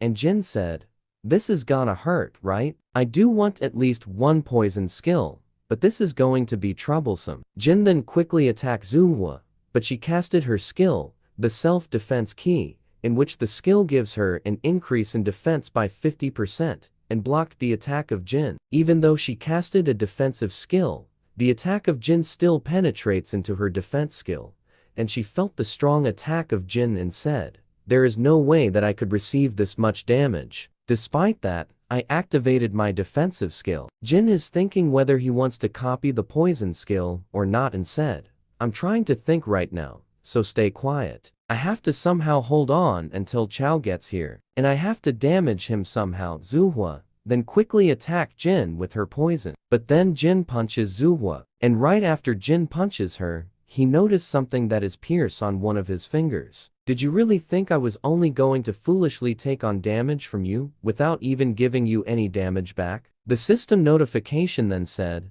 "You have been poisoned by heaven's poison. Your mana pathway is being damaged. Thousands of poison flows through your mana pathways and destroys all your internal organs. It's a poison that invades your body using mana, which means there are no antidotes for it. Watch as your life wither away slowly and painfully." Jin then activated his skill, the true heavenly flower cultivation technique, in which his recovery for mana has increased by 30%. Jin then said, "An antidote? Who needs stuff like those? I can just suppress it with my mana. Looks like I can forget about making out here alive." Zuhua then rushes to attack Jin with all her might as part of her last attack. But Zuhua's effort were all in vain, as Jin overpowered her in an instant. And when Jin was about to give Zuhua a final blow on her, Chao then arrived and attacked Jin with his skill, the Abundant Sword Key. The copy condition is, Ten Chao secretly admires Zuhua. In order to save her, he will commit a suicide attack. If you are able to subdue Chao without getting injured, you will be able to copy any skills of his that you want. Abundance Sword Key has low compatibility with soul-slashing sword arts, so I don't need it. Would evil eradication be useful enough? Wait a minute, but what on earth is with this system? How does it knows everything that I'm thinking? Then suddenly, Jin is receiving an error from the system, and he is having a hard time seeing things as it obscures his vision. He is acting weird right now. This is our chance to escape. Zuhua then said, "I realized something after fighting him for a while. It's the fact that we won't be able to defeat him even if Leek was here. There's no hope for us if we return to our leader after failing this mission. The only thing we can do right now is to continue with the mission until the very end." Then Zuhua kissed Chao as a sign of her last goodbye to him. The system notification then said, "Psychosis poison injection has been activated. You have gained resistance to fear due to the effects of psychosis poison." Chao then aggressively attacked Jin. "Looks like you're determined to see this through. I will also get serious then." Jin then activated his skill, the Grave of Swords. Then the system notification said, "Your understanding of sword or blade type weapons have increased by 500%. Chao then activated his skill, the Colossal Sword Form Second Technique, Colossal Split, and Zuhua activated her skill, the Viper Strike, and both of them attacked Jin at the same time. But before the two of them got close to Jin, Jin activated his skill, the Soul Chasing Sword Dance 8th Technique, the one with the shadows. Then a black circle engulfed their battlefield, and when the black circle is gone, both Chao and Zuhua is seen lying of the ground and is severely injured. After that, Jin is then able to copy the skill, the Thousand Poison and Evil Eradication. Jin casually walks out and said, "The 8th technique is indeed still tough for me to use. Looks like I will be aching all over tomorrow." That was how the attack of the Zhonghua Guild ended. A quarter of the elven forest was burned down, and a lot of elves lost their lives. Teslin lost to Chao and suffered heavy injuries, but thanks to Sylvia who was by her side, she was able to keep him alive. Elder Penheim seemed to be in great shock, because he only gave orders but never come out of the house. Alice became the idol of the young elves, and for unknown reasons, the culture of enjoying alcohol became a trend. 8-star barrier, the Great Fortress, has been activated, and the 3-star barrier, the Dimensional Severance, has been activated. and the 3-star mystique manipulation has been activated. Jin reinforced the barrier of the elves so that there will be no more intruders that can go to where the elves are. This is really troublesome. Now, the Zhonghua guys probably won't be able to come in easily as well. And I hate people messing with what's mine. An attack squad consisting of 3 S rankers and 150 members got wiped out? That Jin guy is that strong? The amount of mana that Chao and the rest of the group is slightly over 10,000. While they're strong, they're only the mid-upper rankers within our guild. Since the association's rank system isn't fully developed yet, anyone who has more than 10,000 mana will be categorized as S rank. Even though Jin is an S rank, we mustn't think that he's the same as other S ranks out there. How about sending assassins with more than 20,000 mana from the executive branch of this house? Then the bald guy then said, "You want to send assassins to kill another country's S rank? Are you out of your mind? What if a war breaks because of that?" The basics of fighting is to estimate what the foe is capable of. Since you guys don't even know such basic things, it's obvious you'll lose again. We will take charge of dealing with Jin from now on, and I will talk to Nangong Tian myself. And as for Jin, he is not on the level you can deal with. That last scene of him that was shown in the video, I'm sure that was the technique of the soul-chasing sword dance. The soul-chasing sword art. That's rare even in the Murim. To think an outsider has mastered up to the 8th technique. I guess we still have a chance. We've had to endure many losses because of the ambush. Despite the sacrifices of the rangers, many of us died. However, we must go on in order to rebuild the mother forest, and so that the children of this forest can once again prosper. Continue with the Moonlight Festival. We will celebrate the lives of those that have gone and overcome our sadness. This is the ancient storage where the village's treasure are kept, and no one can enter without my permission. This is an instrument we called Descartes. Just playing it can amplify the effects you receive. This is a token of my thanks for having saved our forest. I will always remember you. I don't really care for a harp. If you're gonna give me a gift, then why not that one? The elder replied to him with, "You mean the Pentagriths, Molar, and Canine? That's been passed down the bloodline from our ancestors. Our ancestors treated the injury of a god and received it as a gift. And I would give it to you, but even I, as the chief, don't even have the right to give it to someone. But according to the prophecy, it will find its rightful owner with time." Jin put some sleeping potion on the drinks that is going to be served on the festival so that he can secretly get the weapon of the elves. Jin went to the place where the treasure is located, but he is shocked that there was no barrier on it, and he easily got the weapons that he is searching for while all the elves are asleep. On the Tower of Trials, 3rd floor, Church of Hatred. We can't even enter the 10th floor without Unknown's permission. We're gonna miss out on all the relics that are available for only 10 days after the floor is open. Just dealing with Jin is enough. But to also have to deal with Unknown. I didn't think just 2 people could stir up things so badly. These idiots still don't even know that Jin is unknown. Just thinking about it makes my brain burn, and I will die if I reveal it. Suddenly, 2 unknown personality came to where the meeting of the Demonic Human Association is happening. The guy said, "Their blood tastes just as cheap as them." The girl replied to him with, "You need to fix your habit of trying to eat whatever you see. It's hard to find humans with good blood. These people, they were so fast, and I couldn't even see them.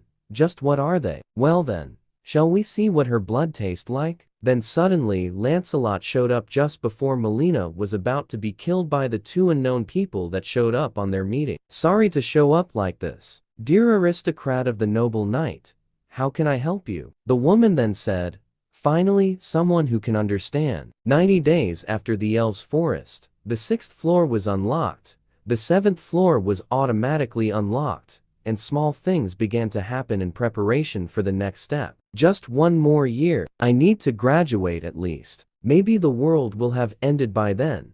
Suddenly, a system notification came in and said, "The long-awaited Veteran Corporation shareholders meeting will begin soon. Employees gather at the 1st floor by the Moon Lake by 14 o'clock. We'll do a short introduction first, and each one of you can report what happened. I'm Kim, a proxy guildmaster of the Black Crow Guild. And I've gotten information that Zhang from the Dangan Guild 2nd Attack Squad has entered the 7th floor. According to the information, He's trying to find some kind of feather. The Tower of Trials 7th floor tundra. If you make it from the starting point to the end, the next floors opens up. But the 7th floor is infamous for requiring a lot of time and preparation for the raid due to its harsh environment. A feather? It must be the phoenix feather. Well, the blessing of flames would be really helpful when going through the 7th floor. I'm Takeshi from the Samurai Guild. It is an honor to be able to see you again. I've stolen the item that you wanted from the Temple of Medusa. I'm sure they're in a frenzy because of their national treasure disappearing. I don't have a use for this right now that I have the canine, but I guess I can trade it off for something useful later. I'm Andrea, in charge of the 5th floor. The organization of power is complete on the 5th floor. There are almost no player coming in the 5th floor, but I'm increasing our forces in case there are any. What do you mean that you are in charge of the 5th floor? Andrea here is the boss of the 5th floor, Andrea. Floor management must be a lot of work. This is Melina from the Demonic Human Association. So stop stalling and give me the report. There was an incident that happened on the Demonic Human Association meeting, and there was a higher floor organization that approached us. We're the blood relatives of the Decasus family who worship Amulam. If you help us, we will make sure that you obtain what you want. And I've heard that you need a relic from the 11th floor. How intriguing. Then can you please tell us what it is you want from us? A prisoner we had on the 1st floor ruins escaped, and you guys are gonna need to help us in catching the escapee. Those Decasus guys, they're one of the pieces of shakes that betrayed me. I will find them and tear them to pieces. We need to be careful for now. I don't have enough mana to fully embody your powers, and revealing ourselves to those guys is more dangerous for us than for them right now. And you're gonna have to refrain from coming out of the necklace for a bit. On the Tower of Trials 7th floor tundra, the Eastern Sea is also blocked, and there are too many glaciers for us to get through, and the temperature's too low and it's humid too, so it's hard to start a fire. On top of that, the supply route to the gate is invisible due to the snowstorm. Player Jin, what brings you here? Said by Jang. Jin replied to him with, I'm here to clear this floor, of course, and I see why you guys were struggling so hard. I'm telling you now, we don't need help. We can do this on our own just fine. I never said that I was helping you, so don't assume. And I'm just interested in the phoenix feather, and you guys just happen to be in my way. This place is our exclusive route. Are you saying you're gonna invade our territory? You talk really funny. Someone listening in might think the 7th floor is the Dangan Guild's property or something. Or you can try to stop me if you can. This is a person from the Dangan Guild's traces. But there is no body here. There is something going on here. It sure is nice to have an S-rank player around. What a relief. Jin said to them, did Jang order you guys to follow me? Don't lie when you're not good at it. And he told you to follow me so you can figure out how to obtain the phoenix feather. Seeing as you guys came here despite this place is dangerous, that's the only reasonable explanation. Well, I'm not scolding you or anything. There seems to be a more annoying problem than obtaining the phoenix feather right now. Did you see the big boulder outside? That is the mark of an ice troll. And that mark is the mark of the Frostblade tribe, the strongest of the ice trolls. And this place is the only route to the island with the phoenix feather. And the ice trolls are trying to obtain the phoenix feather despite having ice resistance. Something is off here. Then suddenly 3 spears approaches the igloo that they were staying at. Jin then activated his skill, the glacier formation, to repel the spears that is approaching the igloo. Then he walk outside to see who is attacking them. Jin is then once again being attacked as he walks near the attacker and said, you should know by now that this won't work. I think you should come out. The attackers showed themselves and they are the vampires who came to visit the Demonic Human Association, and said, so you are Jin. Alice wants to come out of the ring to face those vampires who backstab her and put her into prison, but Jin calmed her. Then Jin activated his skill, Eye of Gluttony. There's big enough level difference that just looking at his stat window, using the Eye of Gluttony, and this skill uses up a lot of mana. And these copy condition requirements are hard, and each one has so many penalties. The copy condition is survive after saying 4 or more death flag worthy things. If successful, you can copy one of the opponent's skills. Each saying will temporarily lock one of your already possessed skills. You have accomplished the first death flag saying. The 1000 poison has been locked. Jin is then attacked by one of the ice trolls, but he is able to defend himself from the attack. While watching how Jin fight, the girl vampire said, "How can blood smell so sweet? I'm getting more and more interested in you. Jin, I heard a lot about you from the demonic humans. You're apparently pretty strong for a human. My name is Lerda Bershin. I'm affiliated with Decasus, and I'm Ophelia. I have the same affiliation as him. Is this all you're doing? Involving ice trolls and kidnapping humans? Straight to the point. And you don't seem surprised by us? Well, you can say it's a trap we created just for you. So I think you're right. A trap to ensnare someone skilled enough to notice unnatural events in Tundra. The demonic humans told me the names of the people who made it out alive on the Hall of the Deprave. We're certain that one of those who made it out alive helped Alice von Ataraxia escape. And coincidentally, you're the first one to come to this place. I will tell you this now, but you shouldn't expect help from the other humans outside the forest. The demonic humans should be there to get rid of them soon. Let me ask you this.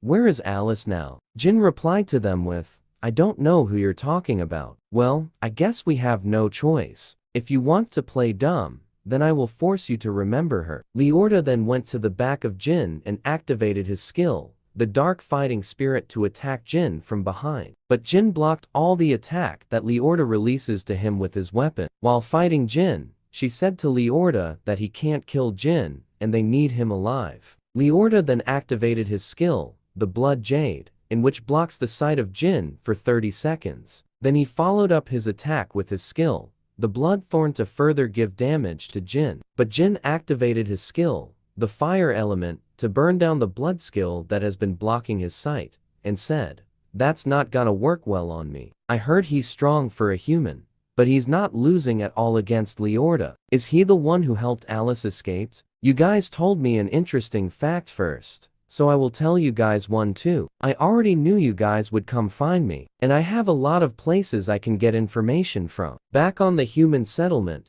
the camp is being attacked by the demonic humans, but the group of Jin is there to defend it. Teresa buffs everyone on the battlefield, which gives them an upper hand since Teresa is using a divine power against the demonic humans. This disgusting feeling is divine power. But where could it come from? Leorda then activated his skill, the Blood Pool, and engulfed Jin with it. Both vampires are now in panic and said, The divine power created a variable we didn't expect. We need to retreat for now and change the plan. Jin then casted his skill, the Fire Element, to negate the Blood Pool and said, I thought I already said that won't work on me. While the two vampires are trying to run away, Jin then casted his skill, the Daylight, and attacked them with it. After firing the Daylight, Jin then asked himself if he got rid of the two vampires or not. A system notification then said, You have accomplished the second death flag, and the Fire Element skill has been blocked. Teresa said, Captain Zhang,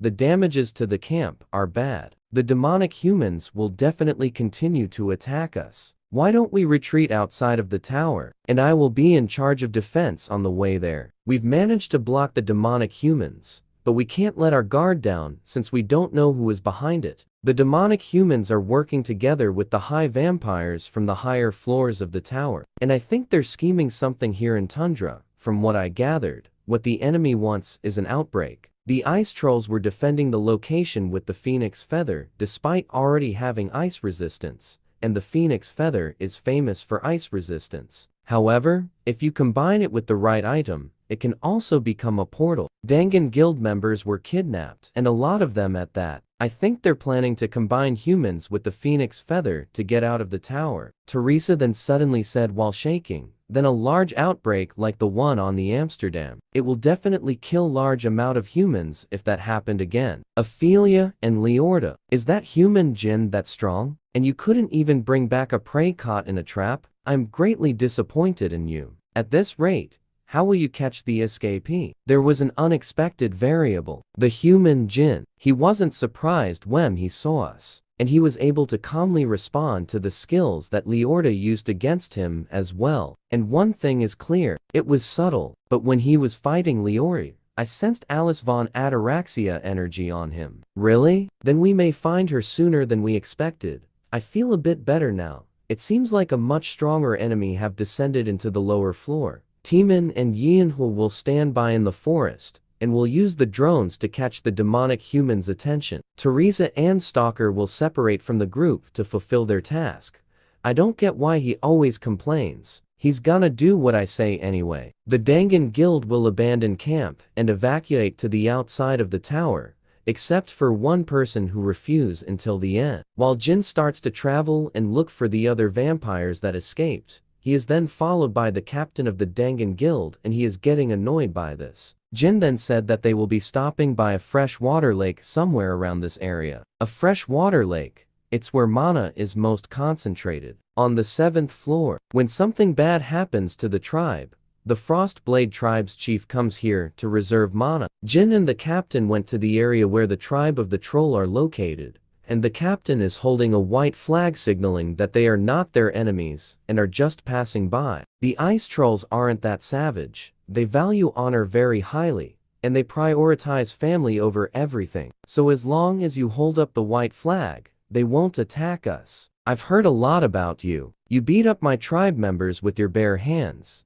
You seem pretty strong. Why did you surrender so easily? Jin then took the flag from the captain and then throw it into the ground. I have no intention of actually surrendering. I only pretended to have done so in order to come here without fighting anyone. Are you saying you lied? Don't you know the honor of a warrior? How can you stand in front of me with such confidence after committing a dishonorable act? Meet your death with honor in order to wash away the dishonorable action.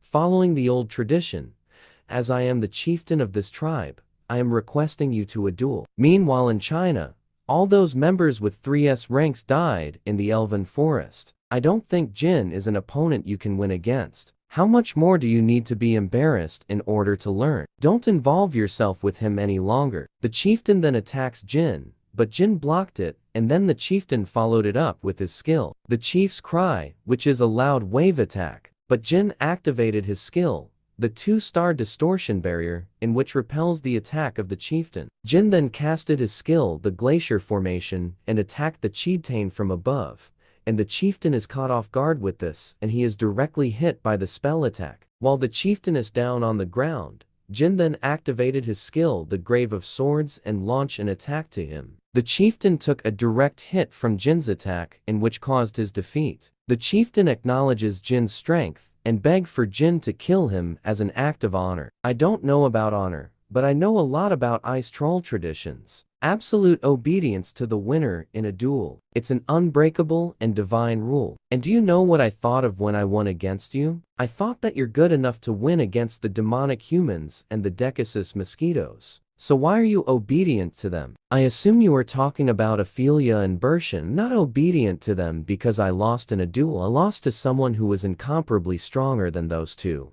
That's why I'm obedient to them. His name is Michael, a high-class kin of the Decasus family. As long as he exists, I stand no chance against him. Even if our entire tribe were to fight alongside me, I know there's no hope for neither me nor my tribe, so at least grant me an honorable death. You said you're Calico, right? To hell with the honorable death thing. Let's do one thing together. I will help you take back a future for you and your tribe. But you have to obey me anyways, right? But first, I will have to leave that guy to you as a collateral. Isn't something off? The drones that are scouting are being detected by us continually. Isn't scouting supposed to be a discreet thing? What do you think, Sir Michael? You're pretty smart for a human. Ophelia, go to the freshwater lake. We haven't gotten any messages from the Frostblade tribe in a while. It seems Jin is bringing them to his side.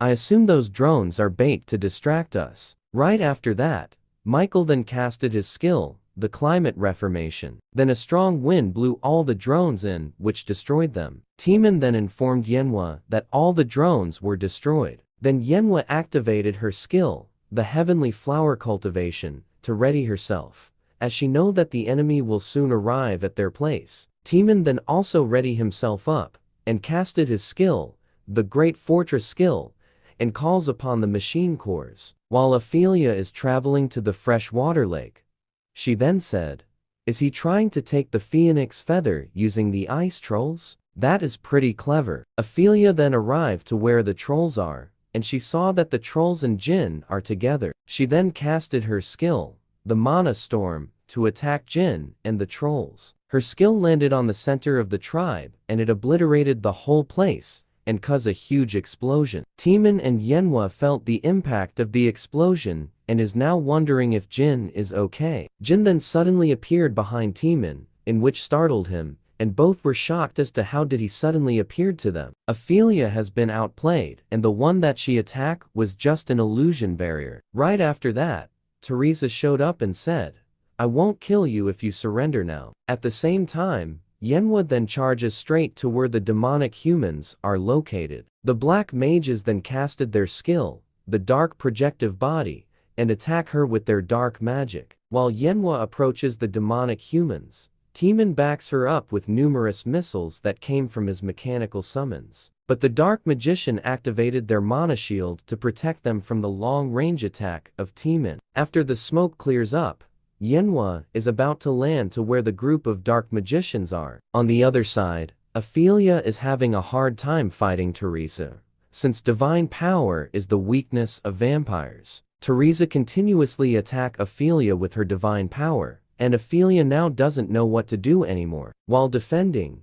Ophelia then flew to a huge boulder of rock as she defends herself from the attacks of Teresa, and she is getting annoyed by this. Did you know that, while we are here fighting, the demonic humans were attacking your teammates? They're probably begging to be spared right now. Teresa just smiled at her and said, "There is no way that my teammates are that weak." Meanwhile, Yenhua is beating the crap out of each demonic humans that she faces, and they are having a hard time battling with her in a hand-to-hand fight. She's basically a monster. She's not losing at all, despite fighting all of us just by herself. But I don't see Teresa here, so we will be able to win. It was convenient with Teresa here because of her buff magic, but it's starting to get a bit hard. Yenhua then calls Timin for some backup. Then numerous mana anti-tank landmine was dropped to where the demonic humans are. Then multiple explosions happen across the battlefield. But before that happens, Yenhua had already run away from the area. Lancelot saw that Yenhua is running away,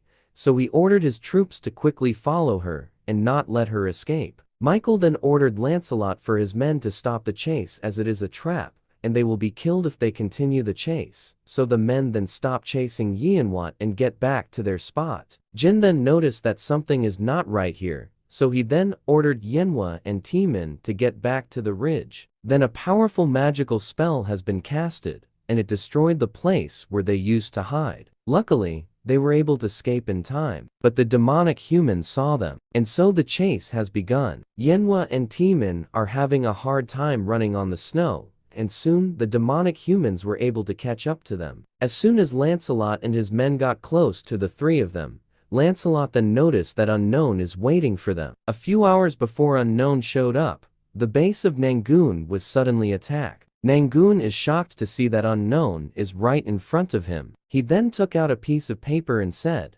"Listen up, Zhonghua Guild, you weaklings. Is this guild really supposed to be the strongest in China? You do better running a restaurant. Don't ever show yourself in front of me again. If you're mad, then come to the 7th floor of the Tower of Trials right now. You'll be facing not only me, but also Jin, who is the strongest in the universe, and will beat you to a pulp." Then there was a huge explosion that happened in which destroyed the base of Nangoon. At this moment, Nangoon brought all his members and headed to where Jin and his friends are. Lancelot is confused as there are a lot of hunters that are grouped up with Jin, as he never received any information that Unknown had an ally with these much hunters. Jin then talked to Nangoon and pretended that the demonic humans are his allies. Nangoon is pretty pissed about this since he thought that it would only be Jin and Unknown, but he saw a lot of hunters too. The little misunderstandings created made the demonic humans and Zhonghua Guild fight each other without even understanding why,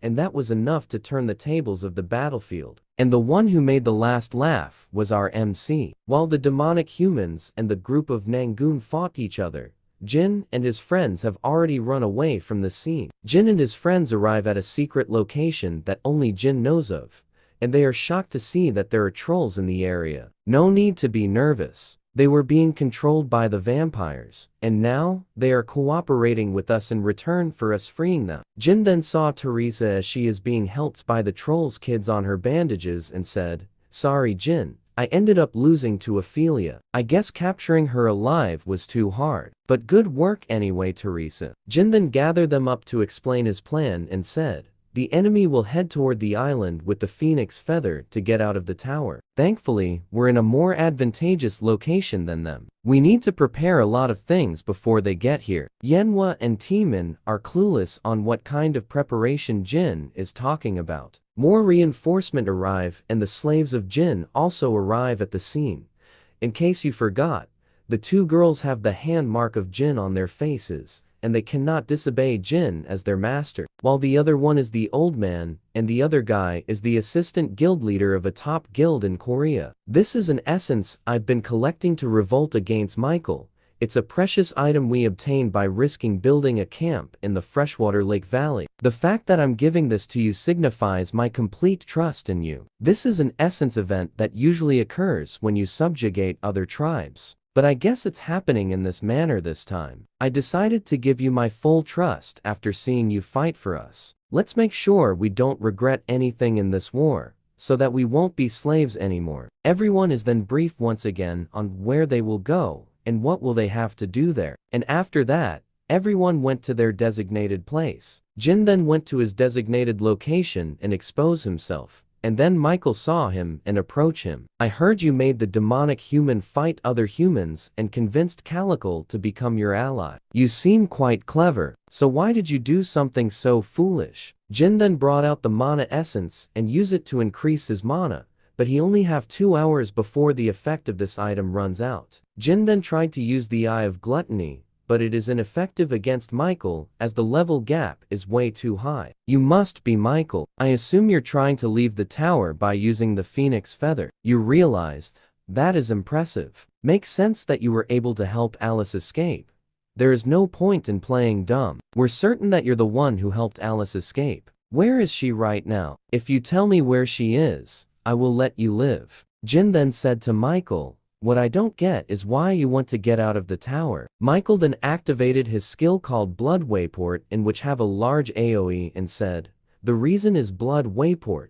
It's a technique that takes human blood as a sacrifice to form a creature. It was rather easy to find sacrifices since humans came to me on their own. We call these creatures that are without reason ghostlers. We need the phoenix feather to send these ghostlers out of the tower and get more human blood from outside the tower. We will keep creating ghostlers using human blood until we have a military that can conquer this tower." Jin thinks excessively and said, "I've never seen this pattern before. Did the existence of humans outside the tower become a variable in this situation?" Michael then ordered the ghostlers to find the phoenix feather for him, and so the ghostlers quickly looked for the item. While the creatures were looking for the item, they were gunned down by the summon of Timin, and the rest of Jin's party are also waiting for them. "You made some really annoying creatures, but it's okay. I have no intentions at all to give you the phoenix feather." Michael then noticed that his creatures were defeated and said, "What have you hidden in the forest?" While Michael is not looking, Jin then casted his skill the Daylight and attacked Michael with it. Michael then summoned a huge hand that is made of blood to block the attack of Jin. Michael is furious about the cheap shot that Jin made and said, "I'll beat you up until you beg for me to kill you." The other members of Jin's group is also facing the ghostlers, and they are having a hard time fighting the ghostler since their combat level is way lower than the rest of Jin's group. Why are they so many? No one said anything about this during the briefing. Uni, how's it looking on your side? Gramps is doing really well against the monsters because their types are a good matchup for him. But I think we'll still need like 20 minutes. Teresa is surrounded by the ghostlers, and one of them manages to sneak on the back of Teresa and bit her shoulder. Teresa then activated her skill, the Sacred Explosion, in which cause a huge AoE divine damage to her enemies nearby. After that, all the ghostlers that surrounded her melted, but she lost significant amount of mana upon activating her skill. At the same time, Jin then started to approach as Michael, but Michael casted his skill the Fist of Blood, in which summoned multiple Blood Fist. The Blood Fist attacked Jin, but he dodges it, and then Jin jumped into the air, but the Blood Fist follows him and surrounded him quickly. The Blood Fist then grab hold of Jin, but while keeping Jin at his place, a white light appeared while the Blood Fist is holding Jin. Jin then activated his skill, the Blessing of the Star, in which destroyed the Blood Fist. Michael saw this and said, "So you also know how to use divine skills too?" Upon landing on the ground, Jin then immediately attacked Michael, but Michael dodges it, and then Michael noticed something about Jin. "I see that you are not a normal human, and you look glad that your attack didn't work." Ophelia and Bershin arrive at the scene and inform to Michael that they just finished with the procedure. Michael then ordered them both to unsheath their swords and they will attack Jin all together. Both of them wonder as this is the first time Michael said this to them. Bershin and Ophelia took the front line to face Jin, and Jin said, 3 against 1. That is kinda unfair, don't you think? You say that, but you look happy about it. This is your last chance to confess where Alice is, and then I will let you live. Jin replied to him with, "I don't know where Alice is." A blood fist suddenly appeared on the back of Jin, but Jin noticed this and quickly sliced it into half. Right after that, Bershin quickly attacked him and asked Jin about where is Alice. Ophelia then went to the back of Jin, but he didn't notice this. Then he said, "I said I'm innocent. How many times do I have to tell you that I don't know?" Then, a blood fist appeared on the side of Jin and attacked him. Jin is then hit by the attack and flew from the impact. Jin manages to gain his posture back before landing. Then Michael said, "I guess I will have to keep beating you up until you tell me where Alice is." The three of them continuously gang up on Jin, and Jin continued to defend himself and endure all the attacks that are coming for him. At the same time, Jin's friend are finally finished with their preparations. A strong level 4 barrier with a large AoE has been set up, which is called the Present World Restraints has been casted, and the group of Michael is shocked about this spell barrier, and Michael is wondering when and how did Jin created such a powerful barrier. You all keep saying Alice this and Alice that. Do you all miss her that much? I hope you guys can settle things smoothly. She has been waiting for a long time, and she is actually really pissed. Jin then releases the restraint that he put on Alice, and then Alice gained an additional 20% more power upon the release of the restraint. Ophelia then said, "How can she still have this much power after all that time in the ruins? I, Alice von Ataraxia, have lost too much during my exile in the endless darkness. I will hold you guys responsible for all that you've done, you filthy traitors." At the same time, Jin called Jang and said, "It's finally time for you to be useful. I really need your help. Please find the magic crystal. That's the root of the magic procedure with Calical. You have to hurry up. We don't know how long the people can hold on." Upon hearing this, Calical then rushes towards the Ghostlers and summoned his transparent hammer to attack the incoming enemies. In one fell swoop, the Ghostlers were instantly defeated by Calical. Monster like these wouldn't be guarding the magic crystal. I have a few guesses, so let's check those out. A whole army of Ghostlers surrounded Alice,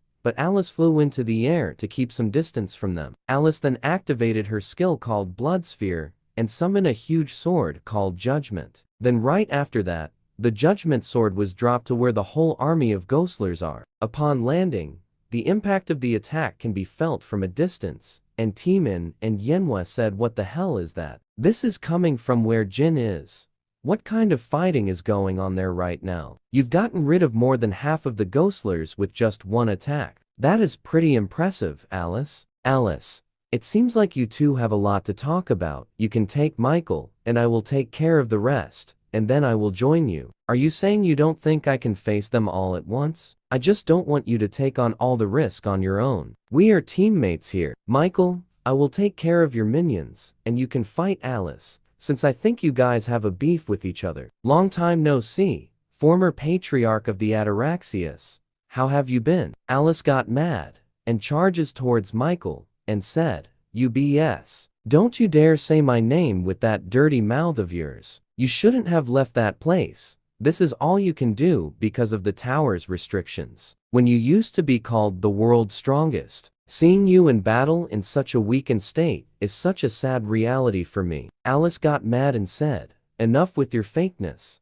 I can still win against you." She then casted her skill, the blood explosion and attack Michael. Michael was hit directly with the attack, but he is unhurt and said, "You're like this now because you strived after a foolish goal like that. You have the power to reach a much higher position, so why do you risk everything for some meaningless peace and balance? That was the problem with you. It is my turn now, Miss Alice. Please take a look at how much I've grown. We have left you alive because we wanted information, but since Alice is here, there is no need for you to be kept alive. Is that so? Then I will show you my real power too. What I've shown you until now was only 20% of what I am really capable of." A system notification suddenly came and said, "Mana blood-sucking was successfully copied," which allows the user to steal an opponent's mana for every successful attack. I kept you alive and took all the beatings to get this skill, the mana blood-sucking, a skill you must copy no matter what. If you come across vampires, Jin then combined the mana blood-sucking and the blessing of the star, and he is able to create a new skill called Soul Blood-Sucking, in which allows the user to steal mana when attacking an opponent, and steal a hidden stats called Spirit per hit. Ophelia then said, "This energy is the mana blood-sucking. That's a skill that only vampires can use. How can he use it?" Bershan then said, "That's not an ordinary mana bloodsucker. It's been combined with divine power." Jin then quickly attacked Bershan to try out his new skill. Upon hitting Bershan, Jin gained 0.3 mana, and he also gained 0.01 spirit due to the effect of the soul bloodsucking. The spirit?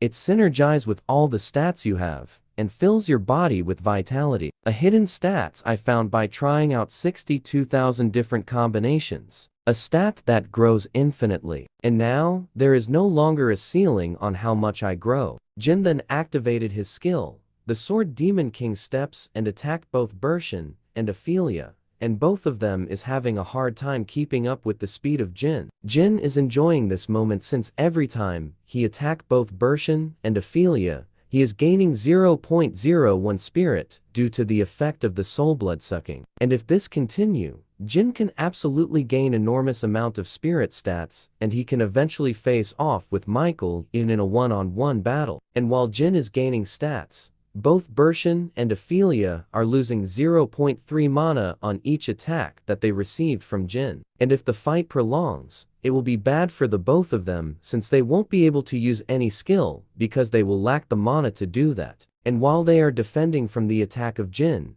Bershan then signal Ophelia to use her skill so that they could deal some damage to Jin. And they can't just stand still and be in this kind of situation. And when Ophelia heard what Bershan said, she then quickly casted her skill called Bloodthirst, which is a piercing attack that can deal significant damage if her opponent is directly hit by the skill. But unfortunately, Jin saw through the attack of Ophelia, and Jin was able to evade the attack, and it hit the boulder of rock behind him. Then he mocks Ophelia and said that, "Are you sure you are even trying to hit me?" Jin then took a quick glance to where Alice and Michael are fighting, and then mumbled and said, "I guess he's too much for Alice in her current state.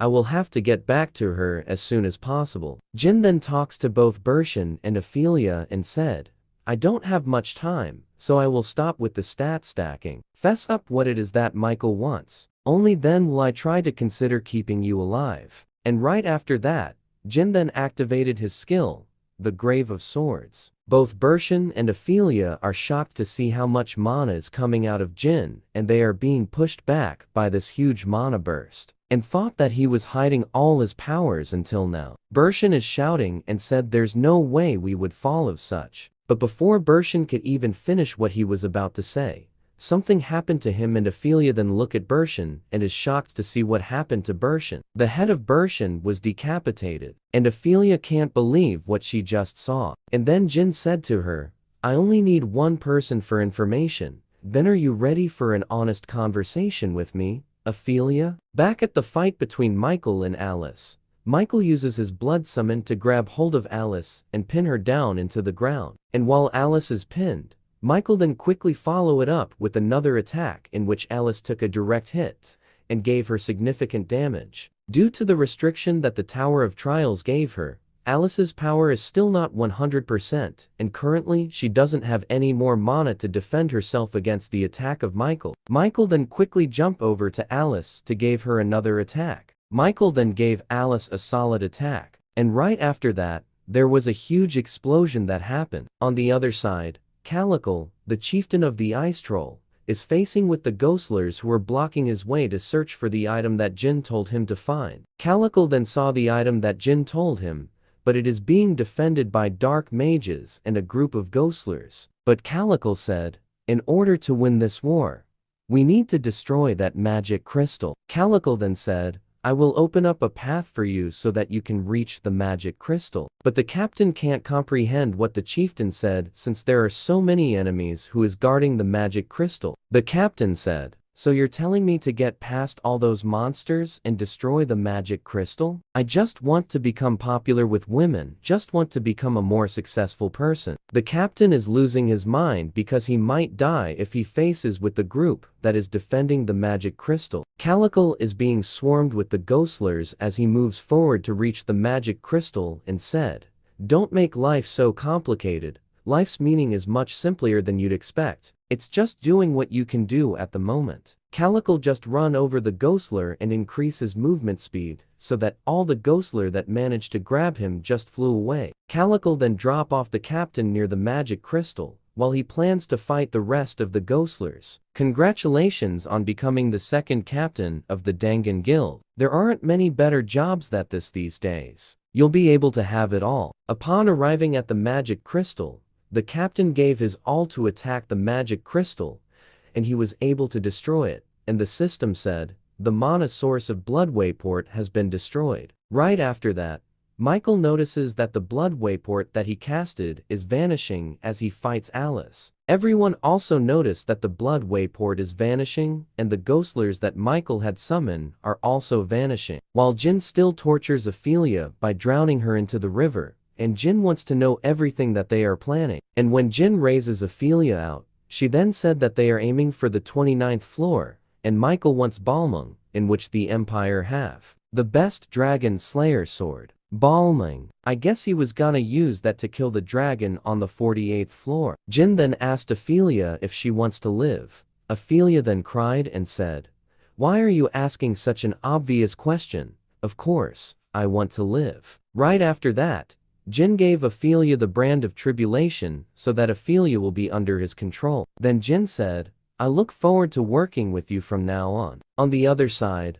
Michael grabbed hold of Alice and said, I'm sure you've enjoyed your little escape enough. It's now time to go back to where you belong, Miss Alice. But before he could do that, Jin arrived and cut off the blood summon that is holding Alice. Michael then wonders as Jin was able to cut off his summon, even though his summon was able to withstand Alice's attack. Jin then thanked Alice for holding this long enough, even though she still lacks in power, and right after that, Alice then lost consciousness. Jin is now ready to face off with Michael, and he still have 30 minutes left remaining on his Essence of Souls.